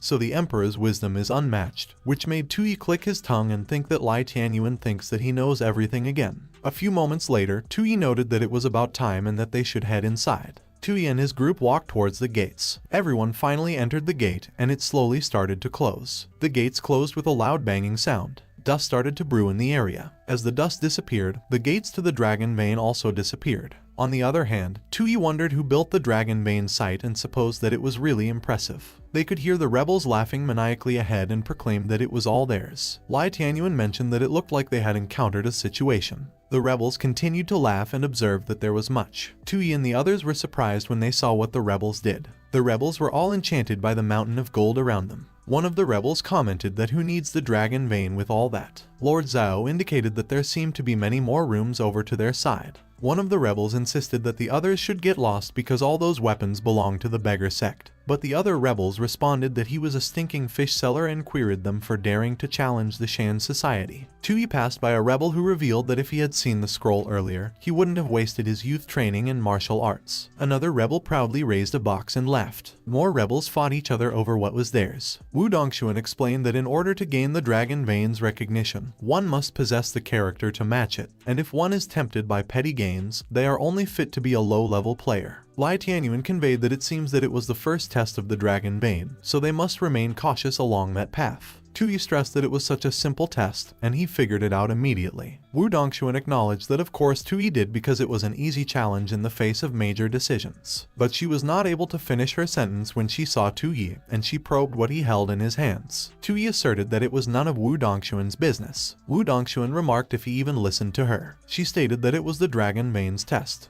But Tui ignored her and declared that it seems there are treasures in the other room too. Lai Tianyuan believed that as a ruler of a nation, Tui had seen all sorts of treasures and he wondered why he showed such greed and short-sightedness at a time like that. Meanwhile, Tui wondered if he was right that if that was the dragon vein's test, acting a bit greedy would cost him some points. Tui noticed the lifeless rebels on the ground. He inquired if they fought over junk like that. Tui noted that those items aren't much better than what was in his national treasury. He sighed and mentioned that the only treasure that could tempt him at that moment was a cell phone. A few moments later, Tui apologized to the others for keeping them waiting. Tui reported that he brought them a gift while thinking that he couldn't carry it all, so he will share it with them. Lord Zhao seemed to have recognized the dagger Tui gave her. On the other hand, Lai Tianyuan assumed that it was the dragon mark sword and that the previous emperor never entrusted him with such power. Meanwhile, Wu Dongshuan concluded that it was the long-lost manual of ancient techniques, and Zhu Xia commented that she was happy to receive those gifts. On the other hand, Aina was surprised that she got one too. Tui informed that Aina should hold onto it for him because they will use it later when they get the chance, and Aina considered that someone should save her. Meanwhile, Wu Dongshuan pondered that she suspected that Tui had some imperial aura. She wondered if it could be that she was wrong about Tui. Wu Dongshuan was alarmed when she felt that the ground started shaking. Tui and the others were startled when rocks started falling from above. On the other hand, the rebels laughing and celebrating on the treasures also noticed the tremors on the ground.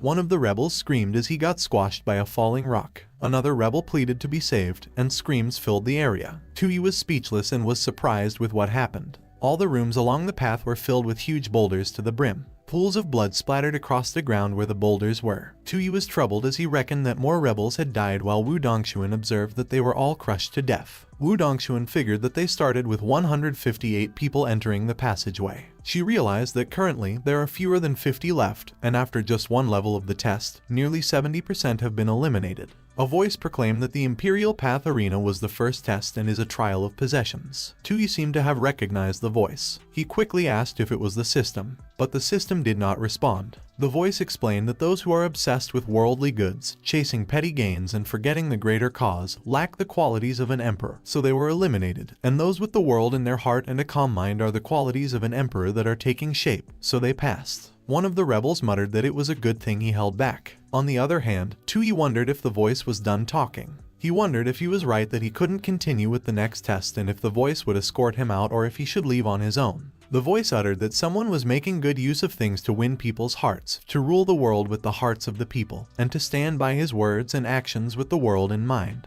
The voice affirmed that it was true greatness. Tui was stunned when the spotlight got pointed at him. His eyes turned dark when he realized what happened, and he frowned. Lai Tianyuan started cheering. He remarked that it was truly something. Remembering to address Tui as Lai Tianyuan declared that it was as expected of him. Tui's eyes were terrifying as he stared at Lai Tianyuan, but Lai Tianyuan was oblivious to it and was proud of Tui. Meanwhile, Ayana believed that both she and Tui were transmigrators, but while she was only on the second level, he was in the stratosphere, so he was truly terrifying.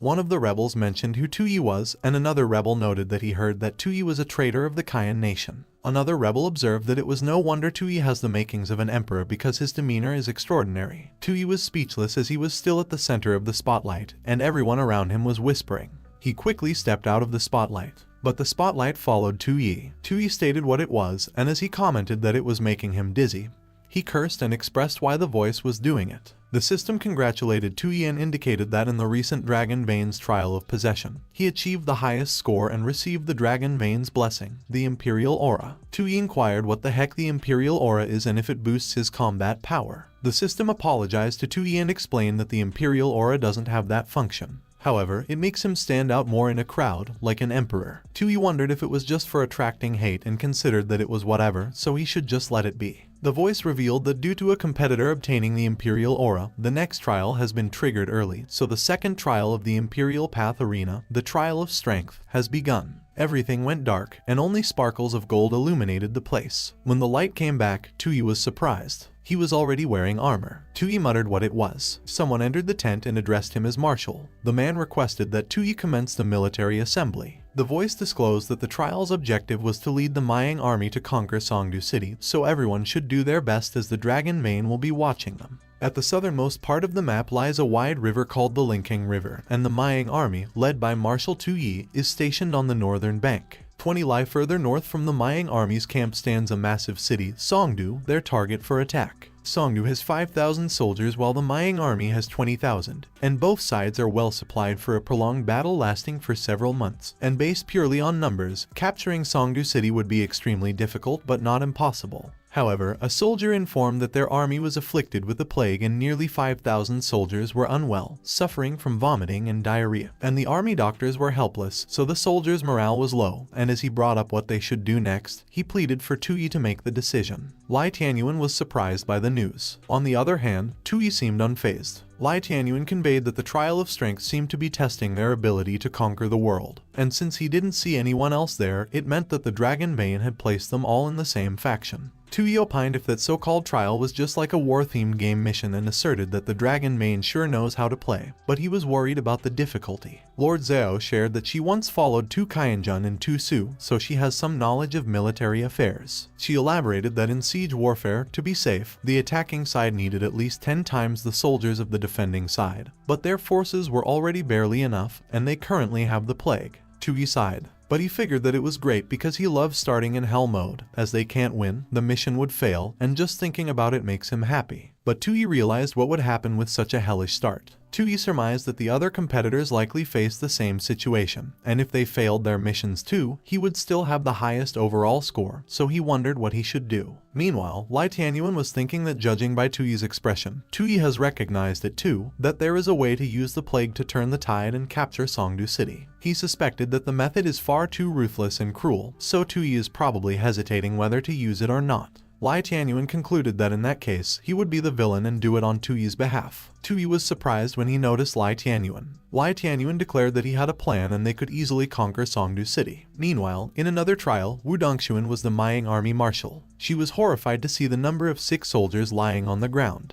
2 soldiers rested beside each other. One of the soldiers was surprised when he saw Wu Dongshuan's glowing hand. Wu Dongshuan used her skill, the highest goodness is like water on the path of Kan. The soldier commented that he felt much better. He mentioned that Wu Dongshuan was a living immortal. The other 6 soldiers looked at Wu Dongshuan with desperation in their eyes. One of the soldiers remarked that Wu Dongshuan should save him too, as he wanted to live. Wu Dongshuan was horrified by the sight. She remembered her tragic past. Wu Dongshuan pondered that with just her strength alone, facing those thousands of patients is like trying to put out a fire with a cup of water. She considered that it was not the time to think about it, as she couldn't just do nothing. Wu Dongxuan explained that everyone shouldn't panic because as long as she's there, they will be saved. She added that anyone who knows some healing techniques should come with her to help save people. Wu Dongxuan started writing prescriptions. She instructed that the rest of them should follow the prescription she has written to prepare the medicine, and make sure the whole army takes it. Wu Dongxuan quickly left. She walked around and checked on the patients. The people in the camp seemed to have calmed down after what Wu Dongxuan did.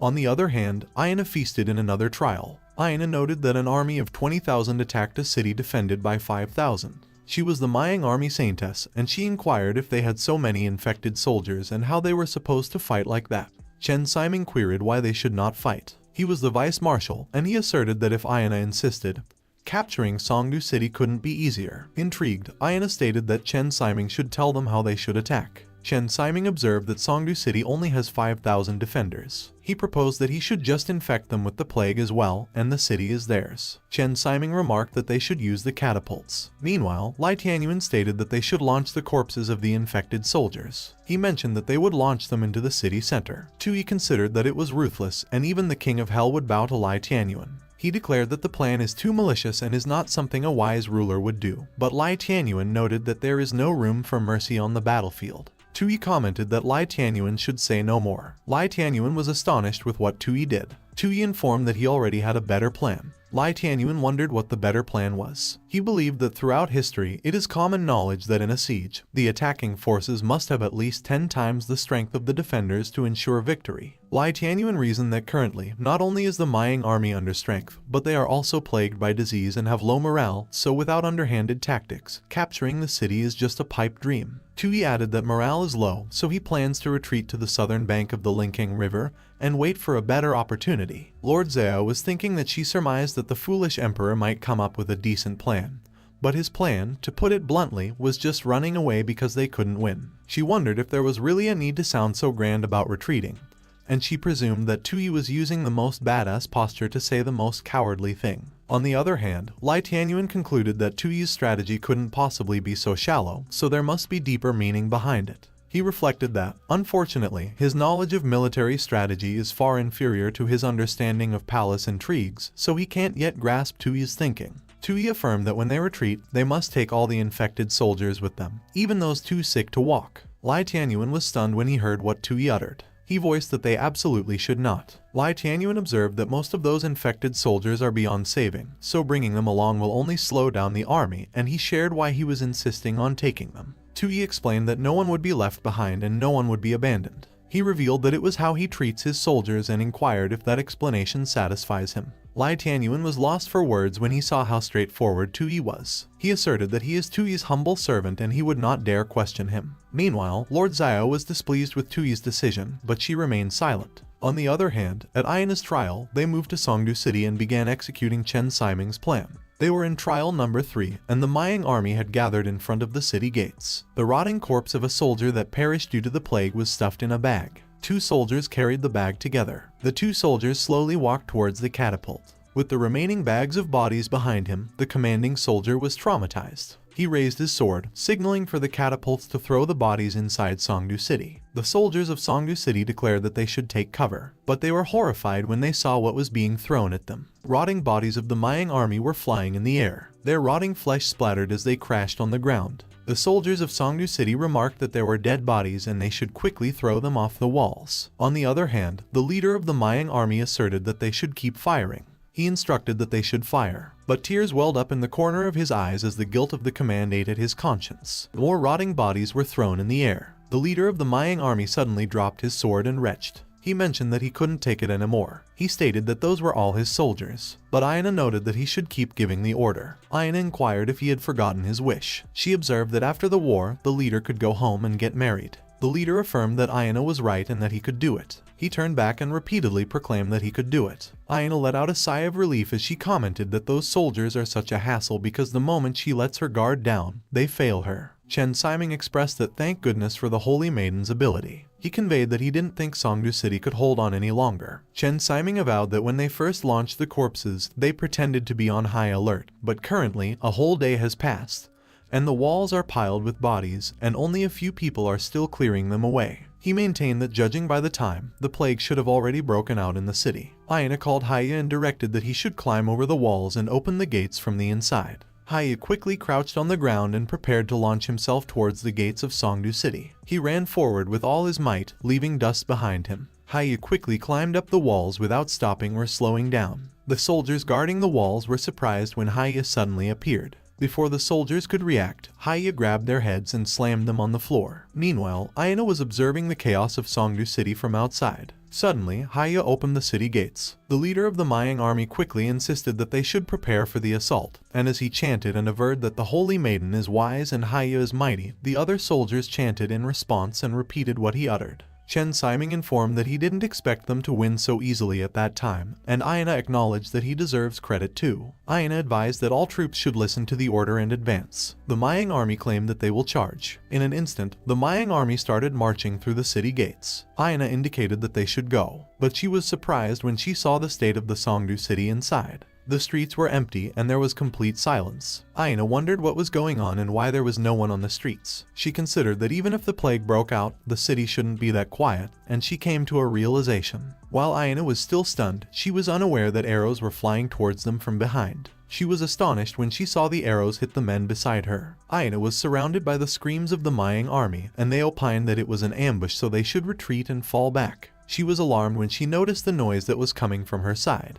Aina saw the soldiers of Songdu City gathered around Lu Yu. Lu Yu confirmed that Aina had finally come in. Aina queried who he was. Lu Yu introduced himself and declared that he is a Kai practitioner from Songdu City. He mentioned that the art he specializes in is manipulating plagues. On the other hand, the Mayang army at Trial Instance 1 started to retreat. Lai Tianyuan gasped for air as he walked with the troops. One of the soldiers inquired if he was okay, and Lai Tianyuan asserted that he was fine, so they should quickly transport the wounded. Suddenly, Jude Shaw called Lai Tianyuan. She noted that she had found something strange, and she wanted to report it to Lai Tianyuan. Jude Shaw observed that there are faint traces of magic energy on all the sick people, so she suspected the plague. Lai Tianyuan probed if she was saying that the plague was caused by someone. Jude Shaw affirmed yes and that there might be a plague sorcerer among the Songdu soldiers. Lai Tianyuan considered that it was close because if they had gone with his plan, they would have fallen right into the Songdu soldiers' trap. Meanwhile, Lord Xiao eavesdropped on Lai Tianyuan and Jude Shaw's conversation. She wondered if Tu Yi saw through everything from the start and if it was the reason why he prepared alone in the camp earlier. On the other hand, the Mayang army at Trial Instance 3 suffered from an ambush of the Songdu soldiers. When Aina heard that Lu Yu manipulated plagues, she immediately realized the cause of the outbreak in their army. Aina examined if it was all part of his design.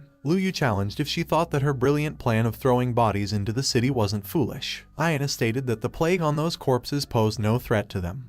But Lu Yu deliberately turned Songdu City into a ghost city to lure them in. Lu Yu claimed that Aina is both intelligent and ruthless, and if she hadn't met him, she could have achieved great things. Aina scoffed and remarked that if Lu Yu dies, there is still a chance to turn things around. She called Haya and ordered that he should kill Lu Yu. Lu Yu was unfazed, and he just glared at them menacingly without saying anything. Aina was puzzled when she saw that Haya did not move an inch. Haya maintained that they can't beat Lu Yu. Both Haya and Aina saw the monstrous aura that Lu Yu released. Terrified, Aina decided what to do. She conveyed that Haya should take her out of there. Chen Siming was surprised when he heard what Aina disclosed. He indicated that Aina should wait for him, but Aina just ignored him and sped to the gates. Aina and Haya were surprised when they saw that the gate was congested. The Mayang army was in a panic to retreat, and they fought over who should go first while they pushed each other. Aina expressed that Haya should go to the walls. But suddenly, one of the soldiers of the Mayang army grabbed Haya's shoulder. More soldiers grabbed onto Haya and commented that the Holy Maiden should save them. The soldiers insisted that they don't want to die and Aina should help them. Aina deemed that they were so annoying.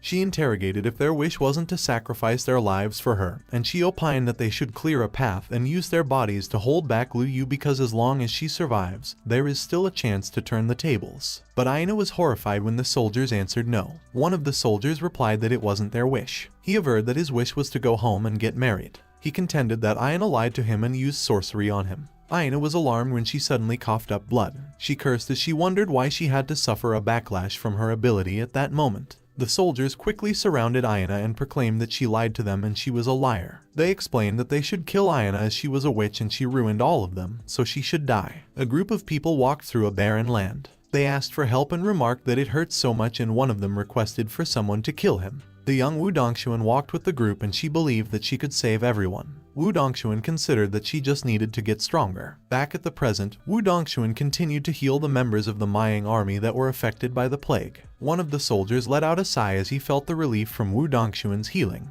But suddenly, Wu Dongxuan started coughing, and one of the soldiers stated that she should stop pushing herself. The soldier noted that Wu Dongxuan will suffer if that continues, but Wu Dongxuan cut him off and declared that she is fine. Wu Dongxuan was surprised when she felt Lu Yu's presence. The soldier was puzzled when Wu Dongxuan conveyed that he was right. Wu Dongxuan maintained that there was no need to continue. She added that soon, they could end things once and for all. Suddenly, one of the soldiers informed that there was an enemy attack. He mentioned that the enemy cavalry attacked. The cavalry of Songdu City was surprised when Wu Dongxuan arrived. Wu Dongxuan exuded a very powerful aura as she faced the cavalry. Her eyes glowed menacingly as she glared at the enemy. Lu Yu inquired if she was the master of magic who suppressed his plague. Wu Dongxuan introduced herself and expressed that Lu Yu could get ready to spread her name in the underworld, while Lu Yu introduced himself and averred that he is a Kai practitioner of Songdu City. Lu Yu observed that Wu Dongxuan was quite impressive to have suppressed his plague.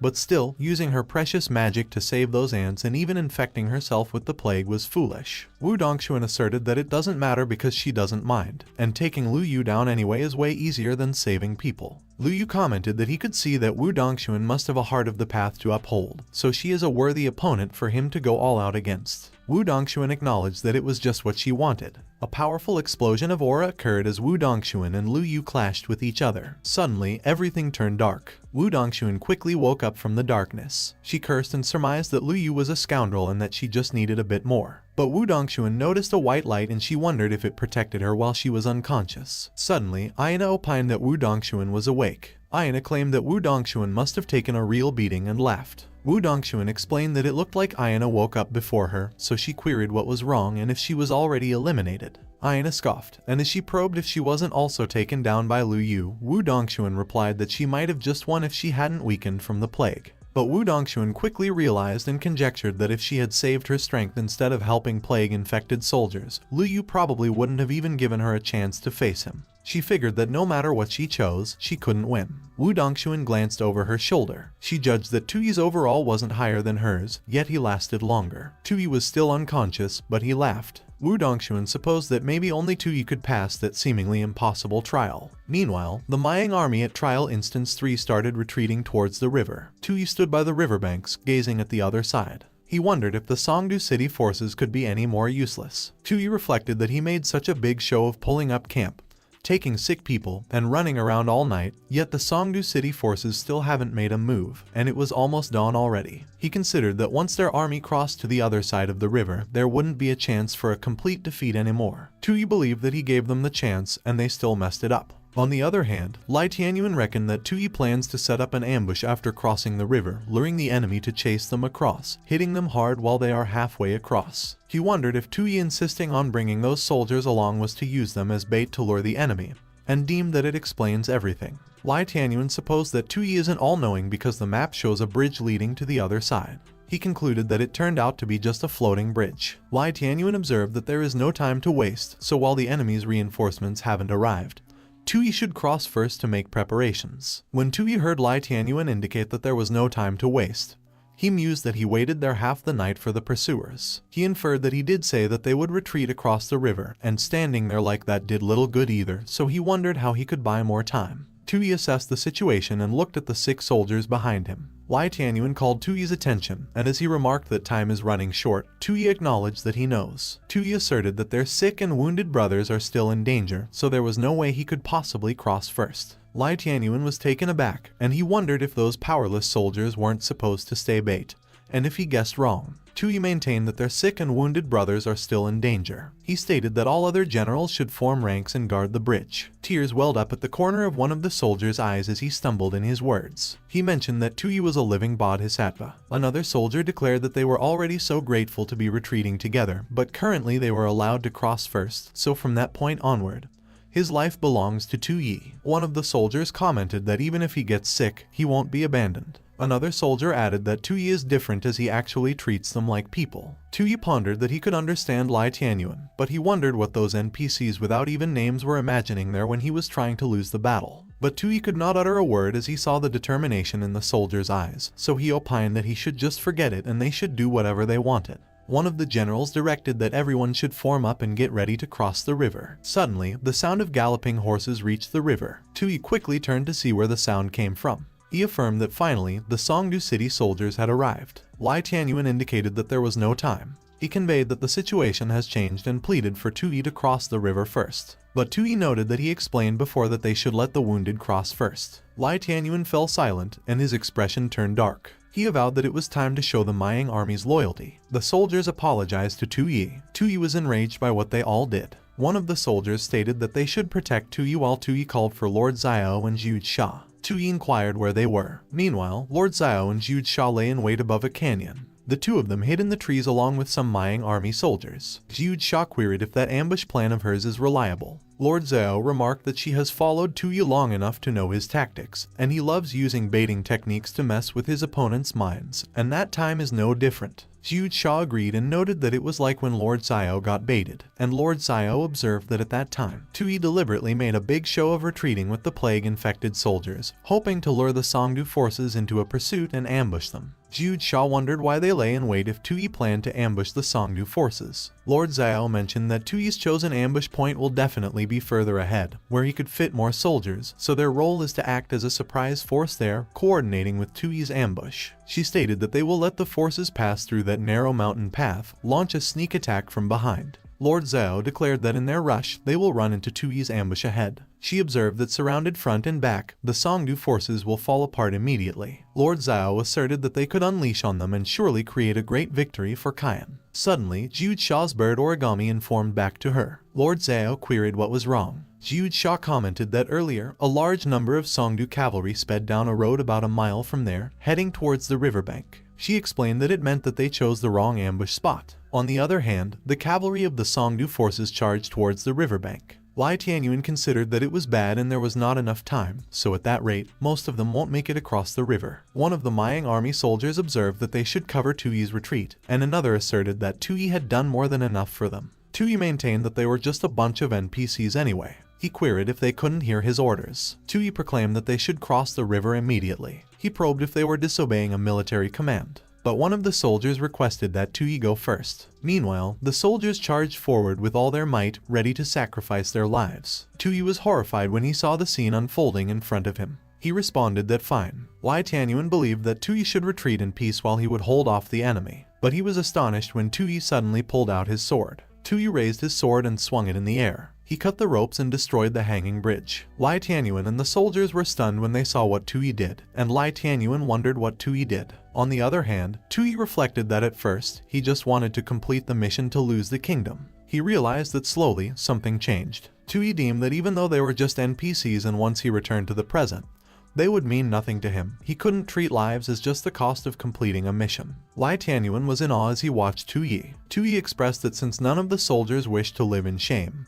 he posed if they would join him in facing death to find life. The orders given to the Songdu army are to seize the moment of the enemy's retreat and low morale to annihilate them completely. The Songdu army charged ahead like they were ordered, but they were unaware that what lay before them was the spear formation led by Tui. The Songdu army was caught by surprise. They were not able to stop in time, and the front line of the cavalry quickly fell into the mercy of the Maiyang army's spears. Decapitated and bloody bodies of the Songdu army were sent flying in the air due to the impact. The Maiyang army troops remained steadfast as the Songdu army panicked at the surprise. More bodies flew up in the air, and the Maiyang army remained intact. Sliced up limbs were all over the place, and it was raining blood. Tui watched as the bloody scene unfolded in front of him. There was an invisible power that was holding the Maiyang army together and giving them strength. Lai Tianyuan concluded that he was thinking too small, as all those ambush and crossing attacks are just a matter of using the terrain to their advantage and facing the cavalry charge. Tui is risking himself to ignite the fire in everyone's hearts. Meanwhile, one of the Songdu army soldiers inquired what he was seeing.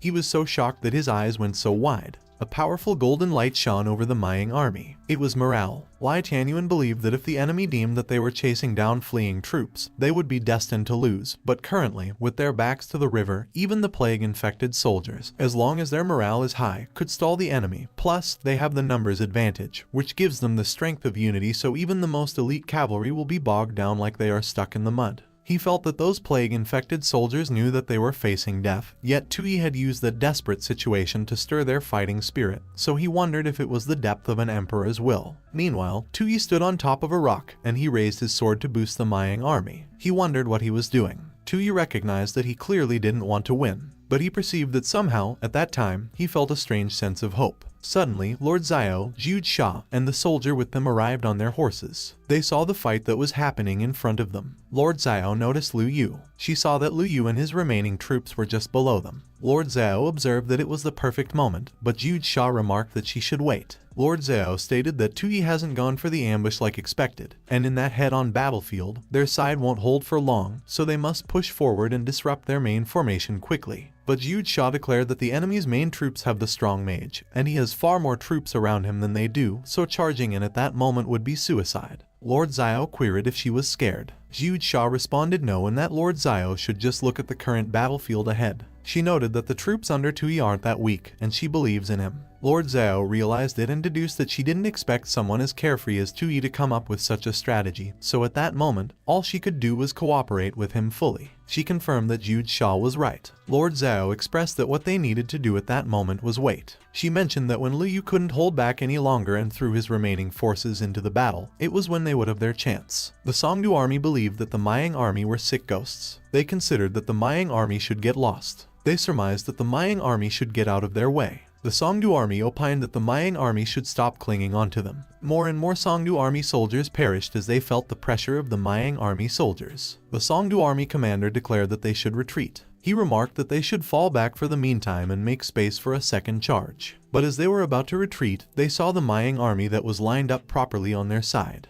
The leader reckoned that the Mayan army had flanked them. One of the Mayan army suddenly stated that even their infected brothers are fighting to death, and they can't let them steal their thunder. They asserted that they should attack and kill every last one of those scoundrels. The leader of the Songdu army wondered how it was possible and what was going on there, and as he concluded that the Mayan army was supposed to be a dying army, he wondered how they became so resilient. He wondered if the leader of the Mayan army was hiding in the back, the one who was using them all as cannon fodder. But to his surprise, Tui suddenly appeared beside him. Tui quickly swung his sword and decapitated the Songdu army leader. With his combat power at 95, Tui noted that he should forget about any trials and about winning or losing because that day, he just wanted to fight to his heart's content. Tui added that the Mayan army should follow him. He ordered that they should charge. Tui was leading the Mayan army to charge towards Lu Yu and his troops. Lu Yu was astonished when he saw that Tui and the Mayan army were fiercely coming at them. Lord Xiao proclaimed that it was time, so they should go. Lu Yu was in a daze, and he didn't make any move. He mentioned that the Mayan army actually forced him to use his last elite troops. Lu Yu observed that it was impressive, but he claimed that it was the end of the line. Lu Yu commented that Tui was still too young, and to actually let himself get worked up and lead the charge personally, he would never do something so foolish. He commanded his elite troops to charge forward. Lu Yu deemed that even in the worst case of a frontline collapse, with his abilities, he could safely retreat to Songdu City and continue holding the line. But he was astonished when he started hearing the sound of galloping horses from behind. Lu Yu turned and saw the Mayan army troops that were being led by Lord Xiao charging at them. Lord Xiao exclaimed that it was their chance. She suggested that they should go support Tui, and Jude Sha acknowledged that she got it. Lu Yu was surprised, and he couldn't believe that there was another force coming up from behind. On the other hand, Tui figured that Lord Xiao was a traitor. Tui believed that he should kill. To fight to his heart's content was his only idea at the moment. He was surprised when he noticed the Songdu army coming towards him. Their full force charged fiercely toward him. Lai Tianyuan felt that it wasn't good, and as he wondered if it was the Songdu army's trump card, he was worried that Tui would get injured. The flag of the Songdu army waved high up in the air, but suddenly, it got shredded into pieces. Jude Sha attacked the Songdu army with her fireball spell while carrying the flag of the Mayan army. Lai Tianyuan was stunned by what he witnessed. One of the soldiers of the Songdu army tried to run away, but he was quickly surrounded by the Mayan army. They declared that the main general of the Songdu army has been killed. They chanted and repeatedly spoke that they should surrender and they will be spared. One of the soldiers of the Songdu army noted that their command flag had fallen. He inquired if they lost when a horse suddenly stepped on his back. Their entire army retreated, and one of them stated that they should get out of his way and anyone who was afraid should move aside. They had lost their will to fight, morale was shattered, and the cavalry trampled over itself. The Mayan forces seized the victory and achieved a massive triumph. Meanwhile, Lu Yu uttered no. He was still alive. He was not dead yet. But Lord Xiao replied that whether he is alive or not doesn't matter anymore. He laughed maniacally. He responded that he lost. He didn't expect Tui's plan, which interlocked every step and was truly brilliant. Lai Tianyuan expressed that Lord Xiao and Jude Shaw's ambush was part of Tuyi's plan too. From the retreat to the last stand, capturing the leader was a true masterpiece. But Tuyi mentioned that he didn't know what he was talking about. Lai Tianyuan immediately explained that he is his servant, so he understood that with the level of trust between the two of them, such a secret couldn't be revealed beforehand, but he will strive to do better in the future. Tuyi was suddenly surprised when he felt tremors in his hands. His hands had bruises on them, and he trembled in excitement. He looked around him. The soldiers repeatedly revealed that they won and they could go home, so long live the marshal. He could see how happy they looked. That is when everything finally sunk in. He realized that they won after all. Tuyi was sent back to the Dragon Vein. The voice stated that the commanding troops, life and death together, unified in purpose, instilling strength in the arm, and inspiring loyalty from the soldiers, were excellent. And the strategy, swift as the wind, steady as a forest, aggressive as fire, immovable as a mountain, unpredictable as shadows, and striking like thunder, was excellent. It remarked that he passed the strength assessment in the overall evaluation, a rare talent capable of ruling the world.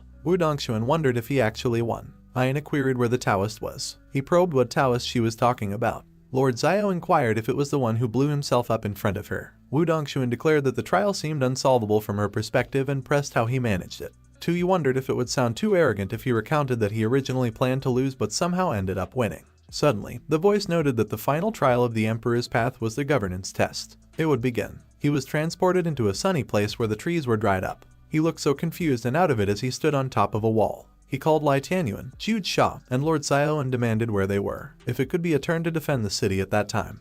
But he commented no because from the name governance test, it should be related to ruling the country. He was surprised when he saw what was over the wall. One of the people mentioned that they will be giving him everything he owns for him to just sell some grain. Another person observed that someone was watching, and the others beseeched for help and to let them in. One of the people pleaded to be saved. Another voiced that she would do anything. Another responded that they should just let his child go in. And another spoke that the corrupt officials should open up. Tuyi watched as the people below him pleaded. He wondered if he was supposed to save those refugees at that time. He watched over the refugees below him. At the same time, more refugees swarmed the city gates. Meanwhile, the others were watching him. Jude Shaw demanded what he would do if it were him. Lai Tianyuan elaborated that there was no saving those people and he can't save anyone. He will let them all die. Wu Dongxuan expressed that it was a famine. Lai Tianyuan revealed that wherever the refugees pass, the ground is left barren and desolate. The tree bark, earthworms, grassroots, even soft soil, all disappear. The poor either starve or die from eating random things, while the rich couldn't buy anything, burdened by their wealth or targeted by robbers. Without enough food, everyone faces a dead end. Yet famine itself is not the most terrifying thing. It was people turning to cannibalism. One of the weak men was puzzled when the other refugees suddenly surrounded him. He indicated that they should wait, but all he could do was scream in pain as the others devoured him. They turned to cannibalism and were chomping on the bloody meat without a care in the world. The scene made Lai Tianyuan want to vomit, and Jude Shaw got worried for him. Lai Tianyuan remarked that thousands of refugees gathering together is like a raging flood, and to a dynasty, it is practically the end.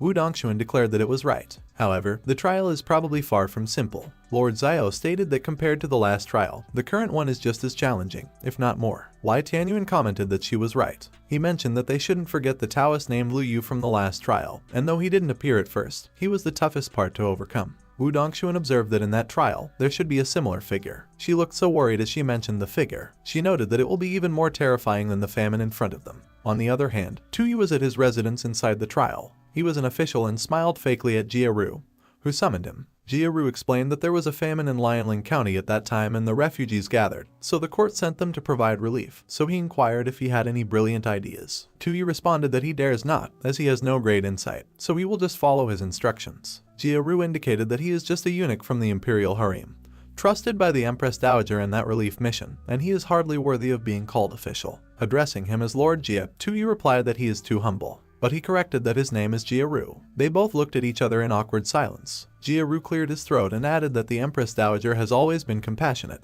and couldn't bear to see people suffer. If the Empress Dowager's 60th birthday weren't next month, they would naturally have to help her ease her worries as her loyal servants. Tuyi wondered who called themselves a servant and if he insulted himself. He should leave him out of it, but he wondered if he was hinting at the trial's goal. They needed to resolve the famine within a month, which is a big challenge. But Jia insisted that he must be joking and queried where they would settle all those refugees to resolve the famine and how much manpower and resources it would take because the treasury isn't exactly overflowing. Tuyi considered that it was not about resolving the famine then. Jia maintained that as long as the refugees stay alive, the court has many more considerations. They just needed to make sure that on the Empress Dowager's birthday, the refugees didn't cause any trouble, and was all. Tuyi was taken aback. He wondered if they could actually get away with that and reckoned that he was even more of a tyrant than he was. Jia-Ru affirmed that the Empress Dowager did allocate some relief funds, so they should use them to buy grain from the city's merchants, along with some reserve grain from the government sparehouse, distributed sparingly, and it will be enough for those refugees outside the city to last a month.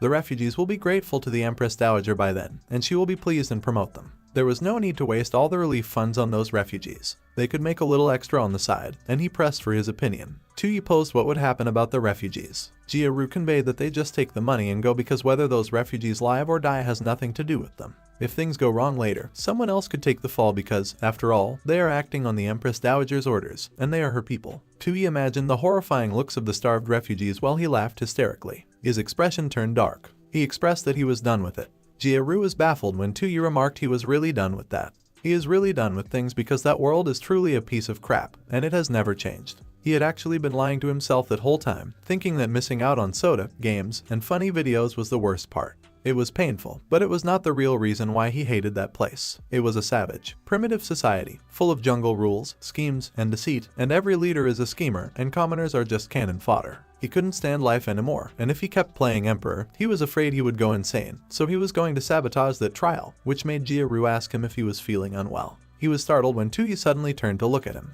Tuyi stated that as an NPC, he sure talks too much. He grabbed his arm that was wrapped over his shoulder. He threw him on the floor. Jia-Ru hit the floor face first. Tuyi declared that he was raising the grain prices and would tell the refugees directly that the court didn't care about them, so if they wanted food, they could go and steal it. If the refugees were going to starve anyway, they might as well stop clinging to false hope. Jia-Ru groaned in pain as he picked himself up off the floor. He wondered if he was crazy. Tuyi had that evil look on his face as he smiled at Jia-Ru. Jia-Ru commented that taking a little profit is one thing, but if he stirs up a rebellion during the Empress Dowager's birthday, he is going down, and he shouldn't drag him with him. He was surprised when he stepped on his face. Tuyi insisted that he didn't care if he stirred up a rebellion. He will deal with that later, but at the moment, he is the one in charge. Jia-Ru was speechless. Suddenly, guards noted that they heard some noise and pressed what happened. Tuyi mentioned that Jia-Ru suddenly went mad, so they should take him to rest. He looked at him ominously. Jia-Ru was horrified when he realized the situation. He indicated that Tuyi was the one who was mad and his whole family was mad, and as he screamed while the guards dragged him away, Tuyi revealed that his condition was severe so they should watch him closely and not let him leave no matter what he uttered. Time passed and evening came. Meanwhile, Wu Dongshuan observed that Jia-Ru may be despicable, but his approach at least guarantees the refugees a month's supply of food.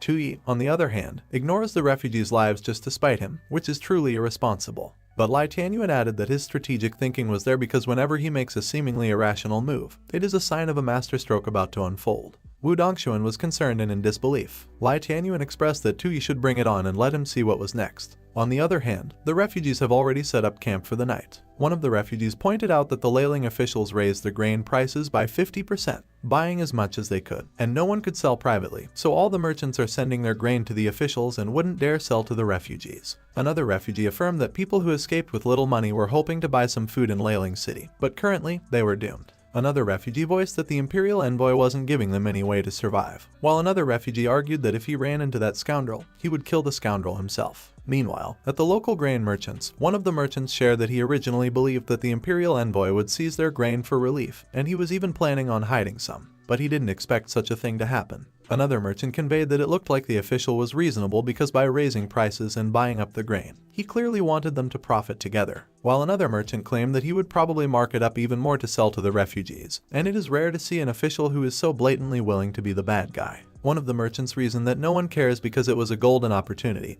and he will start importing grain from nearby countries right away. But one of the merchants inquired what would happen if the shipment gets robbed along the way. Another merchant queried what there was to be afraid of when those sickly refugees are almost dead, and he imparted that the refugees won't be able to rob anything, so they should just spend a bit more to hire guards, and the profits will be massive. Tuyi was talking to himself, and he remarked that he shouldn't be soft-hearted, as he just wanted to return to reality. Those refugees were all NPCs and are all fake, so he hasn't harmed anyone. He should end the trial, and world will disappear, which is the best outcome. Suddenly, he heard some noise. One of the guards called him and informed that Jia-Ru had escaped outside the city. He wondered what would happen if Jia-Ru informed the Empress Dowager ahead of time. They should hurry and chase after him. A few moments later, the refugees could hear the city gates opening. Tuyi and the guards charged outside the gate on horseback. Guilt was evident on his face as he looked around. He saw skinny men sitting on the ground. Some of them were already lying on the ground beside a dead horse. The camp reeked of death, and the attention of everyone in the camp was on them. One of the guards inquired if they should go back.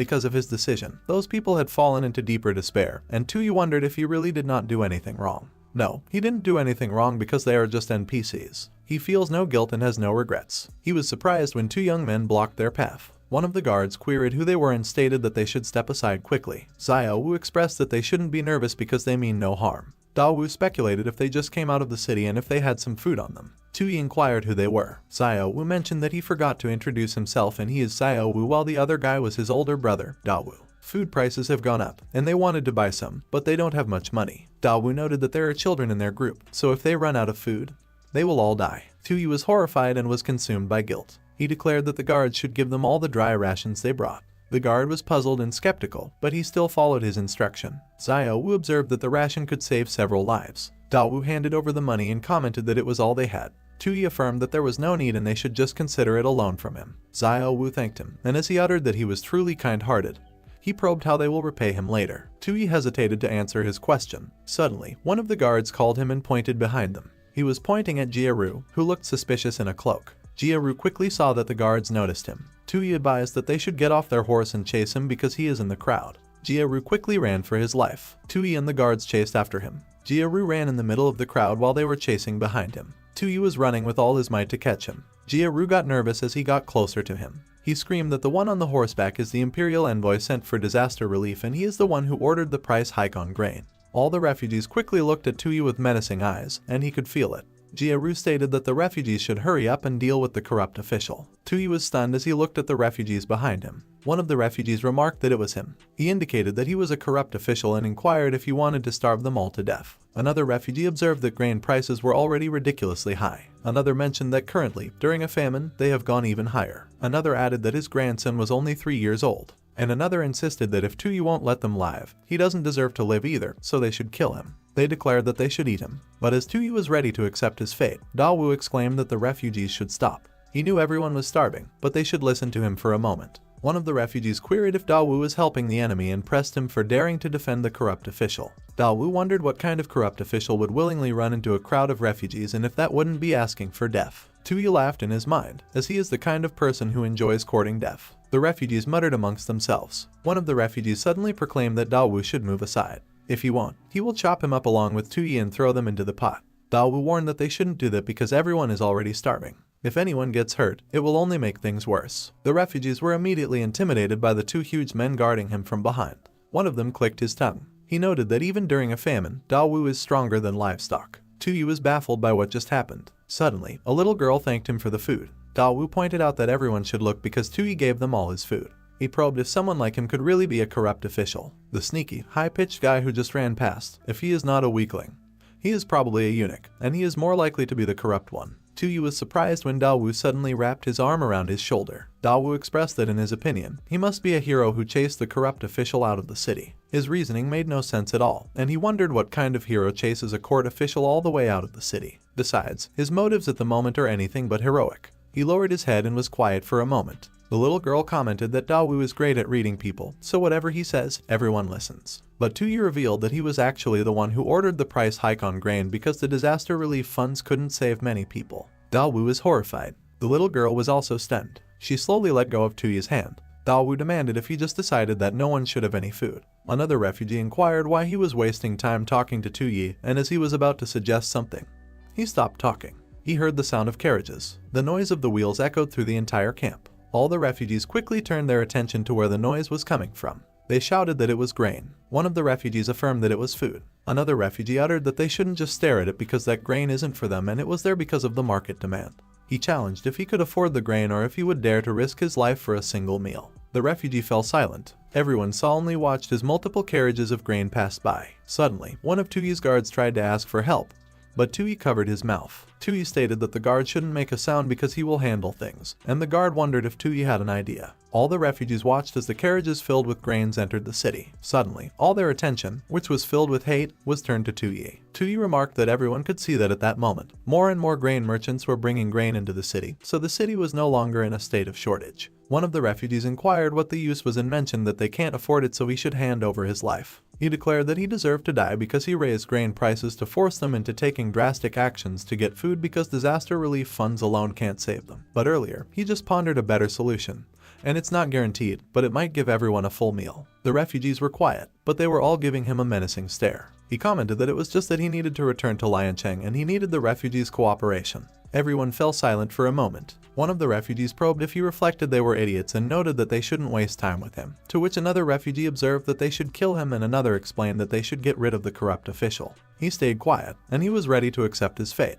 But Dawu, who was also enraged, approached Tu Yi. He challenged why they should trust him, why they should believe what he was saying. What qualifications did he have to make promises to them, the disaster victims, when he is someone who decides the life and death of thousands with one order, and what reason does he have to keep his word to them? The other refugees were stunned when they saw his reaction. Tu Yi was silent for a moment as he stared at him. He affirmed that he had no guarantees and all he could give them were two choices. They could take him hostage and force the guards to open the city gates. 10,000s of refugees could storm the city, raid his mansion, and take everything, becoming a mob. And even if they do that, he won't blame them. The second choice was that they could trust him to save every one of them and believe that he genuinely wanted to help them. Dawu was stunned. Suddenly, the little girl spoke up. She asserted that she thinks Tu Yi is not lying to them. Dawu let out a sigh. He interrogated for their opinion and if they will trust Tu Yi that once, or if they would simply become a mob of murderers and thieves. One of the refugees replied that he doesn't have the strength to kill and rob, and another responded that there is no other option anyway, so they should trust him at that time. Tu Yi was relieved. Dawu recounted that he believes in him too, but not because of what he insisted. It was because of the look in his eyes that he would take a gamble on him. Xiao Wu chimed that his quiet big brother, who barely says a word, just maintains so much, so he will trust him too then. The little girl specified that she believes in him too. One of the refugees reasoned that he will listen to Dawu, and another conveyed that no one is allowed to touch Tu Yi or they will be his enemy. Another refugee voiced that if there is no grain, they will eat Tu Yi, and they laughed. Another confessed that he is tired of rice and flour, so he should get him more wine and meat. And another acknowledged that he shouldn't make him wait too long because he has already gnawed the bark off all the trees nearby. He revealed that he understands and he definitely won't let them down. He returned to the city under the protection of the two brothers, and along the way, the three of them discussed their plan, and the brothers agreed to fully cooperate. He was frantically recalling the knowledge from his elementary school textbooks, preparing to use modern economics to fight against that corrupt world. He informed that the weather was getting colder, so it was time to bankrupt the grain merchants. Over the next 2 days, Tu Yi continued raising grain prices, and most of the disaster relief funds were used up, but the high-priced grain purchases showed no signs of slowing down. He smiled evilly. He took the opportunity to raise tariffs, yet grain merchants from all over still flocked to sell grain. However, the merchants, hoping to make a big profit, were met with bad news. A notice stated that the granaries were full and grain collection had been suspended. Tu Yi laughed as he watched the merchants read the notice. A few moments later, one of the merchants inquired how he could go back on his word. If he didn't promise he would buy as much as they brought. Another complained that he had invested a lot of money in that business, so if he stopped collecting grain, the transport costs and the fees for the escort service would ruin them. Tu Yi apologized and clarified that he had planned to build more granaries while continuing to collect grain. He didn't expect the grain to arrive so quickly, because with famine happening, he assumed there wasn't much grain in the surrounding areas. But everyone shouldn't worry because he has already ordered the construction of new granaries, and one of the merchants queried when they will be finished. He replied that the workers are working hard on it, but it seems like it is going to rain soon, so the construction might be delayed a little. The merchants imagined the rain. One of them mentioned that if it rains, the grain will mold, and another remarked that if they still need to figure out storage, they will lose everything, even their underwear. Tu Yi agreed and wondered aloud what they were supposed to do, unless they sell it directly to the disaster victims. The merchants were horrified. A few days later, rain fell from the sky. One of the merchants observed that there is still no movement with the granaries and speculated if they were scammed.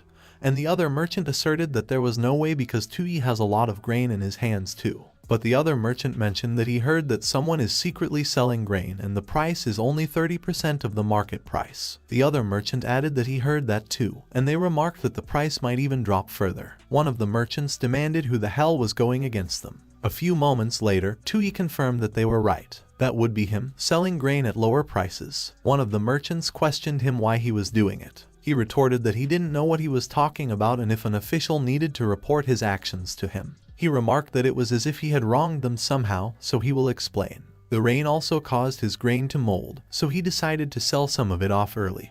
But they all held back from buying, forcing him to lower the prices. The merchant looked doubtful as he listened to him. He added that he could sell it to them at 30% of the original price too, and if they do the math, they are still making a profit. The merchant explained that they only had grain at the moment and not money. Even if they bought it, it would just rot in their hands. Tui concluded that there was nothing left to discuss and everyone could fend for themselves. One of the merchants informed them that he would take his leave. The other merchant responded by bidding him farewell. Suddenly, Xiao Wu and Da Wu arrived. Tui remarked that they were panicking. Over the past few days, Tui secretly gave the Wu brothers some grain, and they claimed the grain was purchased from inside the city and prices were still dropping. And by buying grain at low prices from the city, the two brothers gradually gained the trust of the disaster victims. They assured the victims that if they were patient, grain prices would continue to fall, and the victims managed to get by with the grain Tui secretly provided, putting constant pressure on the grain merchants. The merchants, though aware someone was secretly transporting grain out, were helpless and gradually began to lose their composure. Xiao Wu observed that Tui was something else because he had been toying with all those grain merchants single-handedly. He replied that it was nothing and he had just taken over enough bad stock in the market before,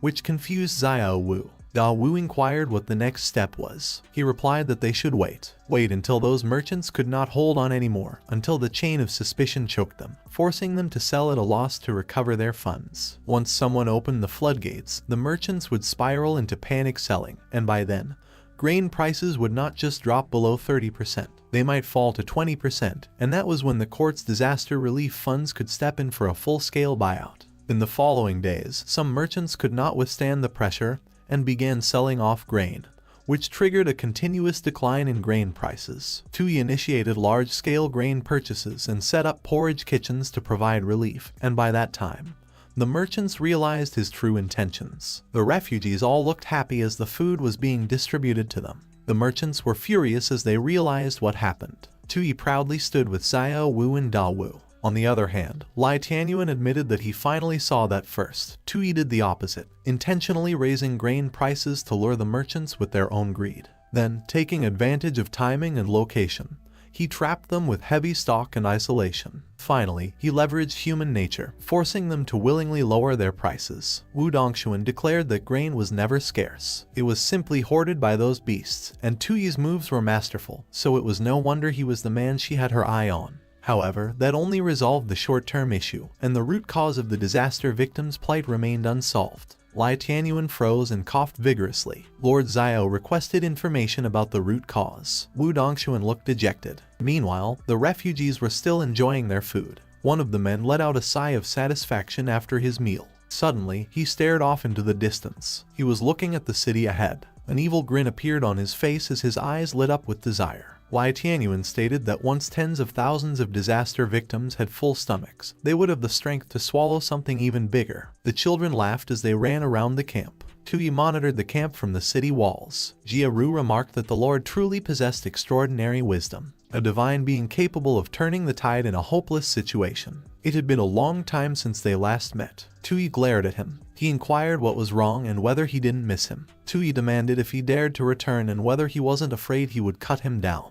Jia Ru countered what kind of talk that was and whether their goals really conflicted, and he added that although he drove him away, his brilliant plans still earned his admiration, so the Empress Dowager would surely reward him upon learning that.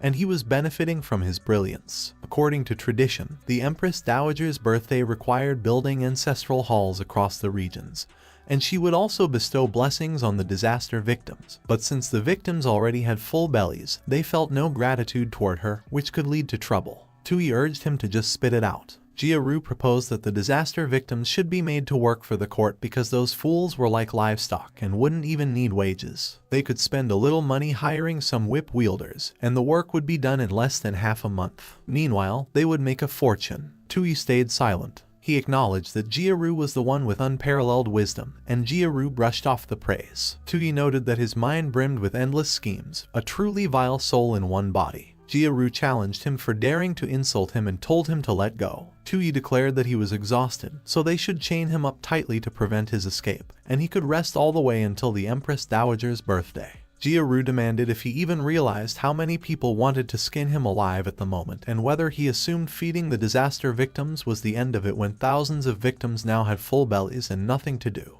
If they stirred up trouble, he would be in deep water. Tui said nothing and remained by the wall. but he realized that what Jia-Ru expressed carried some logic. Such a large gathering of people truly posed an unstable factor, and those grain merchants were entrenched local powers, some possibly backed by influential figures in the court. He suddenly froze. He recognized something. A few moments later, he thanked the merchants for coming and apologized for the sudden gathering. He informed them that he had good news to share, a chance to make money. But the merchants dismissed it as nonsense. He explained that all details were self-explanatory as he handed out the pamphlets. One of the merchants read its contents. He was so astonished that he cursed and inquired if they were building an ancestral hall for the Empress Dowager, and he exclaimed that it was such a massive project. Another merchant observed that if they secured that job, the profit could last them a lifetime. One of the merchants speculated that for Tuyi to obtain such a task, his connections must be incredible.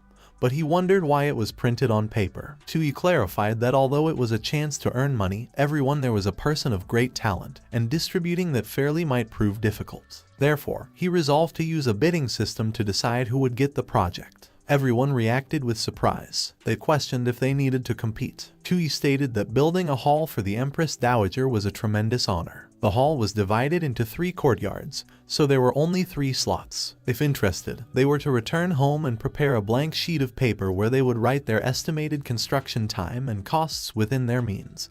But there was no rush. One of the merchants proposed that they should find some paper, while another warned that they shouldn't fight him for it and shouldn't force him to get rough. Tuyi reminded them that the court wasn't short on money, so they shouldn't undercut themselves too much. As long as the requirements were met, they were told to feel free to give it a shot, and the worst case would be 9 generations wiped out. They acknowledged that they understood and remarked that making money was secondary because even if unpaid, it was an honor that would shine on their ancestors for 8 generations. They considered that working on a royal project was a golden opportunity, and even if they lost money, they would make up for it elsewhere, not to mention the Empress Dowager's rewards, and perhaps they would even secure an official position. With the idea of taking on a royal project at a loss, they clashed fiercely, driving their bids to the lowest levels. Assigning the project to 3 merchants would at least improve relations with 3 major families, and they would also start competing for workers, so the disaster victims' wages would only increase. Kai expressed his gratitude to Tuyi and admitted that he never expected someone like him would ever get the chance to serve the Empress Dowager,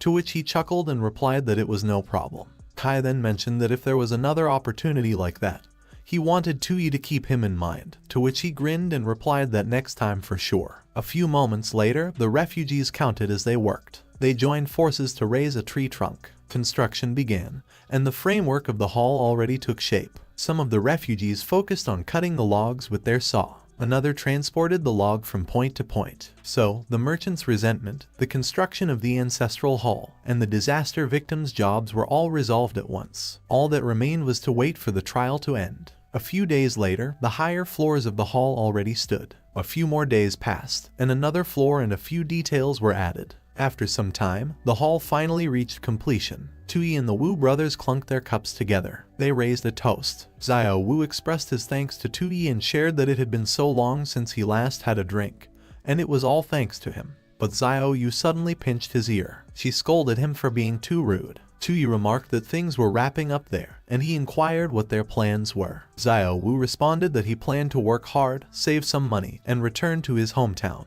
where he intended to raise a huge flock of chickens, ducks, and geese, while Da Wu added that he would stay with Xiao Wu, and once it was all over, they would find a place to start fresh. Tuyi realized that he succeeded. He made the terrible world a little better. The next day, Da Wu called out to see if anyone was inside and stated that they were there to collect their wages. He called out again, asking where everyone was. Suddenly, Jia-Ru accused the refugees of showing no gratitude for royal grace. He condemned them for trespassing in a government compound. He declared that they were harboring malicious intent. He ordered that they should be executed without mercy. Arrows soared into the air. Da Wu shrieked as those arrows rained down on them. Jia-Ru let out a wicked laugh. He tried to cover his mouth, but he failed to suppress his evil laughter. Xiao Wu inquired how it came to that and screamed. Tuyi was taken aback. Xiao Wu mourned over Da Wu. He demanded how that could happen. With his last breath, Da Wu revealed that someone shot arrows at them while collecting wages. It was a trap. He stared at Tuyi. He insisted that he wouldn't betray them. Xiao Wu called Da Wu when he fell silent. He cried in agony. Meanwhile, the other refugees glared at Tuyi. Xiao Wu demanded what was really happening there and what was going on. On the other hand, Jia-Ru proposed that they should dispose of those corpses and deploy the troops to exterminate the rebels. One of the soldiers wondered why he just let one of the rebels go. He reasoned that the officials were still pretending to soothe the people, so letting one person go would allow them to report back, giving them some time to react. He probed what he assumed the envoy would do, and the soldier realized it. He confirmed that exactly afterward, in front of the Empress Dowager, it would naturally be blamed on the envoy for mishandling disaster relief, sparking the rebellion, and being killed by the rebels. Meanwhile, he who quelled the chaos would be credited with success and blameless. The soldier warned that the rebels had large numbers, so forcing them into rebellion like that might be dangerous. He retorted that it was because he didn't understand refugees and the ones they killed were their leaders. Their deaths would certainly incite anger among the people. But after they killed the envoy, most of that anger would be vented, and what remained would be fear of murdering an imperial official. Refugees like those, no matter how many, were nothing but stray dogs waiting to be slaughtered. They just needed to pacify one group and exterminate another, and they wouldn't cause any significant waves. One of the soldiers remarked that Jia-Ru truly had masterful hands because that intricate plan manipulated both the envoy and the refugees perfectly, repairing the shrine, suppressing the rebellion, and eliminating a political rival in one move. It was truly killing 3 birds with 1 stone. Meanwhile, everyone watched as he stated that it was about time and he was wondering how the envoy's corpse was doing. Wu Dongshuan confirmed that Lai Tianyuan's assumption was correct. The greatest obstacle in that trial was indeed Jia-Ru. Aina remarked that the scumbag looked like he was clearly waiting to backstab at the most critical moment. It was a talent and was just her type. Lai Tianyuan explained that on the surface, it was about saving the people, but in reality, it was the way of governance, and compared to an open battle, it was even more dangerous. Wu Dongshuan muttered that they should forget being an emperor since she wouldn't even want to be a minor official because all those twists and schemes were only suitable for cunning folks like them. Lai Tianyuan pondered what Tuyi planned to do next. On the other hand, Tuyi examined Da Wu's body. Suddenly, he stifled a laugh. He chuckled as he realized that it was how it was. The game was never meant to be played like that. One of the refugees grew alarmed when Tuyi snatched away his torch. They claimed that he had gone mad, but one of them argued that he was pretending to be foolish to escape, so they should quickly chase him. Meanwhile, Xiao Wu realized what direction Tuyi ran to. Tuyi declared that it was the first time he had actually succeeded at something, letting people no longer go hungry or live in poverty. So he really did his best, and it was beyond his usual ability. But adding a little luck, it was the peak of his life after transmigrating. But it didn't matter because all that talk of dragon veins and system playing by their rules meant leaving his own fate in someone else's hands. He wondered how he could possibly win. However, he admitted that he was really bad at playing chess but amazing at flipping the board. To hell with their Empress Dowager's birthday. One of the refugees grumbled that he just polished the hall 2 days ago with tung oil. But the torch already reached the hall. In an instant, it was set ablaze. Xiao Wu stood stunned. Tuyi mentioned that at that time, he had something to say to all of them. Tuyi inquired of the refugees whether they knew why they were still so poor, unable to afford food, and living as disaster victims despite so many rich people and so much food in Leicheng. At that point, the fire already grew so much, and it consumed the hall. Tuyi declared that it was because they only dared to beg them to spare their leftover food and exchange their endless wealth for their hard labor. After all that, they still needed to be grateful because if they showed the slightest dissatisfaction, they would be labeled as rebels by them. The reason they dared to treat them like that was precisely because they were sure that they wouldn't dare to flip the table. Because flipping the table meant risking their lives. But he questioned them about what they had left to lose at that time. He inquired what else they had aside from their lives and warned that if they continued to stay silent, that would be the last thing they lost. A bright golden light emerged from his body. Wu Dongshuan speculated what it was and whether it was the aura of emperors. Tuyi urged that they should go and fight and pick up their weapons. The refugees' eyes reflected determination and malice. He proclaimed that they should go and fight. They should resist. They should defend their dignity as humans. They must take back what was rightfully theirs. One of the pillars of the hall finally collapsed due to the fire. He insisted that they should take back what belonged to them and they should go because the barefooted didn't fear the shot. They should rise up and rid the people of that scourge. On the other hand, Jia-Ru remained speechless and one of the soldiers indicated the shrine. He confirmed that he saw it. He wondered whether killing the envoy wasn't enough to vent the anger of those damned lowlifts and reasoned that they were not only losing money at that point, but cleaning up that mess would also be troublesome, so he wouldn't let them get away with it. He demanded why the soldiers were still dawdling. He ordered that they should leave the city and suppress the bandits immediately. But the soldiers froze when they opened the gates. They witnessed the evil stares of the refugees waiting for them outside. The refugees lunged forward at the soldiers with their pitchforks and makeshift weapons. Jiaru demanded if they had all gone mad and if they weren't afraid of being sentenced to death by the court for gathering a crowd to rebel. But he appeared horrified. He noticed that Tui was with the refugees. He inquired why he wasn't dead yet. But he convinced himself that he should wait and calm down because they were just disaster victims who ate a few full meals and were still skin and bones. So there was no need to panic. As long as they killed Tui, the credit for quelling the rebellion would still be theirs. He ordered that the archers should aim at the traitorous envoy. They were instructed to shoot to kill. But he became horrified when he realized that instead of soldiers, the refugees were the ones behind him. He demanded where the soldiers were. He backed up as the refugees walked towards him. He gritted his teeth. He declared that Tui was a treacherous rebel who gathered a crowd to rebel and deceive innocent commoners, and he, as a court official, used deceitful words to stir unrest, embezzled relief supplies, and exploited the good people. But Tui remained silent and simply glared at him. He insisted that everyone must not trust that kind of scoundrel. He questioned the refugees if they believed him, but the refugees continued to walk towards him. Da Wu was one of them. He looked horrified and demanded if he wasn't shot full of arrows. Tui simply watched quietly as he screamed. The refugees picked Jiaru up and raised him in the air. They threw him over the wall. Meanwhile, Lai Tianyuan reflected that his whole life he was fixated on schemes and calculations, playing within the game, challenging the heavens, only to be no different from a eunuch.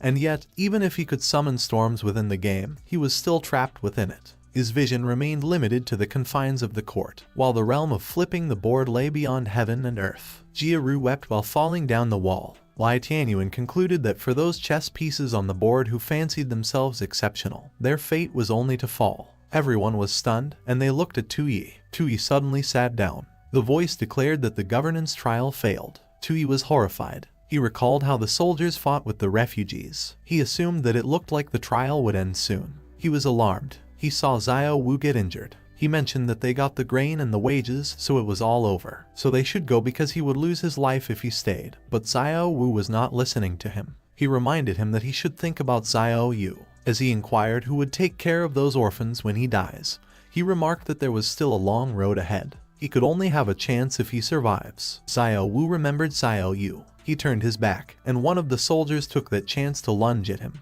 Tui warned that he should watch out. He pulled Xiao Wu away, and he was the one who got slashed by the soldier. Back in the present, he considered that it was scary that he actually did something like that. If he went through another trial like that, he really wouldn't be able to tell fantasy from reality, but at least he finally lost once. Suddenly, Wu Dongshuan urged that he should get up. She demanded how long he was planning to sit there spacing out. He realized that he failed the trial, and at that moment he needed to explain himself to that woman. He attempted to explain when she interrupted him and remarked that he did great. He was puzzled. She added that although he didn't pass the trial, she really liked his performance. Everyone was surprised. He suspected that he was being streamed live. She explained that his choices were exactly her style, though a bit too cautious, because if it were her, she would have killed the eunuch the moment she saw him, and he assumed that it was a governance trial. But she reasoned that considering his background, he had already far exceeded her expectations. She addressed him as Tui. Tui realized that Wu Dongshuan recognized his identity. Suddenly, Lord Xiao lunged at Wu Dongshuan to rescue him. But Wu Dongshuan easily grabbed her arms and stopped her. She told Lord Xiao to calm down because if she intended to kill them, she would have done it already. On the other hand, Jude Shaw was ready to fight with her talisman. Tui inquired how she figured it out and wondered if it was because she finally noticed how his youthful handsomeness didn't match his position. Wu Dongshuan remarked that the story he invented at the start was so abreast that it actually convinced her. After all, stories follow logic, but reality often doesn't. However, the notion that Tu Kaiyanjun would lose all hope just because his son betrayed him seemed suspicious. Lai Tianyuan clicked his tongue and concluded that he overdid it. Wu Dongshuan explained that she investigated all the key officials of the Kaiyan kingdom, and during the trial earlier, Lai Tianyuan's reaction to the refugees exposed his identity. At the very least, Tu Kaiyanjun wouldn't have shown such an expression. Destroying the Kaiyan kingdom is indeed her wish, but if true peace could be achieved, that would be a win for everyone. And Tui wondered if she even had principles. She admitted that in reality, achieving that is as hard as climbing to the heavens. So if Tui ended up exhausting his nation's resources, getting betrayed by everyone, and dying with his country in ruins, she would be happy to witness that too. After all, she wouldn't lose anything. For the time being, she will stabilize the rebel forces and won't cause him any trouble. But if he deviates from her expectations, she will dig out his heart and poison it. Tui was terrified. She concluded that was all, and she would see him around. Lai Tianyuan suddenly called Tui and confessed that he was guilty. Tui was surprised when he saw his stats. His disloyalty became 0, and he was determined to follow him to the end, and he requested that he punish him. Tui questioned what crimes his loyal minister had committed. Lai Tianyuan admitted that he was ashamed because, being obsessed with power games, he failed to see the bigger picture, and his actions along the way left him in awe, so he would benefit from his example for the rest of his life. Tui assured him that not at all, and that he should remain true to himself. He shouldn't let him influence him because being brave and staying true to himself is what matters. Suddenly, Aina praised that her fellow traveler was impressive. He urged her to be out with it. She confessed that she believed he was just a loser who made it that far purely by luck, but after watching his actions, she didn't expect him to have some real skills. He challenged her if she was mocking him. She clicked her tongue and retorted that if he played out the standard ending, that is when she would really look down on him. It is when he breaks the rules that she is interested. As she pondered if it was the only fun they reincarnators have, he responded that she could think what she wanted. She insisted that he should wait because she was not done talking. She pressed him if he didn't get the dragon vein and reminded him that going back empty-handed wouldn't be great, so she suggested taking her with him. He snapped that she should get lost because he hates wicked women the most, but she urged him to come on, as she is just like him, a reincarnator. She prompted him if he ever considered that if there are 2 reincarnators, there will be a 3rd and a 4th, and they are all grasshoppers on the same rope. She challenged him what would happen if other reincarnators were his enemies, and if he didn't believe that in a battle against them, an ally from his world would be more valuable than those ancient people. Tui stared at Aina. She urged that he should seriously think it over, but she was surprised when she was pulled. He slammed her into the floor. She felt flustered and endured pain. He retorted that it was her again and questioned if she just used her ability on him again. Haya quickly lunged at him. She pleaded that he shouldn't. He would consider it, and he only needed time. Tui was indeed reflecting on it because at that time, Lai Tianyuan was completely ruined, so if he wanted to bring down the kingdom, someone had to fill the power vacuum. He exhaled a long sigh. He admitted that he did have that intention, but she should let him remind her of one thing. She listened intently. He warned that if she planned to stab him in the back, she better take everything from him, including his throne, or else he would make her wish she was dead. Evening came, and everyone set up camp. Tui slept soundly with Lai Tianyuan. Suddenly, the downfall bracelet lit up. He felt puzzled when he woke up. He questioned what was going on and if the trial wasn't over. He reacted with surprise when he looked below him. He witnessed a funeral being held. He recognized the refugees and realized that the world was still running even after the trial ended. He recognized himself. He muttered that it was his funeral. Everyone solemnly walked as paper money rained on them. They offered cups of wine for the ceremony. They threw it on the ground and created a line. Tui pondered if that world was still running. It meant that someone named Dawu really died. It was because of him. Suddenly, Dawu took a step forward. Tui noticed him. He remarked that Dawu was still alive, but he saw the system data. He was Emperor Wu Zhai, the founding emperor of Da Zhai. Tui wondered how Dawu possessed a data panel and whether that world truly existed. Downey explained that they were the former rulers of that land, the emperors of Da Zhai, and influenced by him, they became the conclusion of the old dynasty. After his death, they relocated north and initiated a wave of rebellion, and along the way, they gained widespread support, and their forces continued to grow. After years of war, the Wu brothers eventually triumphed, and inspired by him, they prioritized commerce, bringing centuries of peace to that world. In the capital of Da Zhai, there stood a magnificent and vast ancestral hall. It didn't worship gods, ancient figures, or nobility. Instead, it honored the officials of the former dynasty whose names remained unknown.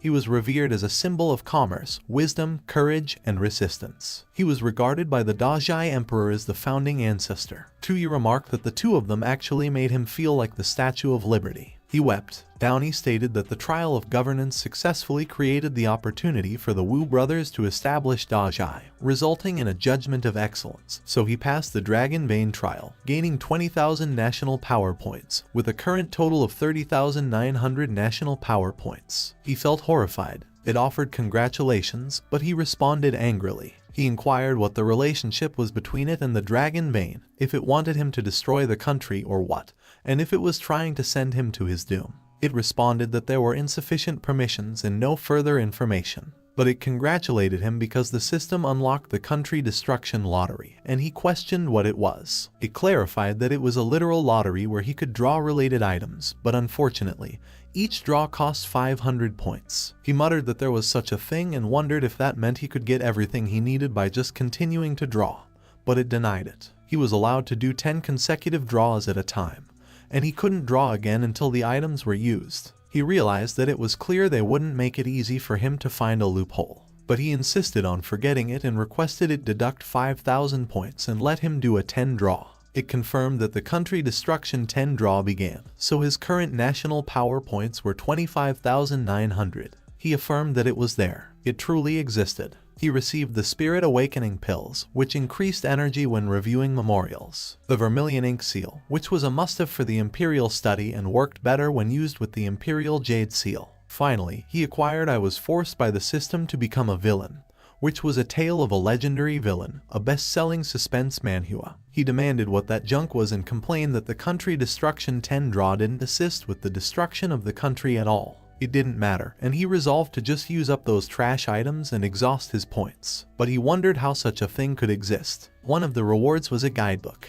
2. He read that it was a must-read book for time travelers and questioned if it was an essential book. He read about agriculture, industrial construction, medical emergency aid, civil engineering, storage, and building an airplane. He remarked that they were giving him that while claiming that it would destroy the country. They should watch him tear that up and use it as toilet paper, but he muttered if he couldn't tear it. Suddenly, he woke up as Lai Tianyuan repeatedly called him. He inquired why he was so restless in his dreams. Tui responded that there was no reason. Lai Tianyuan was surprised when he saw the book. He commented that the way the paper was arranged in his hands was quite unique and requested if he might take a look. Tui responded that he was telling him he might not understand. Lai Tianyuan remarked that there was actually such a magical book in that world. He believed everything in the world was controlled by political strategies, but he didn't expect such trivial knowledge to have such a stunning side. And Tui questioned if he understood it. He admitted that he didn't understand most of it, which made Tui chuckle, and he teased that he didn't understand but was acting so grand.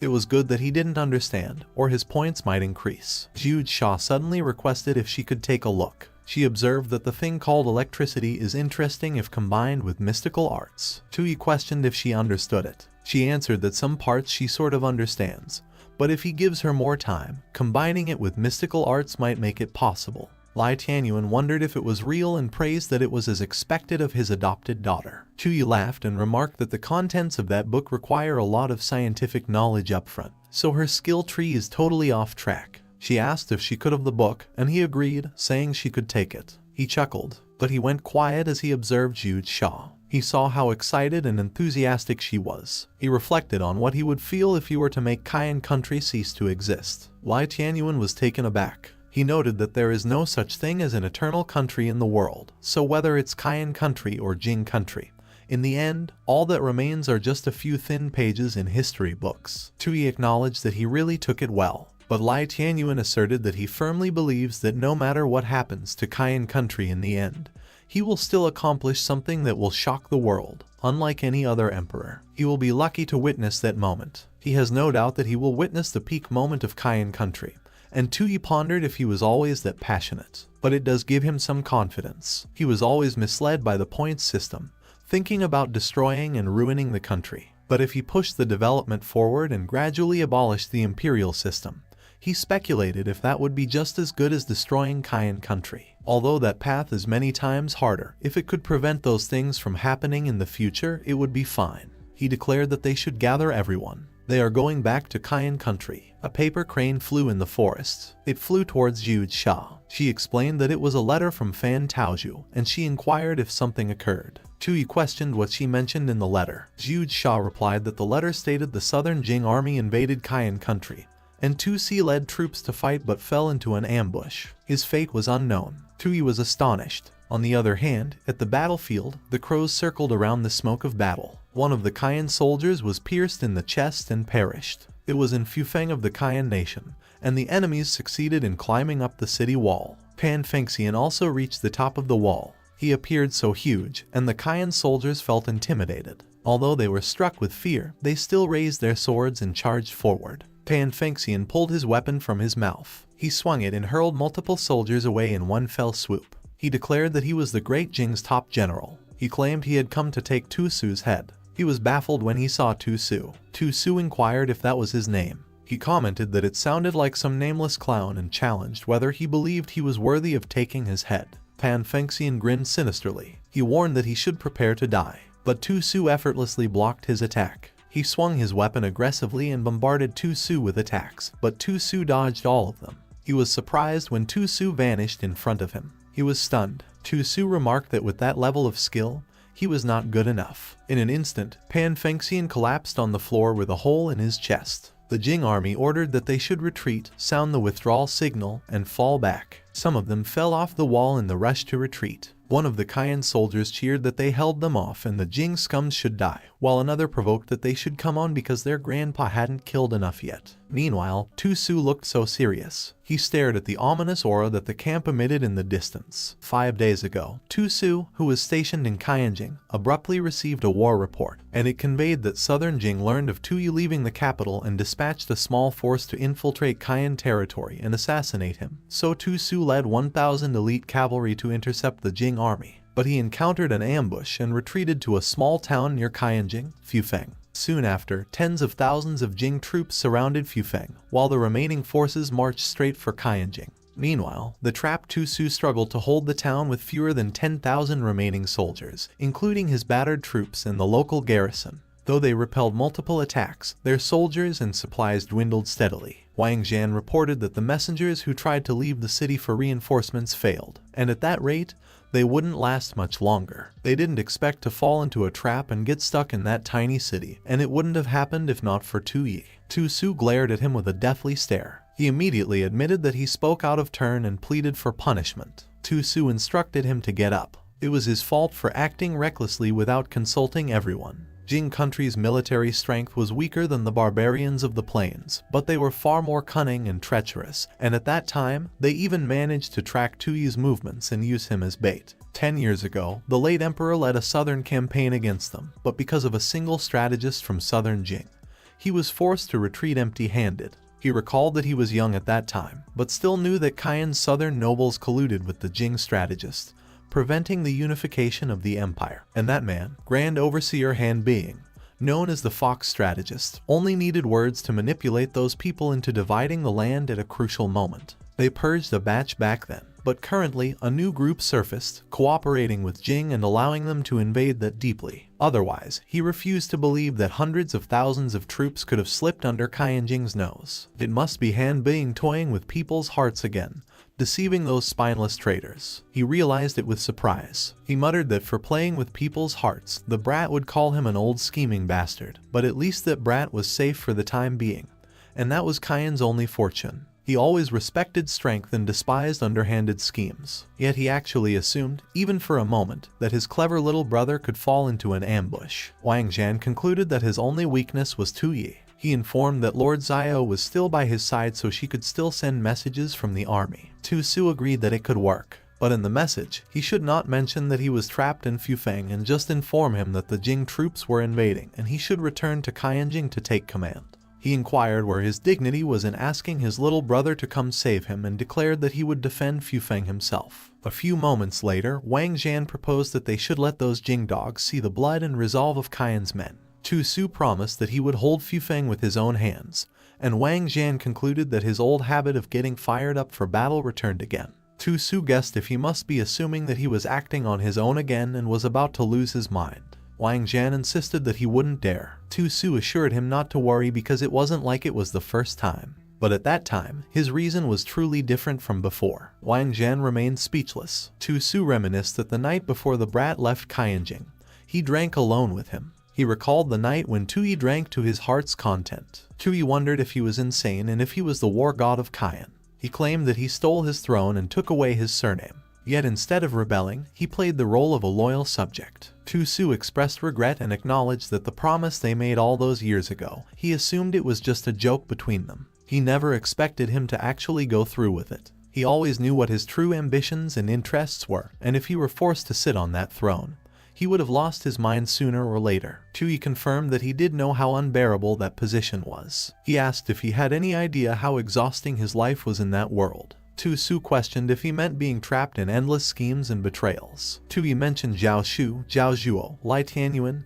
Zhu Sha, Fan Taozhu, and even Lord Xiao. He explained that every single one of them acted on their own, and they all overanalyzed his words, thinking they understood him. Only with an idiot like him could he let his guard down and drink without worry. Su was intrigued that he was called an idiot. Yet he was willing to take that burning hot throne in his place, and so he wondered who was really the idiot between the two of them. Su gently tucked Tui in his bed. Tui was sleeping so soundly. Su remarked that he should just accept his fate and guard the foundation their father built. His big brother was only good at fighting, so there was only one thing he could do. It was to kill every last one of their enemies. Back in the present, Su recalled that a month ago, he claimed he would kill all the enemies.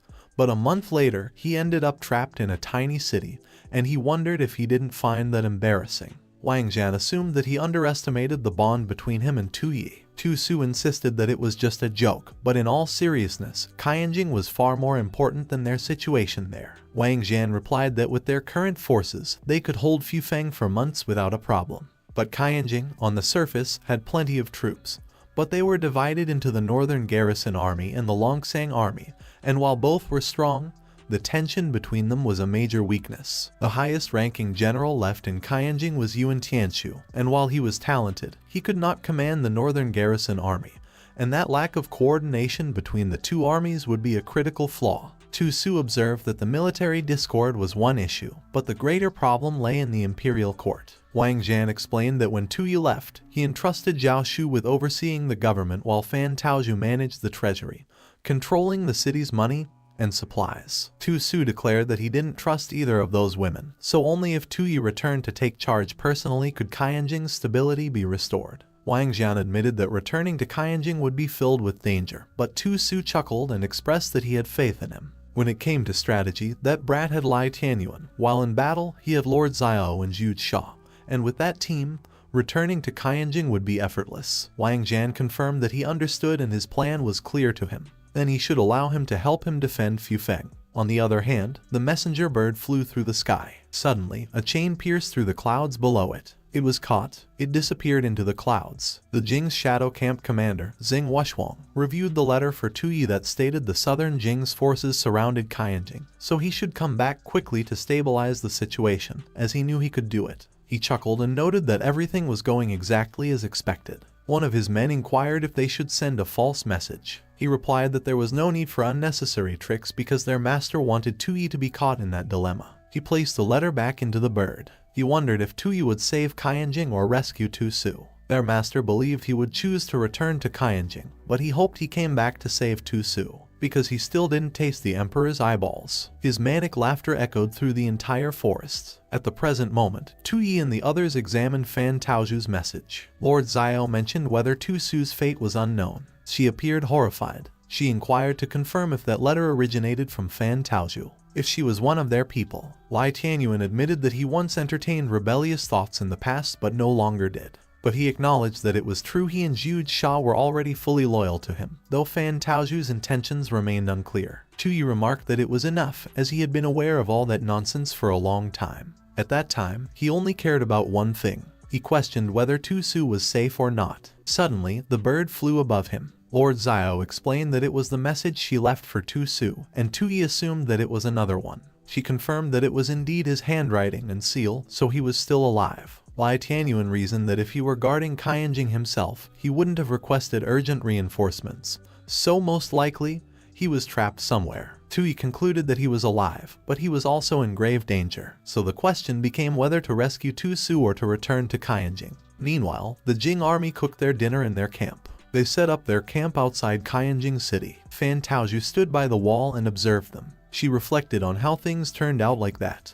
Just 5 days ago, Su led 1,000 northern garrison cavalrymen and departed Kaianjing in haste, and shortly after, large numbers of southern Jing troops flooded the outskirts of Kaianjing. The southern Jing army sealed off all roads leading in and out of the city, but they didn't rush to attack. Instead, they launched countless message-laden arrows into the city, which claimed that Tuyi was captured by Jing's forces and Tu Su was ambushed and killed while leading a rescue mission. Panic spread throughout Kaiyuan, and a cloud of fear enveloped both the court and the common people. In the imperial court, officials maintained their own agendas, with many scheming to maximize their own gains amid the chaos. In that turmoil, Fan Taozhu, the one managing the treasury and overseeing Kaiyuan's supplies, found herself trapped in a difficult dilemma, and she pondered what she should do as she recalled Lai Tianyuan. She recalled that for years, he always claimed that they must seize the two families' power and bring about Kaiyuan's downfall, and after enduring for so long, they finally outlasted Tu Kaiyuan. One more step and they would have achieved their goal, so she questioned why Lai Tianyuan and Zhu Sha changed and she was the only one left. Suddenly, Zhao Shu inquired what her dear sister was doing there, so lost in thought. Fan Taozhu questioned why she suddenly appeared there, as she remarked that with the southern Jing army besieging the city and cutting off their supply routes, she came up there to observe the situation because she was worried about their future. With her responsibilities, she should be too busy in the palace to leave, so she inquired why she was there. Zhao Shu paused for a moment. She replied that she also came to observe the southern Jing forces. The crescent moon shone over the camp that teemed with the presence of life. Zhao Shu wondered if she believed what the southern Jing army inscribed on those arrows, that Tuyi was captured. Fan Taozhu wondered whether Zhao Shu intended to test her and concluded that such shallow words were hardly convincing, so she rejected the idea. Everyone had seen what Tuyi accomplished over the past few months. He was meticulous and impossible to predict, and even Zhao Zhuo fell into his hands. No matter how much power he held or how ruthless he appeared, he was someone favored by the heavens. Zhao Shu expressed interest upon hearing that he was someone favored by the heavens. Fan Taozhu explained that besides, Lai Tianyuan and Zhu Sha, one skilled in strategy and the other in combat, were always by his side, not to mention Lord Xiao, who excelled at gathering intelligence, so she didn't believe he could be captured so easily. Zhao Shu acknowledged that their thoughts aligned. Similarly, she didn't believe Tu Su would fall into an ambush and perish. He was known as a victorious warrior, and that reputation was well earned, so a man like him wouldn't die so easily on the battlefield, and if they truly killed him, they would have displayed his severed head outside the city. The Kaiyuan defenders would lose all morale and surrender without a fight, so she inquired why they would go through all that trouble. Fan Taozhu believed that she always assumed Zhao Shu was just a pretty face, valued by Tuyi only for her charm, but it seemed that her cunning and analytical skills were not to be underestimated. Zhao Shu revealed that Tuyi and Tu Su were both safe, but they were cut off by enemy forces, and whether Kaiyuan, the foundation of the Kaiyuan dynasty, could endure depended on those of them left behind. Then she posed a question whether she truly desired to defend it. Fan Taozhu was caught off guard. Suddenly, Feng Tao laughed and remarked that there was no need for the two of them to continue testing each other because they were all in the same boat. He was the deputy minister of Kaiyuan's civil office, and he revealed that the one who secretly sent letters to invite them both there to discuss an important matter was himself. On behalf of Jing, he offered them both a chance to surrender. Zhao Shu retorted that he was a nobody in the imperial court, descended from traders who once served Jing, and she reminded if he forgot the empire's kindness and rushed to return to his roots since Kaiyuan was in trouble. Feng Tao proposed they get straight to the point and declared that his identity didn't matter because what mattered was that he represented Jing, and he could offer them both an opportunity. He inquired whether she didn't wish for revenge for her Fan clan and to restore its former glory. He questioned whether she didn't desire a fresh start. She demanded what he meant by a fresh start. He explained that she was once one of Zhao Zhuo's people, and many in the court knew that. Even Tuyi was probably somewhat aware of her past. For the time being, he trusted her and had placed her as the regent, but her past remained a thorn in his heart. Only by making him disappear forever would that thorn be removed. She challenged if he wanted them to hand Kaiyuan over to the forces outside the city. He assured that once it was done, no one would remember her past. But before he could finish his sentence, she slashed his throat. He was caught by surprise. He accused her of being insane. He demanded what reason she had to reject the great rewards of Jing. She declared that it was because all of them had fundamentally misunderstood one thing. Tuyi was not just any man to her. He was her king, her one and only man. Zhao Shu recalled her past, where her teacher slapped a wooden stick into the palm of her hand. She felt terrified. She recalled that the teacher kept doing that to intimidate her while she played the guitar. Suddenly, one of her strings broke. The teacher immediately struck her face with the stick. The teacher claimed that she was a useless, lowly wench. She said that she couldn't even pluck the strings properly and questioned the point of keeping her around. but she became taken aback when Zhao Zhuo appeared. The teacher explained that she was just disciplining those worthless maids. He noticed Zhao Shu's injured face. He reminded that he had already told her not to hit their faces. Zhao Shu observed as the teacher received punishment. The teacher begged to be spared and pleaded for him to have mercy, but he insisted that they were worth far more than her. Zhao Shu became alarmed when he patted her head. He assured her that it was fine as long as she was not hurt. She struggled to hold back a sinister smile. She observed as he walked away. He left the room and closed the door behind him. Ru inquired if it hurt and mentioned that they were practicing every day yet still getting beaten, so she had had enough. Zhao Shu said that she should be grateful because if it were not for their foster father, they would be dead already. Maio summoned the two of them and said that she had something to tell them. She mentioned that she would be leaving that wretched place soon, as their foster father was sending her to serve a young marquis, and she believed that once there, she would no longer have to suffer and would be able to send gifts to both of them. Zhao Shu appeared worried but could not help smiling. 3 months later, Zhao Shu walked alone in the hallway. Suddenly, Ru called her and said that she had been looking everywhere for her. Tears streamed down her face as she spoke of Maio. Zhao Shu became stunned. Maio's body was covered with bruises. She lay on the ground with only hay as her cushion. One of the ladies mentioned that she had heard the young Marquis Maio was sent to as a madman, and that no woman who served him had lasted more than 3 months. Her whole body was covered in wounds, and it was tragic.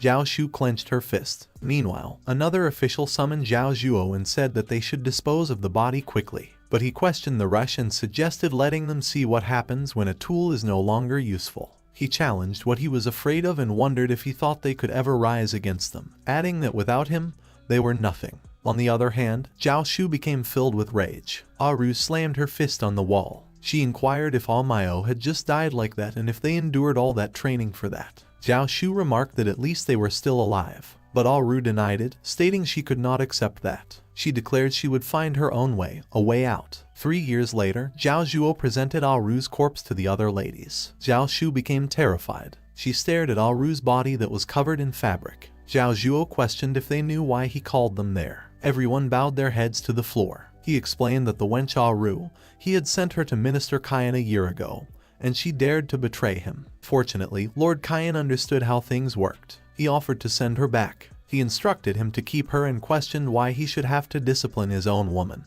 but he feared that he would suppress him in court. Even the one beside one's pillow was not as reliable as they thought. He laughed maniacally. Zhao Shu felt rage as he laughed, but she restrained it. He stated that she was the one he valued the most. He questioned if she would not betray him too. She expressed that she only felt gratitude and would never dare betray him. He laughed and affirmed that it was good, and as much as he hated to part with her, it was finally her turn to leave the estate. He revealed he was sending her to the most infamous wastrel in all of Kyan Nation and asked if she was satisfied. Everything shattered when Tuyi punched Zhao Zhuo in the face. He kicked him in the groin as well. His face became swollen as he was beaten up. He knelt in front of him. In the end, he was hanged on a pole. She declared that she was very satisfied with him. Feng Tao inquired if she was crazy. He questioned if she was the only man for her and if she would reject the Lord's offer for some wastrel. He remarked that she refused a toast. Then he stated she should drink the penalty wine. He choked her and pushed her on the floor. He warned that she shouldn't forget that he had other options. He mentioned that Fan Taoju should help him get rid of that wench. He noted she was the descendant of a shrewd merchant, so she wouldn't be as foolish as her. But to his surprise, Fan Taoju placed a talisman on his head. His hair immediately ignited in flames. Zhao Shu expressed surprise. Flames burst out of his body. Fan Taoju appeared stunned as well. A few moments later, black smoke rose up in the air. Feng Tao's body was completely burnt. The two ladies sat side by the corpse. Fan Taoju explained that the talisman Zhu Sha gave her, she believed was just to freeze someone in place. Suddenly, Zhao Shu revealed that the two clan wiped out the Fan clan, and if she had sided with him and defected to Qianjing, she would have had the perfect chance for revenge. She questioned why she chose to save her instead. She wondered what she was really after. Fan Taoju challenged if that was how she treated her savior. Zhao Shu apologized and revealed that her past made her habitually suspicious, and besides, she was still a fan. Fan Taoju clicked her tongue and noted that the traitor actually ratted her out, so it was fine. But even if she told her, she might not believe her. Zhao Shu just looked at her and listened intently. She explained that it was because that would be a losing deal. At its peak, the Fan family controlled 30% of Qian's currency minting. Back then, 1 out of every 3 river ingots bore the Fan name, but it all turned to ashes because of the old thief Tu Qianjun. She stood up, but she stated that even so, the trade system built by the Fan family was still in place. It was the root they planted in Cayenne, so there was no way she would hand over that land, where Fan's roots remained, to outsiders. She asked if she finally understood. She explained that avenging a dead man might bring her some satisfaction,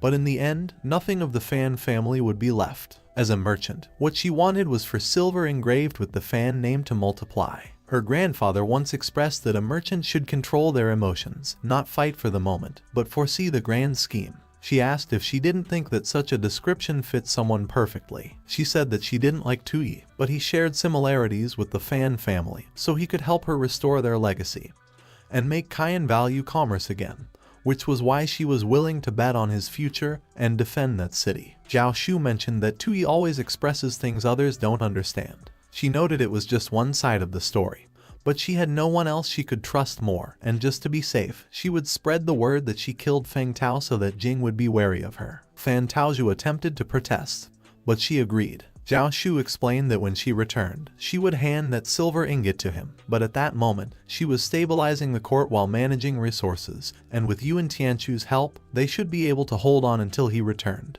However, even then, they would only barely hold the situation together, and before long, more people like Feng Tao would emerge. Only with Tuyi's intelligence and Tu Su's military strength could they break the siege of Cayenjing. Otherwise, even if they risked their lives, it was only a matter of time before the city fell. Fan Taozhu reflected on this. She explained that Jing Nation invaded Cayenne Nation, and Tu Su led troops into battle, fell into an ambush, and his fate was unknown. It was how she and Zhu Sha stayed in contact, and if she could reach her, she could reach Tuyi. Zhao Shu accused her of downplaying Cayenjing's crisis and questioned whether she did not want to distract him. Fan Taozhu revealed that her plan was to have Tuyi find Tu Su first. Zhao Shu warned that if that happened, Cayenjing would have an even harder time holding out, and Fan Taozhu inquired if she was scared. She denied any fear, because they would hold on until he returned. Meanwhile, the camp of the Jing forces remained quiet. Han Being was inside his tent, guarded by soldiers. He read a letter. He inquired if they sent a pawn to gather intel, but he died before he could do anything. The soldiers reporting it appeared terrified. He observed that at least they already knew their enemies were those two women, and everything was still going according to plan, so they only needed to wait for Tuyi to make his choice. The letter was immediately consumed by the fire. On the other hand, Tuyi paced back and forth, questioning if he would return to Cayenjing or find Tu Su. Suddenly, he stopped. He declared that Jing's dog stole his high ground and questioned why he should not steal theirs in return. Lai Tianyuan questioned what he meant by stealing high ground. Meanwhile, Ayana wondered if he was insane and if that was what he meant. Tuyi admitted she was right, as he had no troops or supplies, so going back would not change much. That was why he would cross the river straight into Jing. Tuyi mentioned that they should cross the river south and head straight for Jingzhou. Suddenly, they heard rustling in the bushes. Wu Dongshuan remarked that it was a bold move, as expected of the one she set her sights on. He recognized her and inquired why she followed him. She explained that while dealing with that traitor, she happened to pick up some information and intended to let him know along the way. But it appeared that he already knew that Jing was attacking Cayenjing. However, before that, she questioned if she was correct that she had known everything yet had not informed him of anything. She threw Chen Siming's head at her. Aina questioned if it was true that it was not a big deal to him that he hadn't said before that she could betray him, and remarked that he shouldn't claim he couldn't take it. Tuyi remained dazed. Wu Dongshuan abruptly asked if she was done and noted that the adults had real business to discuss. Crossing the river would not be easy, as the key route was already occupied by Jing. Lu City, a crucial town in southern Cayenne, sat along the Milong River and had stood strong on the border for 10 years. Even during the Southern Rebellion and Emperor Cayennuan's campaign, it ensured his safe retreat. Tuyi asked if such an important place was already in Jing's hands. Wu Dongshuan stated that he owed her another favor and should repay it if he survived. Everyone was speechless as she left. Lai Tianyuan noted that General Wen, who guarded Lu City, was not only cautious but fiercely loyal to Cayenne, so with him holding the river crossing, Lu City should be impenetrable. But Lord Zhao disagreed and stated it was possible because he was old and his son was nothing but a wastrel. Wen Bijin once traveled to South Jing under the guise of seeking teachers, and after years there, gained no real skills but became obsessed with their culture. He had often called Cayenne ruthless and barbaric in private, and even General Wen could not control him. Lai Tianyuan revealed that, according to her intel, Wen Bijin might be the weak point of Lu City. With Kyanjing under siege, Tu Su trapped, and Lu City lost, Kyan might be finished this time. But Tui insisted that it was enough. The plan to cross the river remained, as all they had to do was deal with the Wastrel in Lu City, and he knew all about Wastrels. It was his specialty. Aina wished good luck and stated that she would head back to Kyanjing and wait for him. But to her surprise, he grabbed her by her head. He explained that they could not do that without her, and she questioned why. He revealed that it was because he might just make use of her. She became terrified. It was evening, and the waters near Lu City churned turbulently. But inside, the dungeon remained eerily quiet. General Wen was chained to the wall. Wen Bijin expressed that many days had passed, and as he inquired why he remained angry, he mentioned that Han Bing had already promised him that once they took Kyanjing, the entire southern region would be theirs, and until then, he must endure it. General Wen declared that he was a fool and questioned whether he truly believed the fox's words. He insisted that he really was a useless wastrel. Wen Bijin grew furious when called a wastrel. He demanded if he truly looked down on him so much and what he received for his unwavering loyalty to the dead emperor. He noted that he guarded the richest land in Kyan, yet the noble families there isolated him, and even his own son was scorned. He sighed. He was surprised when the food was thrown at him. He stated that he should at least eat something. Otherwise, his old bones would not hold up. Starving himself would not change anything. But he was startled to hear him chewing.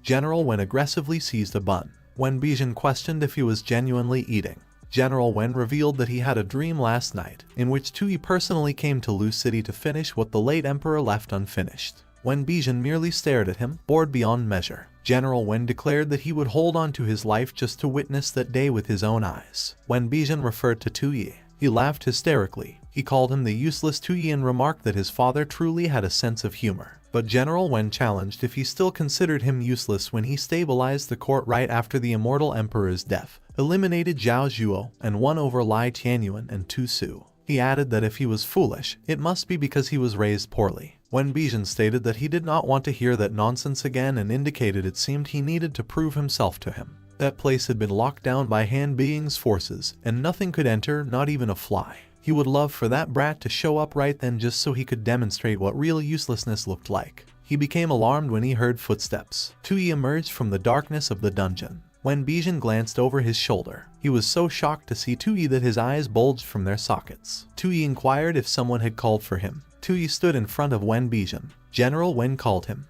Wen Bijin denied the possibility and inquired how he got in. Tui questioned if he meant that the outside was heavily guarded. He explained that with Aina around, no amount of guards mattered, and they were as useless as paper. But he noted that it looked like he overused her a bit. He inquired what he wanted from him. Wen Bijin remained speechless. He prepared to respond but was interrupted. A sword pierced through his chest from behind. Tui and the others were stunned. General Wen grew horrified. He called for his son. Wen Bijin questioned why. It was Duanyin, the Jing Nation's Dark Tide Camp vice commander, who attacked him. Lord Xiao and Zhu Sha immediately summoned Tui, but the hallway suddenly wrapped in shadows. They expressed surprise as soldiers emerged from those shadows. Seeing their emergence from the shadows, Lord Xiao immediately identified them as Jing Nation's Dark Tide Camp. She and Zhu Sha engaged in combat with the soldiers. Duanyin revealed that Han Bing predicted a 50% chance he would save Tu Su, a 40% chance he would return to Kyanjing, and a 10% chance he would come there. He expressed disbelief at his luck, having actually obtained that 10%. Tui glanced behind and saw that Lord Xiao and Zhu Sha were busy fighting. He looked at Aina, who showed him her middle finger. He admitted that he never imagined someone could force him to take action personally. Duanyin urged him to stop bluffing because they all knew about him. No cultivation, completely useless, unable to kill a chicken. But Tui questioned if that was what he believed. He unleashed his overlord's aura. Duanyin showed surprise. He questioned if Tui was using light to illuminate the entire cell and block his shadow infiltration, guessing it from seeing it once. But he dismissed the notion that such a trivial trick would change the outcome and declared that Tui should die. However, a shot was fired. His sword flew and lodged into the wall. He grew confused seeing that his hand was obliterated. He wondered what was happening, whether it was spells, arrows, or hidden weapons. He demanded what the hell it was. Lai Tianyuan mentioned that Tui had impressive marksmanship, but he noted that it was still no match for a real gun because, after all, it was just crafted on the roads by Zhu Sha, and he was actually aiming for the head. Terror and confusion filled Duanyin's eyes. He considered that he should stay calm and not let Tui intimidate him. It didn't matter whether it was arrows or hidden weapons. Nothing was faster than his blade within 7 steps. Glory lay right in front of him. He intended to make his mark and rise to the top. But Tui fired another shot at him. He got hit in the chest and lost his life. He fell on the floor with a loud thud. Tui mentioned that Jude Shaw had done a great deed that time. She acknowledged that it was all thanks to his book, and she dared not take credit. One of the soldiers called for their captain. Lord Zio ordered that they should leave him alive because they needed information. But she was surprised when he suddenly screamed in pain. She explained that he took poison and should spit it out. He stated that Han Being wouldn't let them go. Tui and Lai Tianyuan were stunned when they saw the shadows emitted by the deceased soldiers. They expressed surprise when those shadows shot out of their bodies towards the ceiling. The shadows even passed through the roof and shot towards the sky. A few moments later, they removed General Wen's restraints. Lai Tianyuan expressed concern for him, seeing that Wen Bijan was lifeless on the ground. But General Wen declared that there was no need to say more because even if the Jing people hadn't acted, he would have dealt with that traitor himself. He inquired what he would do next. Tui questioned how many troops in Lujiang City could still be mobilized by him. General Wen explained that after he was placed under house arrest, those loyal to him were slaughtered. But there was one unruly captain who refused to obey orders, and after the incident, he led about 1,000 men and escaped outside the city. Tui asked if the unruly one was a rogue captain. General Wen answered that they were likely hiding in Longtu Mountain nearby and had no regard for military discipline, so the Jing forces didn't see them as a threat, which was why they should still be alive. Tui expressed that it wasn't just perfect and added that they would be his bargaining chip to enter Jing Nation. General Wen led Tui and his group toward Longtu Mountain. He called Tui and mentioned that he had something to share but hesitated whether to speak, and Tui encouraged him to speak. General Wen explained that Hu Luguang was originally a refugee from across the river and was exceptionally skilled in combat, especially archery on horseback, holding great influence among the soldiers. He acknowledged Hu Luguang's strength and recruited him under his command, but later realized that he was unreliable for major tasks. When the mutiny broke out in the city, Hu Luguang barely resisted before escaping outside, likely intending to establish himself as a bandit king. Tui considered that behavior as textbook mercenary conduct. General Wen remarked that Hu Luguang had no loyalty to the Kayan nation at all and questioned whether he truly planned to rely on him to counterattack, to which Tui asked if there was any other choice. However, General Wen noted that during the Lujiang mutiny, Hu Luguang could have sided with the Jing nation yet remained neutral, and asked what they all thought of that. Lai Tianyuan suggested that Hu Luguang was probably waiting for the Kayan nation or the Jing nation to make an offer because surrendering outright would mean giving himself away for free. Tui observed that human loyalty was the most unreliable thing. He cited that each of them had betrayed him before, yet at that moment, they stood together. He explained that he did not count on unconditional loyalty, and instead set a clear price so that everyone felt secure. Suddenly, General Wen called Tui and indicated that they were just ahead. They saw a watchtower in the distance. An arrow flew and struck the ground right in front of Tui's horse. Hu Luguang warned that if Tui took another step, the next arrow would pierce his skull. Tui remained speechless. Another soldier commented that Hu Luguang's archery was sharp and that he gave the Brad Emperor a real warning. And Hu Luguang mentioned hearing that the little emperor rescued General Wen with just 6 people, so he had some skills. However, he insisted that was still insufficient for him to pledge his life to him and suggested they look at the little emperor standing frozen in place by a single arrow from him. Hu Luguang noticed Tui's movement and inquired what he was doing with that iron rod. Tui fired his rifle. The bullet headed straight toward the watchtower. It passed through Hu Luguang. It grazed his cheek, and he showed astonishment. He questioned what kind of sorcery it was. Meanwhile, smoke emerged from the rifle's barrel. Tui explained that Jude Shaw's handcrafted sniper combined with his Overlord aura effect was peak intimidation. He expressed pleasure. In an instant, Hu Luguang approached them on horseback. He quickly dismounted as soon as he arrived. He declared himself Tui's humble servant who had failed to recognize him and requested forgiveness for his offense. Hu Luguang became nervous when he heard Tui laugh. Tui mentioned that he actually preferred him when he was wild and untamed, but he was stunned and inquired if it was Da Wu.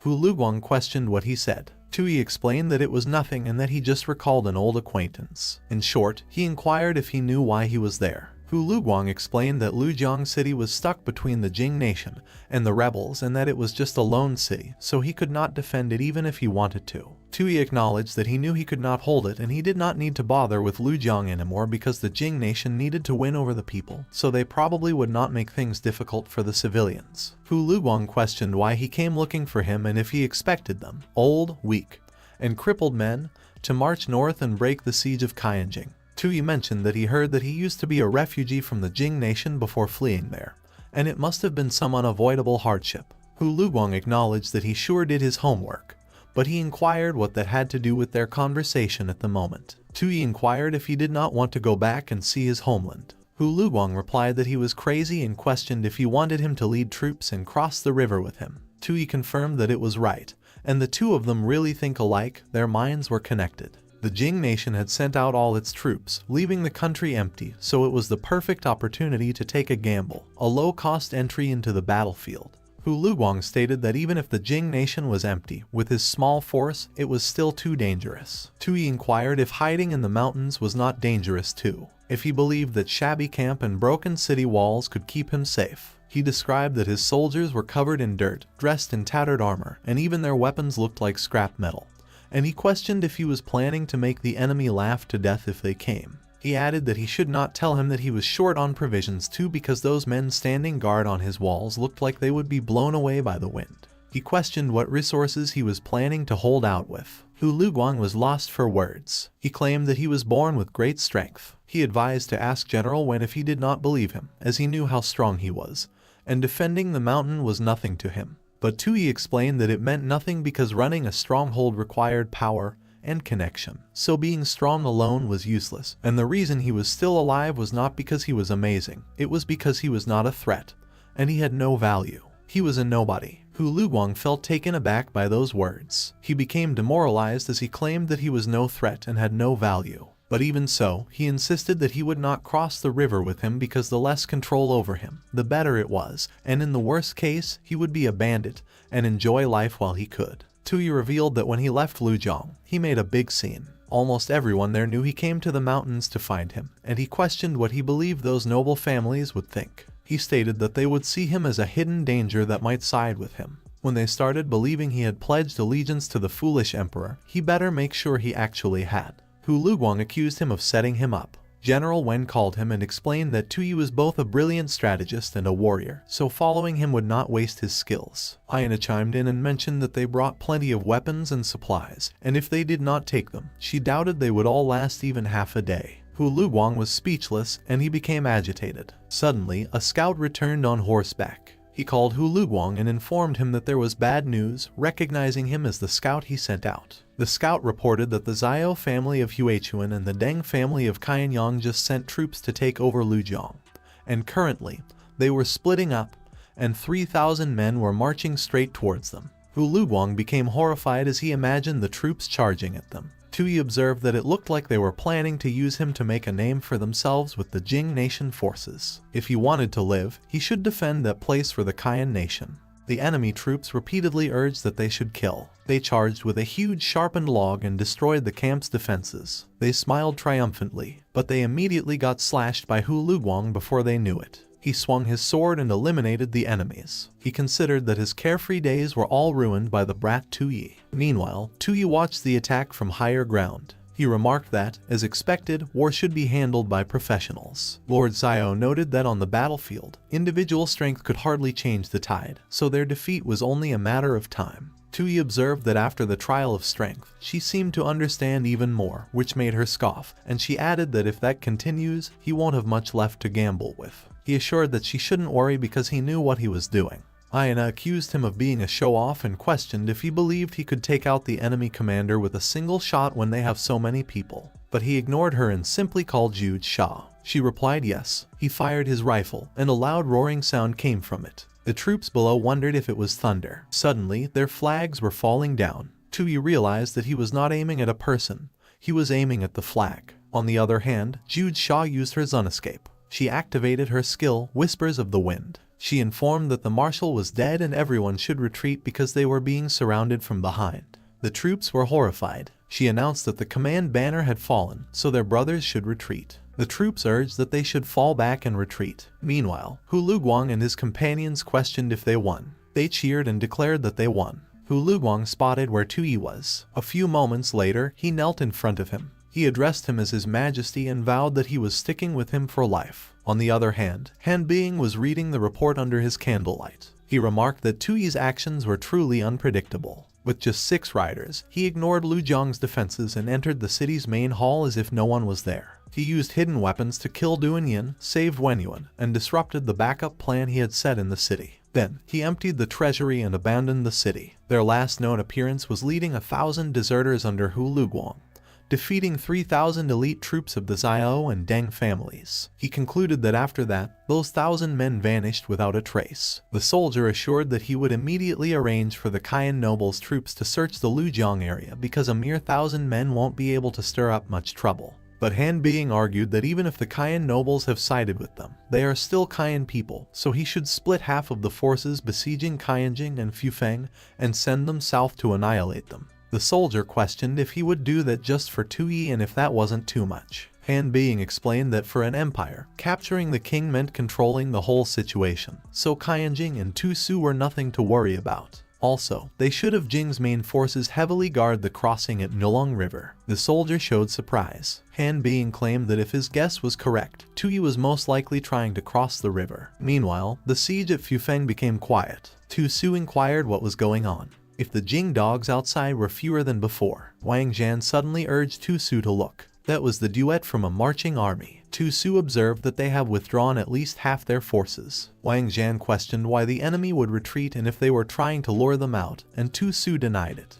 It must be his dear brother causing trouble again. There is no need to overthink things they couldn't figure out because at that moment, he only cares about one thing. He suspected if they actually dared to pull away half their troops in front of him, Tu Su, and remarked that it looked like he had stayed in the north too long and those Jing dogs had forgotten how terrifying he is. Wang Zhan acknowledged that he understood. Tu Su commanded that they should gather the entire army. They shall slaughter them all. On the other hand, Tu Yi and his group traveled in the forests. Hu Luguang's men were also with them. Hu Luguang mentioned that striking down those Jing rats was their duty, but he questioned what exactly they were doing sneaking around like that. Tui claimed that he had guts and questioned if he didn't say that going in with so few men was suicide. Zhu Sha revealed that she used her divine eye mirror to observe, and the crossing at Nulong River was already heavily guarded. Hu Luguang questioned what kind of mirror it was and if she could see across the river. She explained that she made it based on a divine book, the same with the fire from before. Tui stated that crossing head-on is impossible anyway, but they were not just going to sit there and do nothing.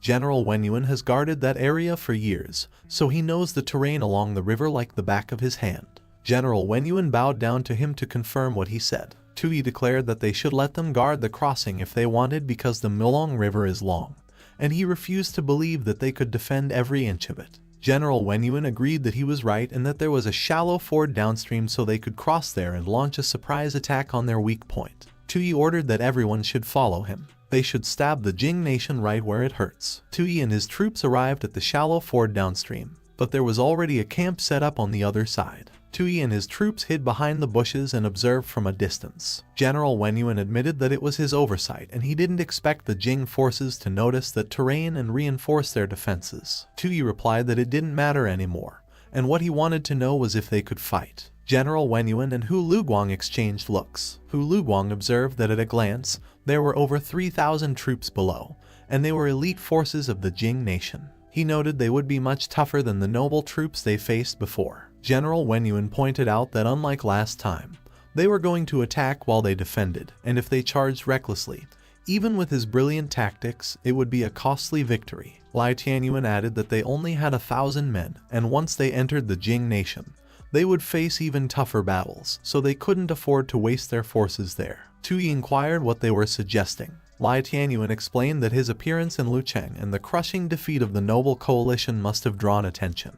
And if his guess was right, the troops besieging Prince Tu Su and Cayenjing would be split to hunt him down. General Wenyuan suggested that if they eased their siege on Prince Tu Su, if they turned back at that time, they could take them by surprise and rendezvous with his forces. But Tui insisted that he should stop and that he went through all that trouble to gather 1,000 men. But since they had met a strong enemy, He questioned if they wanted him to run back to his brother. General Wenyuan emphasized that it was a matter of life and death, so they must not act on impulse. But Lord Zio suddenly intervened and stated that the decision wasn't just about emotions. She declared that Jude Shaw should go on, and Jude Shaw revealed that while traveling those past 2 days, they had been scouting the surroundings. At that moment, 3 forces were closing in on them from the north. Judging by their banners, 2 were South Jing's main forces, and the 3rd was a mixed army of rebel nobles, and their total number exceeded 50,000. Tui questioned if they were sending that many troops just to deal with them and noted that with the forces blocking their path ahead, they were basically surrounded on all sides. Lai Tianyuan observed that compared to the pressure from behind, crossing the river seemed like the lesser problem. And Tui admitted that there was no way out, and if they couldn't even take down those small fires in front of them, they might as well surrender to Jing and become their slaves. Hu Luguang declared that like hell he would be a dog for the Jing. Everyone fell silent. Tui concluded that it looked like they were all on the same page. He added that the biggest issue at the moment was how to take them down with minimal losses. Ayana asked why they were all looking at her, and she explained that there were 3,000 men, so even if they drained her dry, she couldn't make that happen. Tui dismissed her as useless. Speaking of which, he noted they set up camp in such a low-lying area, and he doubted if they weren't afraid of getting flooded. General Wenyuan explained that the area cuts through the mountains, and to raise the water level, they would need to block the river with large rocks from the mountain. But the stones there were extremely tough. Tui speculated if it wasn't the perfect job for Jude Shaw. He mentioned that she could make a gun out of scrap, so blowing up rocks should be easy. She revealed that she had almost fully deciphered that divine book, and if they wanted to collapse the mountain rocks, she would need at least a day to prepare. Tui became excited. Jude Shaw led the troops in the mountain. They buried explosives on the ground. She instructed to place the last pack 50 steps northwest. They planted the explosive in the place she instructed. Lord Zio suddenly remarked that it was a huge mountain, and questioned if they could really bring it down with just 10 packs of explosives. Jude Shaw explained that the book calls it controlled demolition, and as long as they blast the right spots, they could weaken the mountain's structural integrity. One of the troops confirmed that everything was set, and she responded that it was good, so they should move out. They moved away from the mountain. Jude Shaw nervously prepared her talisman. She activated it. The explosives triggered. A huge explosion occurred. Lord Zio observed that it looked like it didn't work. Suddenly, Jude Shaw pointed at the mountain. The base of it cracked. It toppled into the river. She exclaimed that it worked, and urged Lord Zio to look because it worked. Lord Zio agreed. Meanwhile, at the place where Tu and Hu Luguang waited, the water was still calm. Tui stood on top of a raft. Hu Luguang explained that they built those bamboo rafts overnight, but they were surrounded by mountains, so there was no way to cross the river. Tui replied that he would see soon enough. Suddenly, they heard a loud rumbling sound. The ground shook. The water surged from the mountain. The troops shouted that it was a flood. Hu Luguang was terrified, but Lai Tianyuan questioned what they were panicking for and claimed it was the power of their majesty. There would be many more miracles from him after that. Tui ordered them to get on the rafts. They should ride the current, charge straight into the Jing nation camp. Lai Tianyuan was taken aback. He praised that it was their majesty's divine power, and they were invincible in battle. The troops chanted after him. They all rode their rafts and followed Tui. Their chanting intensified as they rode the water's current. The camp at the narrow ford was peaceful. One of the soldiers inquired why they were leaving Jiangku military camp and what they were doing there. Another explained that it was a shallow crossing and the higher-ups worried that the Cayenne country might attack from there. The other soldier laughed and dismissed the idea, claiming that the Cayenne emperor is a useless fool, and they had already fought their way to their doorstep, so if they could counterattack, that would be a miracle. Another remarked that they were just there to put on a show, and he was getting so bored. Suddenly, the other soldier questioned if he heard something. Another reassured that it was water. The other urged him to look over there. Another speculated if it was a massive wave. Everyone screamed as they got submerged in the water. Their camp was devoured in an instant. One of them pleaded for help, but he lost his breath as he got pulled underwater. Many soldiers died by drowning in an instant. A few moments later, the waters slightly calmed down. One of the soldiers survived, and he was coughing as he climbed on top of a rock. He wondered why it was happening. He looked so defeated and clueless. He was horrified when he saw Tui. Tui and his 1,000 men arrived on their rafts. He smiled confidently. He raised his sword. He commanded that they should attack. The archers immediately released their arrows. The Jing soldiers urged that they should retreat. They ordered to fall back immediately. But the swordsmen also advanced and killed those who survived the arrow attacks. The Jing soldiers were terrified, and they all tried to run for their lives. Hu Luguang fired his arrow and killed one of the Jing soldiers. He complained that they were not even fighting back and it was too boring. He became alarmed when he saw Tu Yi staring at him. He insisted that boring was good and that their brothers didn't have to take casualties. Suddenly, the system congratulated Tu Yi. He cleverly employed water tactics to defeat the Jing army with a smaller force and triggered the drowning of 7 armies historical event. In history, Guan Yu used floodwaters to crush 7 armies during the Battle of Xiangfen, and he captured Yu Jin, beheaded Pang De, and shocked all of China. Drowning of 7 armies increased his national power points by 10,000, and his current total reached 35,900. He concluded that it didn't matter because losing points was harder than earning them anyway. He resolved to just make sure that those guys survived. The corpses of the Jing army at Fufeng lay on top of their destroyed camp. Tu Su pierced one of the soldiers with his spear and lifted his body off the ground. He suspected if it was all they had gotten and remarked that they had had an interesting commander before. Wang Zhan responded that he must be referring to Jing country's Anying battalion led by Xing Wushuang.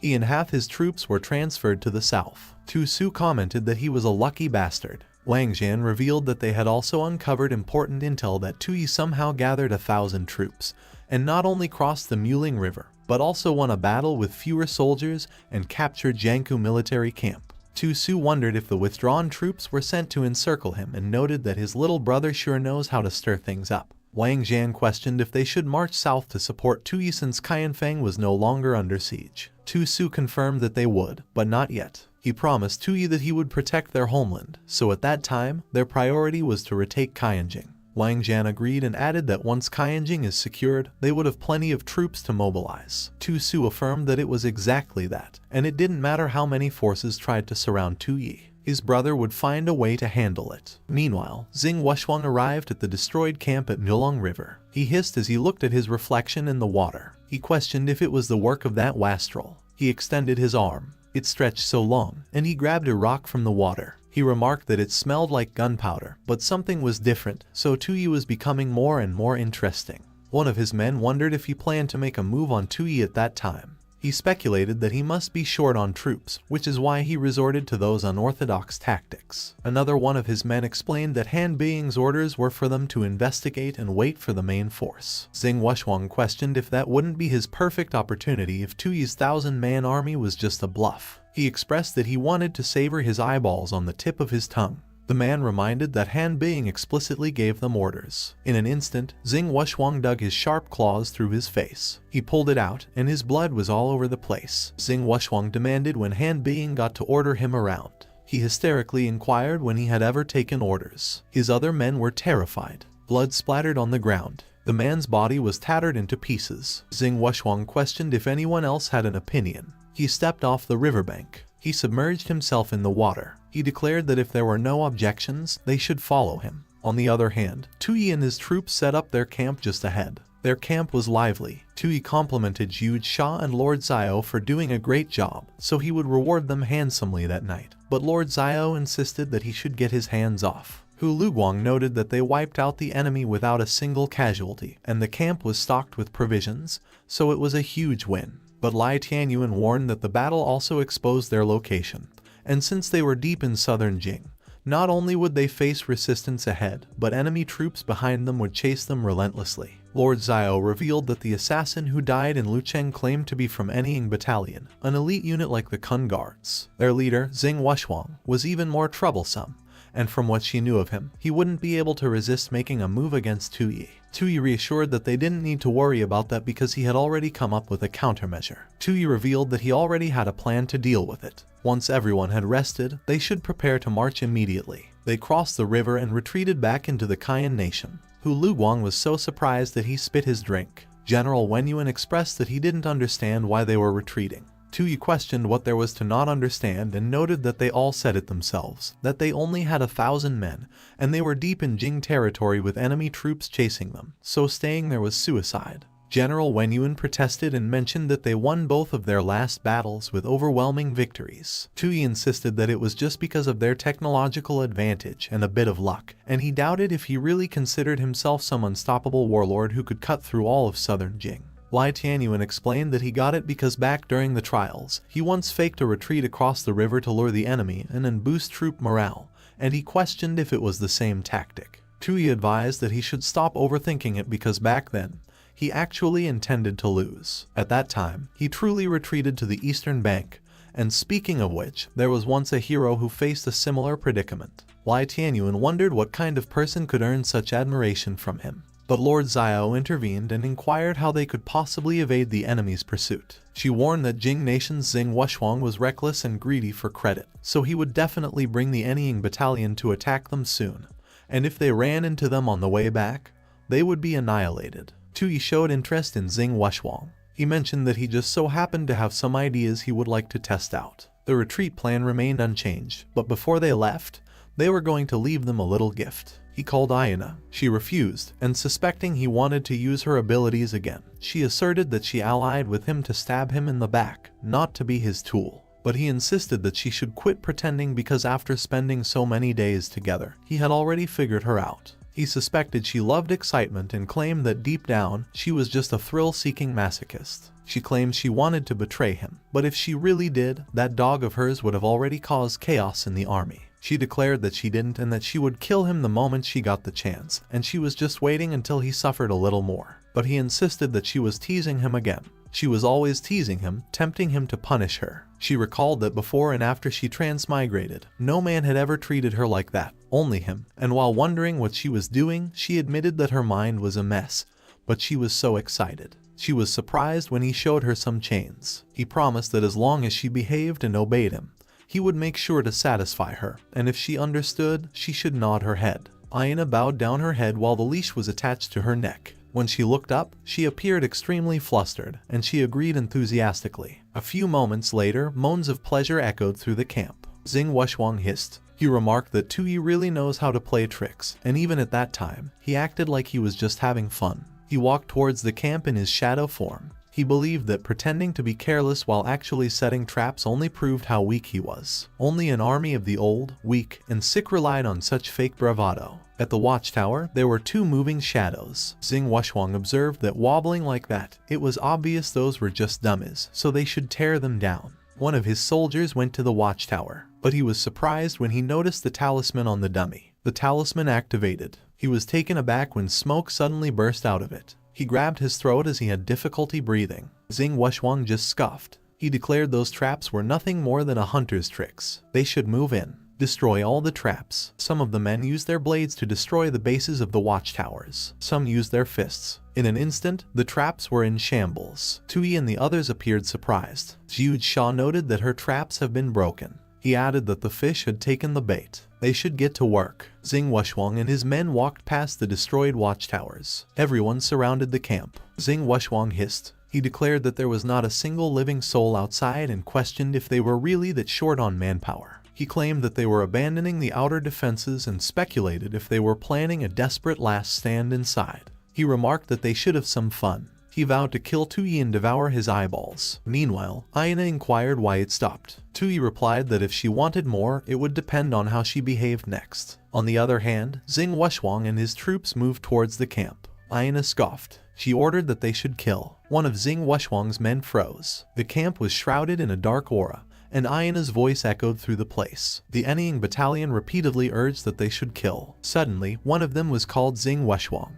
He questioned if he often killed his own people, and as he claimed that he liked killing too, he wondered why no one had let them kill yet. He insisted that they should let him kill something, as he wanted to drink blood, while another questioned where the emperor of the Kayan nation was. They stabbed each other. They were all being controlled by Ayana. Xing Wuxuang was horrified. Suddenly, Ayana wondered if he didn't like killing people. She stated that there was a crowd of lives right in front of him, and as she asked what he was waiting for, he realized that it was bad because the outer traps were never the real threat. That voice was the real trap. It amplified the desires buried deep in their minds to kill, so he needed his weapon as he needed to calm down. He dug his dagger into his leg. He urged that they should steady their minds and not let the demonic voice throw them into chaos. But what he declared was useless, and everyone was still fighting. He realized that as long as he rushed into the room, he could win. He quickly charged towards the camp. Ayana's figures blocked his path. When he got in, he called Tui and admitted that he was quite capable, as he actually destroyed most of his Anying battalion. He stated that he was coming in, and he was a bastard who should die because at that range, even if he lost his mind, he could still kill him. He speculated if it was her power. He accused her of being a witch and claimed she could scream all she wanted because the louder she screamed, the more excited he got to kill. Xing Wushuang brutally beheaded Aina, and her severed head spun wildly through the air. He immediately swung his hands with sharp precision and readied himself to strike again with his claws. He drove his claws straight into Tu Ye's chest with a vicious thrust. He grinned with raw triumph, savoring the moment. But then, he froze, horrified, as a chilling realization hit him. Tu Ye's voice came from the dummy, mocking him and calling him an idiot. He mocked further, betting Xing Wushuang never saw that coming since he wasn't even in the camp. He pressed him, asking if he seriously believed he'd use his own voice at such close range. He taunted that Xing Wushuang was painfully naive and revealed that this was only the warm-up to bait him closer. He admitted he wanted to see Xing Wushuang's face at that moment, promising that he would kill him. He jabbed again, asking if Xing Wushuang still thought he was so untouchable. He then broke into a manic, mocking laugh. He turned his words toward Aina, asking if he'd told her to stop, and commanding that she keep screaming until no one was left alive. Xing Wushuang's gut twisted as alarm surged through him. He roared furiously and cleaved the dummy cleanly in half. But his shock deepened when Aina's dummy head repeatedly urged him to keep killing. Tu Ye's dummy and Lord Xiao's dummy echoed the same chilling command. Xing Wushuang's fury spiked and the edges of his sanity frayed. He begged them to stop, sobbing in desperation. Meanwhile, his own men's voices rose, chanting the same relentless call to kill. He finally snapped completely and slaughtered everyone around him in a frenzy. He erupted into a maniacal, unhinged laugh. Tu Ye concluded that even from this distance, the sound transmission technique worked flawlessly, and Aina's masochistic tendencies were clearly tied to her power, something he'd have to examine later. But for now, they needed to test the talisman-powered remote explosive. Back at the camp, the Anying battalion remained tangled in brutal infighting. Suddenly, the explosive hidden inside the tent detonated, unleashing a blinding light. Tu Ye watched with cold satisfaction as the camp erupted into chaos and fire. He looked utterly pleased, the talisman burning down to ash in his hand. The camp lay burned to ashes and a heavy column of thick smoke coiled upward from its ruins. Suddenly, one of the bodies sprawled across the ground, twitched violently. Xing Wushuang rose unsteadily from the heap of corpses beneath him. Blood splattered from his lips as he let out a ragged snicker. His shoulders hitched and his entire frame trembled, while the choked snickering refused to stop. Then, with a raw edge in his voice, he screamed Tu Ye's name. He snarled that Tu Ye better not let him catch him. Meanwhile, General Wenyuan observed the wrecked camp from afar, with Hu Luguang and Li Tianyuan beside him. Hu Luguang pressed if the Anying battalion was completely gone. He remarked that back when he was in Jing Nation, they were feared everywhere, yet now they'd been wiped out so effortlessly. But Li Tianyuan challenged him for calling it easy. He explained that Tu Ye's strategy back then calculated every possible mindset, which made it ingenious, and the sharper the opponent, the faster they fell for it. But not someone as simple-minded as him. Hu Luguang muttered that he heard that and pressed if Li Tianyuan was straight up calling him stupid, while General Wenyuan admitted he didn't really understand either and urged him to clarify.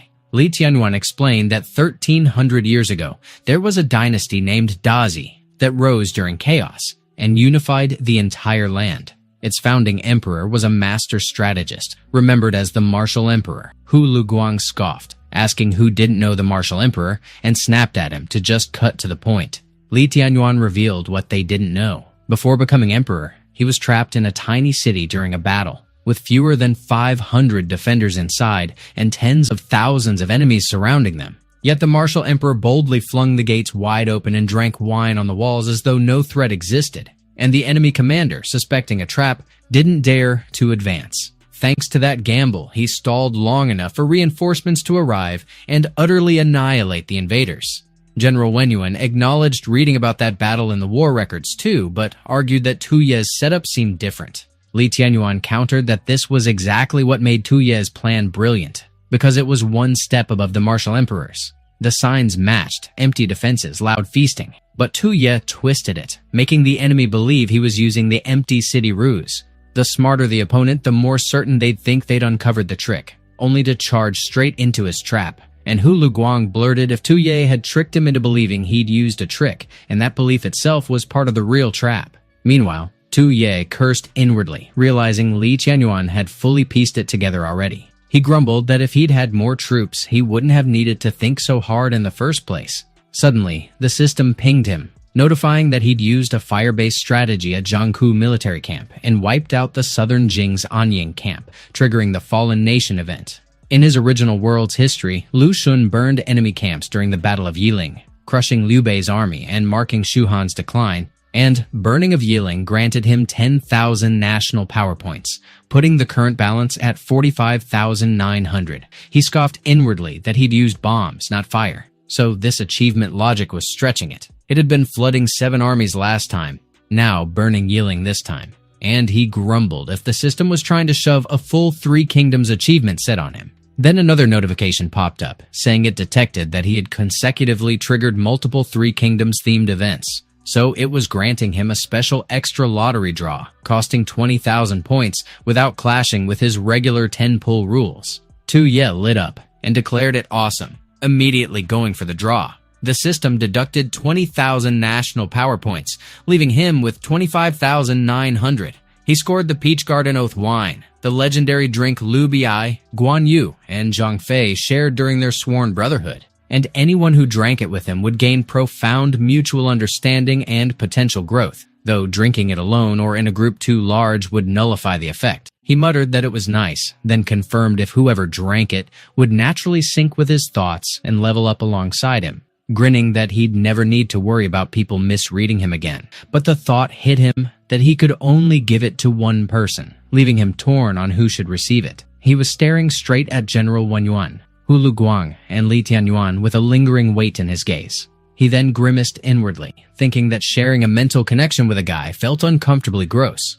He shifted his focus toward the ladies behind him, scanning their faces one by one. He figured Zhuge Sha was the most obedient and low maintenance of the bunch, so she probably didn't even need something like that. If Aina got that though, with her sly tricks and sharp instincts, she might play him to death without lifting a finger. He chewed on the thought for a moment, letting it swirl in his head. Suddenly, Lord Xiao caught him staring, and she tilted her head with puzzled confusion. He cleared his throat and told her to come over to him for a second. She frowned, demanding what it was and warning him not to tell her he came up with another one of his dumb ideas again. Before she could brace herself, Tu Ye shoved the wine straight into her mouth. She floundered, flustered, and unprepared, unable to react properly. Not long after, the burn kicked in, and she ended up drunk before she even realized it. Tu Ye remarked that it was just as expected of a 20,000 point item, admitting it was the first time he had seen her in that state. He wasn't exactly sure what the effects of that heart-to-heart connection were, but he figured they could definitely have some fun experimenting with it later. Out of nowhere, Li Tianyuan stepped up behind him. He cleared his throat, and there was a dark, sinister gleam flickering in his eyes. He addressed Tu Ye directly, pressing why they shouldn't strike Jing Nation head-on now that they had secured that victory. Tu Ye cursed under his breath, grumbling that Li Tianyuan had startled him, and reminding him they only had a few thousand men, so pulling off even a handful of victories was already lucky. He challenged him, asking if he seriously believed he was some kind of unstoppable war god. He pointed out that Jing Nation had managed to pull off something that massive after all. But deep down, he insisted, the real culprits were still those treacherous southern noble families, so their focus should be on the Qian kingdom instead. General Wen Yuan declared that those powerful clans were the very ones who led his son astray, driving him to betray their nation. Tu Ye suddenly tapped his shoulder, steady and deliberate. He promised that he would clean house personally. General Wen Yuan reminded him that back then, Tu Tianjun had marched south for the same reason, only for it to end in utter failure. Li Tianyuan looked stunned by that, wide-eyed and unsettled. He argued sharply that there was no way they would fail this time because things weren't nearly that simple anymore. Hu Luguang interjected, warning that those noble clans had been entrenched for centuries, like immovable local overlords, powerful and deeply rooted. And with their dwindling troops, they couldn't just rip them out by force. Tu Ye conceded that manpower was tight for now, but once they crossed back over the river, the situation could flip because before he came south, he had made a dangerous bet with Wu Dongshuan. His mind flashed back to that night when 2 frogs were noisily mating in the forest. Wu Dongxuan had been inside his tent, and she was moaning in raw pleasure. Tuya remarked that Wu Dongxuan strutted off all cool and carefree under the glaring daylight and pressed her on why she came back again. She retorted that he dared to head straight for Lucheng with so few people, so she figured he probably wouldn't even make it back alive. She admitted it would be a damn shame if he just keeled over like that, so she came to scoop up some memories while she could. He challenged her, demanding if she knew he was walking into danger but still refused to lift a finger. She shot back, asking how many of her people he thought would die if they smashed head-on against the Jing Nation's forces. She clarified that personal ties stayed personal, but he wasn't worth her gambling her entire foundation on. He muttered that he understood, figuring just passing him intel was already her ceiling. But she had cooked up another plan. She teased that if he failed miserably and crawled back with his tail tucked tight, she wouldn't mind taking him in. He should ditch the Emperor dream and just settle as her bandit husband instead. He balked, challenging if that meant living off a woman, then brushed off her offer with a sharp thanks, but he jabbed back, asking if it never crossed her mind that he might flip the whole game. He pressed if she truly never considered that he could actually crush the Jing Nation. She smirked and proposed a bet, declaring that if he managed to turn things around, even bag just one win, he could come back, find her, and she would grant him 3 wishes. Back in the present, Tuya declared that it was finally time for that woman to cough up on her promise. It doubled as a perfect chance to test that item's effects, so he roped Lord Xiao into tagging along when they went to collect that debt. She drifted half-dazed, giving a weak nod of agreement. Meanwhile, a brutal clash raged at the Qian Nation capital. A Jing Nation soldier carved open the throat of a Qian Nation defender. Some Jing Nation troops scrambled up the city walls, swiftly wiping out the soldiers guarding the top. Amid the chaos, one soldier rushed to the general and proclaimed that Qian Nation was already theirs for the taking. The general roared that once they seized Qian Nation, he would stand as Jing Nation's top war hero. He ordered every troop to listen and ready themselves for the final crushing assault. But just then, his gaze snapped to the rear. Tu Su's forces were storming in from behind. The nerves in his eyes bulged out violently when he realized who it was. He blurted that it was Tu Su, like the name itself carried doom. The enemy surged closer from the rear with relentless force. They figured they should tighten up and form ranks fast. They needed to raise their spears, bracing for impact. One of the soldiers muttered that they should get ready to look like porcupines. But Tu Su stalled, holding position before they slammed into the formation. The soldier scoffed and pressed if he was chickening out. He never finished the thought before an arrow punched straight into his eye. More arrows came tearing through the air in brutal waves. They poured down like deadly rain on the Jing Nation soldiers. The general's expression shifted, as though he recognized that tactic instantly. He barked out, asking if this was the cavalry archery technique of Northern Mong from the grasslands. He froze briefly, silent, watching his men collapse under the onslaught. Then he snapped at the infantry, ordering them to raise their shields now. The cavalry on both flanks needed to circle fast and block the assault for him. Suddenly, the Longxiang guards exploded out of the city gates like a storm. The general's chest clenched with alarm. Yuan Tianshu called out to Tu Su, promising he would cover for him. The general barked that they should hold steady and keep their composure. But his gut dropped in horror when he turned and looked behind him. Tu Su was laughing with a manic edge, unhinged and wild. He vaulted over the infantry and shattered their formation in an instant. He squared up directly against the general. The general snapped that they should hurry and send word to Han Biying right away. But Tu Su lunged and cleaved his head off in a single strike. The Jing Nation soldiers broke apart in chaos as they were slaughtered without mercy. A few moments later, Tu Su breathed out and remarked that it wasn't easy. Tu Su remarked with a casual disbelief that he couldn't believe they had managed to hold out for so many days. He grew startled when he spotted Zhao Shu, Fan Taozhu, and the officials all clustered at the city gate. Zhao Shu expressed his gratitude to him for breaking the siege on Qian capital. Tu Su admitted with a crooked grin that he never expected even he could misjudge something at times. She grew puzzled by his words. He brushed it off, saying it was nothing, and pointed out that they all must have worked even harder than him to defend that city. He then wondered with a mix of irritation and curiosity how his little brother managed to make those women so fiercely loyal to him. She invited him to enter the city to rest and mentioned they could discuss the next steps after that. But he dismissed the suggestion, insisting there was no time to waste and rest wasn't an option. He explained that he rushed back the instant he heard Qian Nation was in danger. Yet his little brother seemed to be having a good time playing games with Jing Nation. He pressed further, asking if he was right that Han Biying, the one who humiliated him, should be in Lucheng at that moment. He declared that he intended to go have some fun with them. Meanwhile, Han Biying received reports from his troops. He learned that Tu Ye's 1,000 cavalry had crossed the river and crushed 3 battles in a row. They had flooded Jiangku camp and burned Anying base. Tu Su, with just over 1,000 men, kept hammering his forces both in Fufeng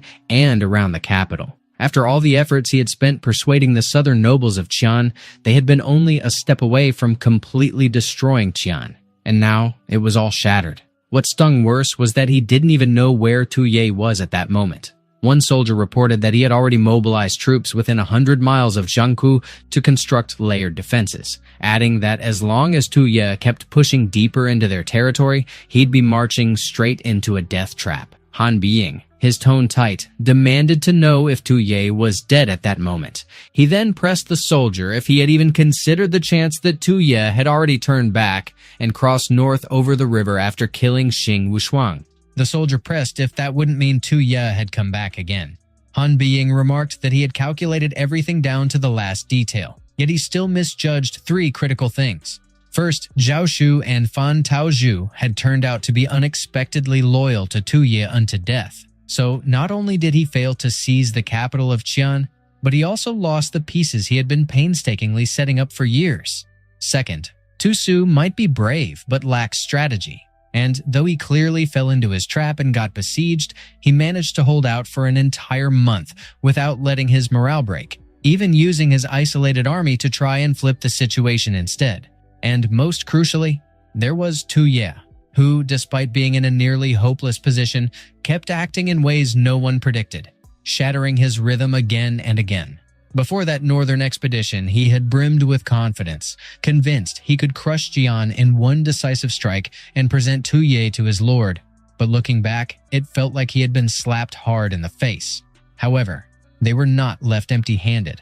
The southern part of the Qian kingdom would soon plunge into civil strife. He dragged his finger across the map and circled Mu City. One of the soldiers pressed about the civil strife. Han Biying explained that Tu Su had lifted the siege of the Qian capital, so he would certainly march his army south to hunt down Tu Ye. If the southern noble clans wanted to cling to their territories, they would have no choice but to fight a massive battle with him. And what made things more entertaining was that Wu Dongxuan was also stirring in the southern region, and given her deep, irreconcilable hatred for the Qian kingdom, there was no way she wouldn't seize this chance to cause chaos. Once those 3 forces collided, it would turn into the most chaotic battlefield imaginable. And all they had to do was sit tight in Lu City and wait, and when everyone had bled each other dry, that would be their perfect moment to strike again. One of the soldiers pressed about the so-called mutual destruction and reminded him they had a pact with the southern noble clans. Han Biying dismissed it bluntly, saying a pact existed to be broken. The only unstable factor now was Tu Ye's current whereabouts, and although he only commanded 1,000 men, if he managed to reunite with Tu Su, the outcome would spiral into unpredictability. Therefore, they had to seal off every ferry crossing on the Mulong River and every road leading north because they absolutely could not allow him that chance. The soldier affirmed the command and promised to make sure Tu Ye's 1,000 men would have nowhere to vanish. Meanwhile, Tu Ye had already reached the Red Sleeve Army's base. Wu Dongxuan remarked that rumor had it he caused an uproar in Nanjing and ran the Jing forces ragged with just 1,000 men, then pressed where those 1,000 were now and why she only saw the 3 of them, not even Li Tianyuan. She jabbed at him, asking if he hadn't fabricated all those glorious battle feats. Tu Ye replied that the Nanjing defenses had been too tight on the way back, and it was far easier to move with 3 people than 1,000. As for the rest, he claimed to have other arrangements in place. She pushed again, demanding to know what those arrangements were, but he brushed it aside for now and asked her if she still remembered the bet between them. He declared that he would count this as turning the tables against impossible odds and pressed if she wouldn't agree. She told him to go on with the 3 things and said he could demand anything. He said that in that case, they would deal with the first thing that night. Then he brought up the second one. He stated he wanted to give that land of southern Qian to her. He challenged her directly, asking if she dared to take it. It was the detailed map showing the vast stretches under the sway of the southern Qian magnates, drawn with the kind of precision that made one imagine dust and smoke rising off the ink. Among those many territories, Lu City sat right on the shimmering riverbank, its location hugging the ferry crossing that served as the artery to the capital, Tianjin. So it had been handed over to General Wang Yuan, the same general who pacified the south and whom Emperor Tu Tianjun had dispatched personally to stand guard there. The rest of the lands, though they wore the name of the Qian Kingdom, were in reality ruled by old clans with roots so deep they might as well have grown into the soil itself. Those clans kept marrying among themselves, wrapping up the local offices, people's livelihoods, and entire economies in their grip, and all they needed to do to keep up appearances was bow toward Xianjing now and then and hand over their taxes. Thanks to their sweet spot between Qian and Jing territory, the southern Qian families played both sides to fatten their own pockets, raising private troops and running their lands like miniature kingdoms. And when Emperor Tu Tianjun died, throwing Tianjing and Nanjing into chaos, those southern powerhouses wasted no time stirring the pot, carving out more land with greedy hands to feed their ambitions.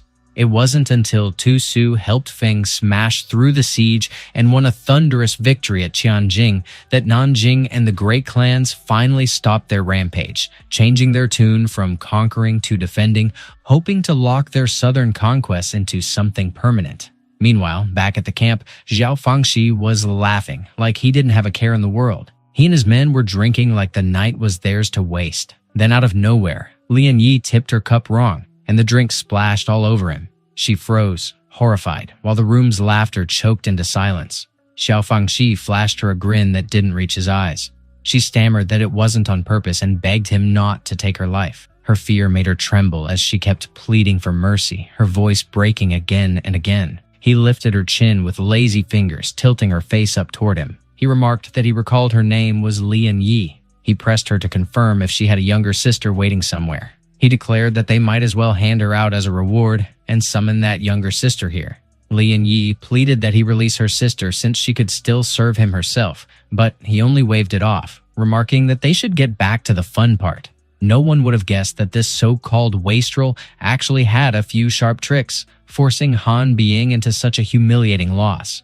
Now that Han Biying had pulled back to guard Lu City and rumor said Tu Su was marching south, the odds looked ugly for their side. They figured it best to let the two tear each other apart, since whoever crawled out alive would still end up owing them fealty, and they'd be the ones truly calling the shots anyway. But one of his men pointed out that since they'd helped Nanjing stab the Jing kingdom in the back, if Han Biying broke and ran across the river, they'd be the ones left to face Tianjing's fury. Xiao Fangxi brushed it off, saying they should stay quiet for now. Wait until the dust settled, then come up with some excuse and offer a bit of tribute so everyone could save face, and that'd be that. Because if that man surnamed Tu had half a brain, he'd know that holding the South together was hopeless without their clan's backing. Then, out of the blue, a messenger came tearing through the night toward the camp. He rushed past Lian Yi, who was being dragged away, her hair half undone. He shoved his way into the feast and reported urgently to his lordship. They'd found traces of Tu Ye in Fuhu Mountain, 30 li to the north. Xiao Fangxi demanded how Tu Ye had slipped through Nanjing's lines to reach there,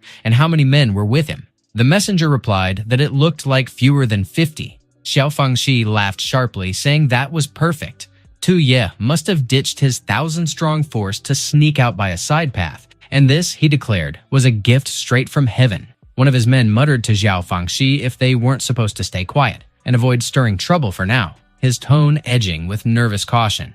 Xiao Fangxi shot him a look and retorted whoever claimed he was going to provoke anyone, adding that he merely planned to act like a gracious host and welcome his majesty as a guest of the Xiao family for a few days. Another man chuckled and remarked that he was sharp because once Tu Ye was in their grasp, they'd hold enough leverage to play both sides. And when either Tu Su or Nanjing came out on top, they could milk the situation for greater gain. But the messenger piped up, reporting that he had found out the Deng clan from Chanyang, the Yang clan from Fengyan, and the Shi clan from Shiling all seemed to have caught wind of Tu Ye's whereabouts, and they too were heading toward Fuhu Mountain. Xiao Fangxi tensed at the news, his expression shifting. He snapped that they had to move immediately. Those old vultures always sprint faster than anyone when there's loot to grab, so they couldn't let them seize him first. Moments later, the rival families crossed paths at the foot of Fuhu Mountain, the air thick with restrained hostility. Yang Zhiwei coolly remarked that Fuhu Mountain was Yang territory, so the two others seemed a little out of place. Deng Tong retorted that Tu Ye had slipped through their Dong lands in the south, so there was nothing wrong with them trailing him all the way there. Shi Jineng shot back that judging by their smug tone, they seemed to be treating their majesty as their personal quarry, while his Shi clan was different, loyal to the bone, and he had come only to rescue him. But Yang Zhiwei and Deng Tong scoffed that he should spare them the act, demanding who didn't know his game, and Yang Zhiwei sneered that the fat pig was clearly taking them for fools. Shi Jineng barked that they were all sly foxes, and as he mocked them for pretending to be tame cats, he threw out that their own greed was reeking, yet they dared to smear his purity. All of a sudden, Zhao Fangxi cut through the noise, telling everyone to drop the bickering for now. They ought to hear him out first. He reminded them that they were all powerful Chan Nan families who should stand united. There was no point shredding their alliances right there. He proposed that they first invite their majesty down together. And as for dividing the spoils, they could hash that out later.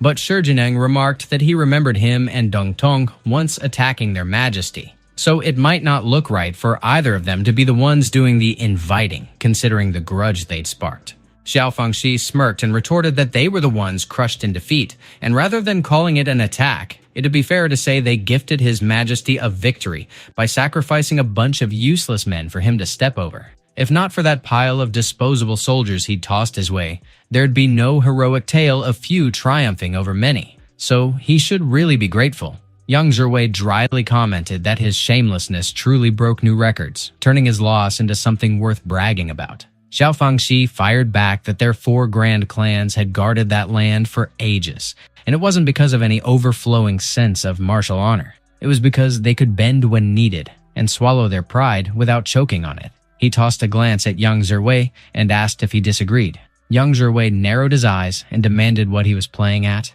And when Zhao Fangxi replied that he was just fooling around, he teased if he was really that easy to rile up. He reminded them that their 4 clans had intermarried for generations and were basically one family now, so however they split the gains, it was still staying in the family. But what he truly worried about was wasting time there, because if Han Biying caught wind and brought troops, things would spiral fast. The other patriarchs went silent, trading uneasy looks. Deng Tong finally broke the pause, agreeing that they needed to seize Tu Ye first. He was their bargaining chip, and they couldn't afford any more delay. Xiao Fangxi exhaled heavily and asked what the other 2 intended to do. Shi Jineng grunted that he was in, and Yang Zhiwei muttered that he was as well. Tu Ye insisted he did not agree. The patriarchs of the 4 families blinked in surprise. Zhao Fangxi then grinned with a sinister curl as he acknowledged his presence.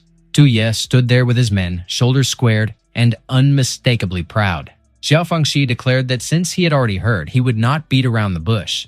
He pressed him on whether he would come with them willingly or if they should escort him themselves. Tu Ye shrugged that he was just worried Nanjing might receive news of his presence there, but he added there was really no need since that news could only have come from his 4 families. Zhao Fangxi scoffed that he must be joking. Tu Ye challenged him on whether he did not believe it and urged that he should think about why they would all arrive there at almost the same time after getting the news. Zhao Fangxi fell silent, words failing him. Suddenly, Wu Dongshuan stepped forward and revealed herself. She explained that the news had been deliberately spread to them by her Red Sleeve army. She then snapped her fingers. The soldiers dropped their flags. They all threw it on the ground in one coordinated motion. Yang Zhiwei flinched, alarmed by the display. Deng Tong and Shi Jineng registered the same cold realization. The soldiers closed in, surrounding the 4 patriarchs. Tu Ye proclaimed that the oppressed should rise up. The patriarchs sat on edge as ominous energy gathered above them. Deng Tong stiffened when Zhao Fangxi suddenly laughed. He boasted that their 4 great clans had operated there for hundreds of years and wondered if they really thought they could trap them with those petty tricks and whether that was not a bit too naive. He then turned to the disciplinary squad. Tu Ye and Wu Dongshuan tensed when they saw a group of men marching toward them. They were heavily armored and clearly meant to intimidate. The soldiers froze, terror written across their faces. Zhao Fangxi ordered that all who waver in resolve and all who plotted treason be killed. They should kill with no mercy. The soldiers stood motionless with fear. Wu Dongxuan moved forward in a hurry, all purposeful steps and a restless spark in her eyes. But Tu Ye waved a hand and urged that she wait a moment, cool and unbothered.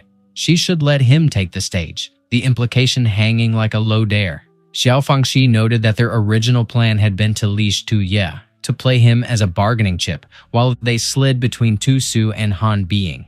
Yet he had actually thrown his lot in with the Red Sleeve Army, and that shift smelled dangerously unpredictable. The three patriarchs froze, the room tightening around their shared calculation. Deng Tong then weighed in, blunt and businesslike, that while they still controlled the thread, they ought to cut it there and then. Yang Zhiwei countered with cold logic, warning that killing him would erase any path to reconciliation with Tu Su's camp. Shi Jineng offered a craftier route, suggesting they pin his death on Nanjing and wash their hands in plausible deniability. Xiao Fangxi curved his mouth into a sinister smile, savoring the maneuver. He then turned to Tu Ye and with a slow precision confirmed his recognition that the woman beside him should be Wu Dongxuan, the rebel Red Sleeve Army's leader. Tu Ye shrugged off the point, asking what difference it made in the bigger picture.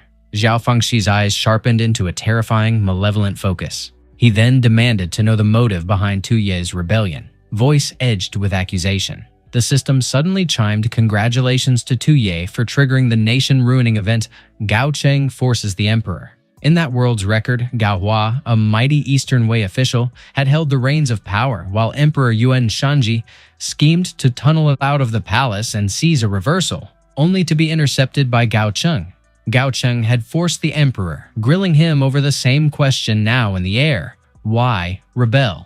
But Tu Ye cut the narration short, telling the system to stop yapping and just log the points because he did not have time for its nonsense, and the notification fell silent. Tu Ye declared that he would not shrink into the cowardice that had swallowed Yuan Shanji. He, exalted as the ruler of a nation and styled son of heaven, had orchestrated his mother's rebellion, as if destiny itself were a chessboard. Those four, the provincial bumpkins from the south, had marshaled a crowd to bar his way, so in plain sight they wore the mantle of rebels. Still, as monarch, he could extend clemency. Power came with room for such gestures.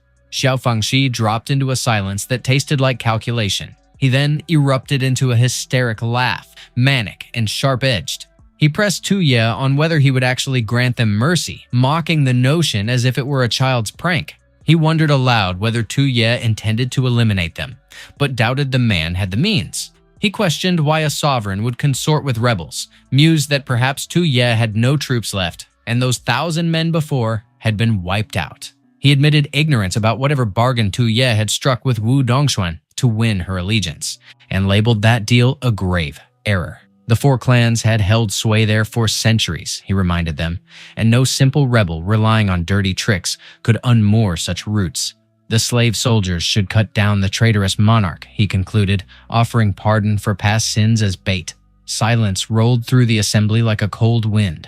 But then Tu Ye began to sing, a strange, resonant note, calling for those hungry and cold slaves to rise up. Xiao Fangxi stood there, baffled and off-kilter, caught by whatever game Tu Ye was actually playing. Tu Ye sang, urging that they rise up. The suffering people of the world listened. Their hearts, hot-blooded and fevered, burned within their chests.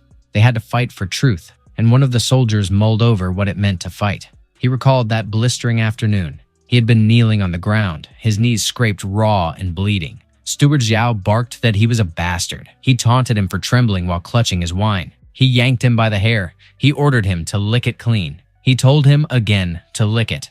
The soldier, shaking with fury, felt his eyes redden, but he couldn't strike back. Steward Zhao sneered, declaring that gutter-born trash deserved nothing better than licking wine off the floor. Then, a group of newly arrived soldiers shouted that he should stop. Steward Zhao demanded if they meant to rebel, but unease gripped him when they advanced without a flicker of fear. One of them said that 2/10 of the camp's rations had vanished last month, and he wondered aloud if the patriarch had yet been informed. Steward Zhao snapped that it was nonsense, claiming they were base-born peasants unworthy of their patriarch's ear. But the soldier pressed if he believed the patriarch would ignore a mutiny and not demand to know why. Steward Zhao clicked his tongue. He told them to wait for him. The bruised soldier expressed his thanks. The other soldier teased, asking if he had truly meant to lick it earlier, and he muttered that he had. Steward Zhao. The other soldier urged him to lift his head. The bruised one stayed silent. The other soldier declared that they were not slaves, that their so-called masters were no different from them. They had only one life, and whoever tried to dominate them, he would fight to the end, even if it cost his own. The bruised soldier asked if they would fight. The other soldier brushed it off, admitting he was poor with words and couldn't explain, but said he was one of them, and that night, he would take him to meet someone, and the bruised soldier wondered who. The other soldier replied that it was His Majesty. Now, back in the present, the bruised soldier still listened to Tu Ye's voice as he sang that they should rise up. They were slaves, gnawed by hunger and cold. Xiao Fangxi demanded what he was doing, and Deng Tong urged that they stop wasting time on him and finish him off. Xiao Fangxi faltered, thrown off. The bruised soldier joined in the song, echoing that the suffering people of the world should rise. Their hearts surged with searing blood. Tu Ye shouted that they were already boiling. They had to fight for truth. Xiao Fangxi barked for them to shut up, or he would see them all starve. But the rest of the soldiers raised their voices, chanting that their hearts, burning with hot blood, were already boiling, and that they must fight for truth. The system congratulated Tu Ye for triggering the nation-destroying event surrounded by Chu songs. In the history of his current world, during the struggle between Chu and Han at the end of the Qin dynasty, the hegemon king of Chu, Xiang Yu, had been trapped by Han forces at Gaixia, and at night he heard songs from the land of Chu rising from every direction and above his head. The Chu army's will to fight broke completely. Tu Ye figured he understood it, and as before, he would handle those old geezers first before settling accounts together. He turned his gaze toward Xiao Fangxi. He remarked that the old fellow was even trickier than the other three wastes, because he had not only countered Wu Dongshuan's setup within the army, but also spotted her weakness of being short-handed in the south. He concluded that the man must not be allowed to remain alive. He then pressed them on whether they had all made up their minds, admitting that he might die once a real fight started, but challenged them on how much better any of them would fare. He reminded them that his brother was leading the Southern Army and demanded to know if they truly believed he would buy it, if they framed his death on the state of Jing.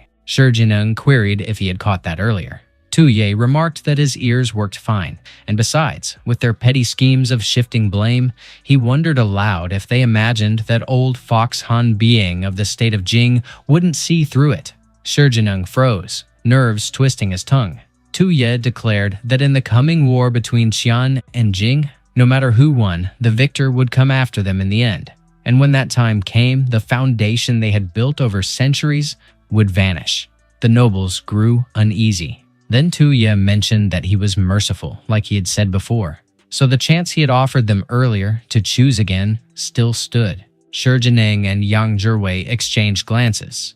Tu Ye continued that even with the 4 great clans, he already found the number excessive. Xiao Fangxi tensed, sweat rolling down his temple. He warned them not to fall for it, saying Tu Ye was just stirring trouble to divide them. Tu Ye then wondered if the so-called 4 great clans all bowed to the Xiao family. The nobles fell into silence and Xiao Fangxi's pulse quickened. Wu Dongshuan cut in, remarking that it looks like the 4 great clans were merely the Xiao family and its 3 dogs. The disciplinary squad exchanged uncertain glances. Tu Ye commented that, thinking about it, the Xiao family did seem the strongest, so he might as well cooperate directly with him. Xiao Fangxi flared up in agitation. Wu Dongshuan sneered that he had no chance left, telling him to wait for death. He darted a glance behind him. The other nobles were glaring at him with dark intent. He snapped that they were fools and barked if they truly had fallen for it, reminding them that their 4 families had been bound together for hundreds of years. But Deng Tong fired back that the salt field in Dun County last year had belonged to his Deng family. He demanded to know if Xiao Fangxi had forgotten how he had snatched it. Shi Jineng added that the 500 mu of fertile land by the Wanchuan River was part of it too. Xiao Fangxi cursed them as idiots and barked if they were seriously dredging up old grudges now. Suddenly, Yang Zhiwei drove his sword into his back. Xiao Fangxi froze in disbelief. He croaked out what he was doing. The disciplinary squad turned their eyes away. Yang Zhiwei muttered that if they weren't bringing up the past, then they should deal with the present. Xiao Fangxi dropped to his knees, blood spilling from the hole in his chest. Yang Zhiwei stated that their household troops had already been overturned, and they were nothing but turtles trapped in a jar. So without his clan, the other 3, could still survive. Xiao Fangxi's corpse dropped flat on the dirt, face first. The three nobles closed in around him. Wu Dongxuan let out a laugh, remarking that they struck well and should keep it up. The three nobles blinked at him, confused. Tu Ye noted that 4 people meant thinner shares, pressing if 3 families weren't still a crowd. The soldiers began a chant, roaring that they should kill. The 3 nobles froze in disbelief. They repeated over and over that only 1 family would remain. Deng Tong muttered that he'd gone back on his word. The soldiers kept chanting, promising only 1 family would stay standing. Yang Zhiwei cracked and screamed. He swung his sword wildly while Deng Tong urged him to calm himself. The disciplinary squad hesitated, unsure, just standing off to the side. Tu Ye turned to them and asked if they finally saw how the so-called 4 great clans, whose leaders once stood so high, were now just mangy dogs tearing each other apart. He told them to take a long, hard look. He'd question men like them and their armies. He demanded to know what there was to fear about those people. The disciplinary squad snapped at the slave soldiers, asking what they thought they were doing and if they were planning rebellion. The soldiers only glared back, eyes burning with fury. One soldier lunged and struck a member of the disciplinary squad. The rest surged in right after. The disciplinary squad shrieked as they were butchered, while Yang Zhiwei tore into the other nobles. Blood drenched the ground under the crescent moon. Shi Jineng's corpse lay still, eyes wide open. Yang Zhiwei shouted that he won. He demanded Tu Ye speak, asking if that was finally enough. But Tu Ye only smiled with a dark twist to his mouth. Yang Zhiwei barked at him, demanding why he stayed silent and what more he wanted. He ordered him to speak, spitting that he was a demon sorcerer emperor who tricked them into slaughter and turned their own soldiers. Tu Ye replied that he knew nothing of demon sorcery. No one was bewitched. He'd only given them a chance to fight for themselves. To him, those so-called noble families of the old age were just beasts clawing for their interests, and mutual slaughter fit them perfectly. For before the great righteousness he carried, they were nothing. Yang Zhiwei could only stare, stunned. He finally demanded Tu Ye speak again to say whether his earlier words still held. Tu Ye told him to take a guess.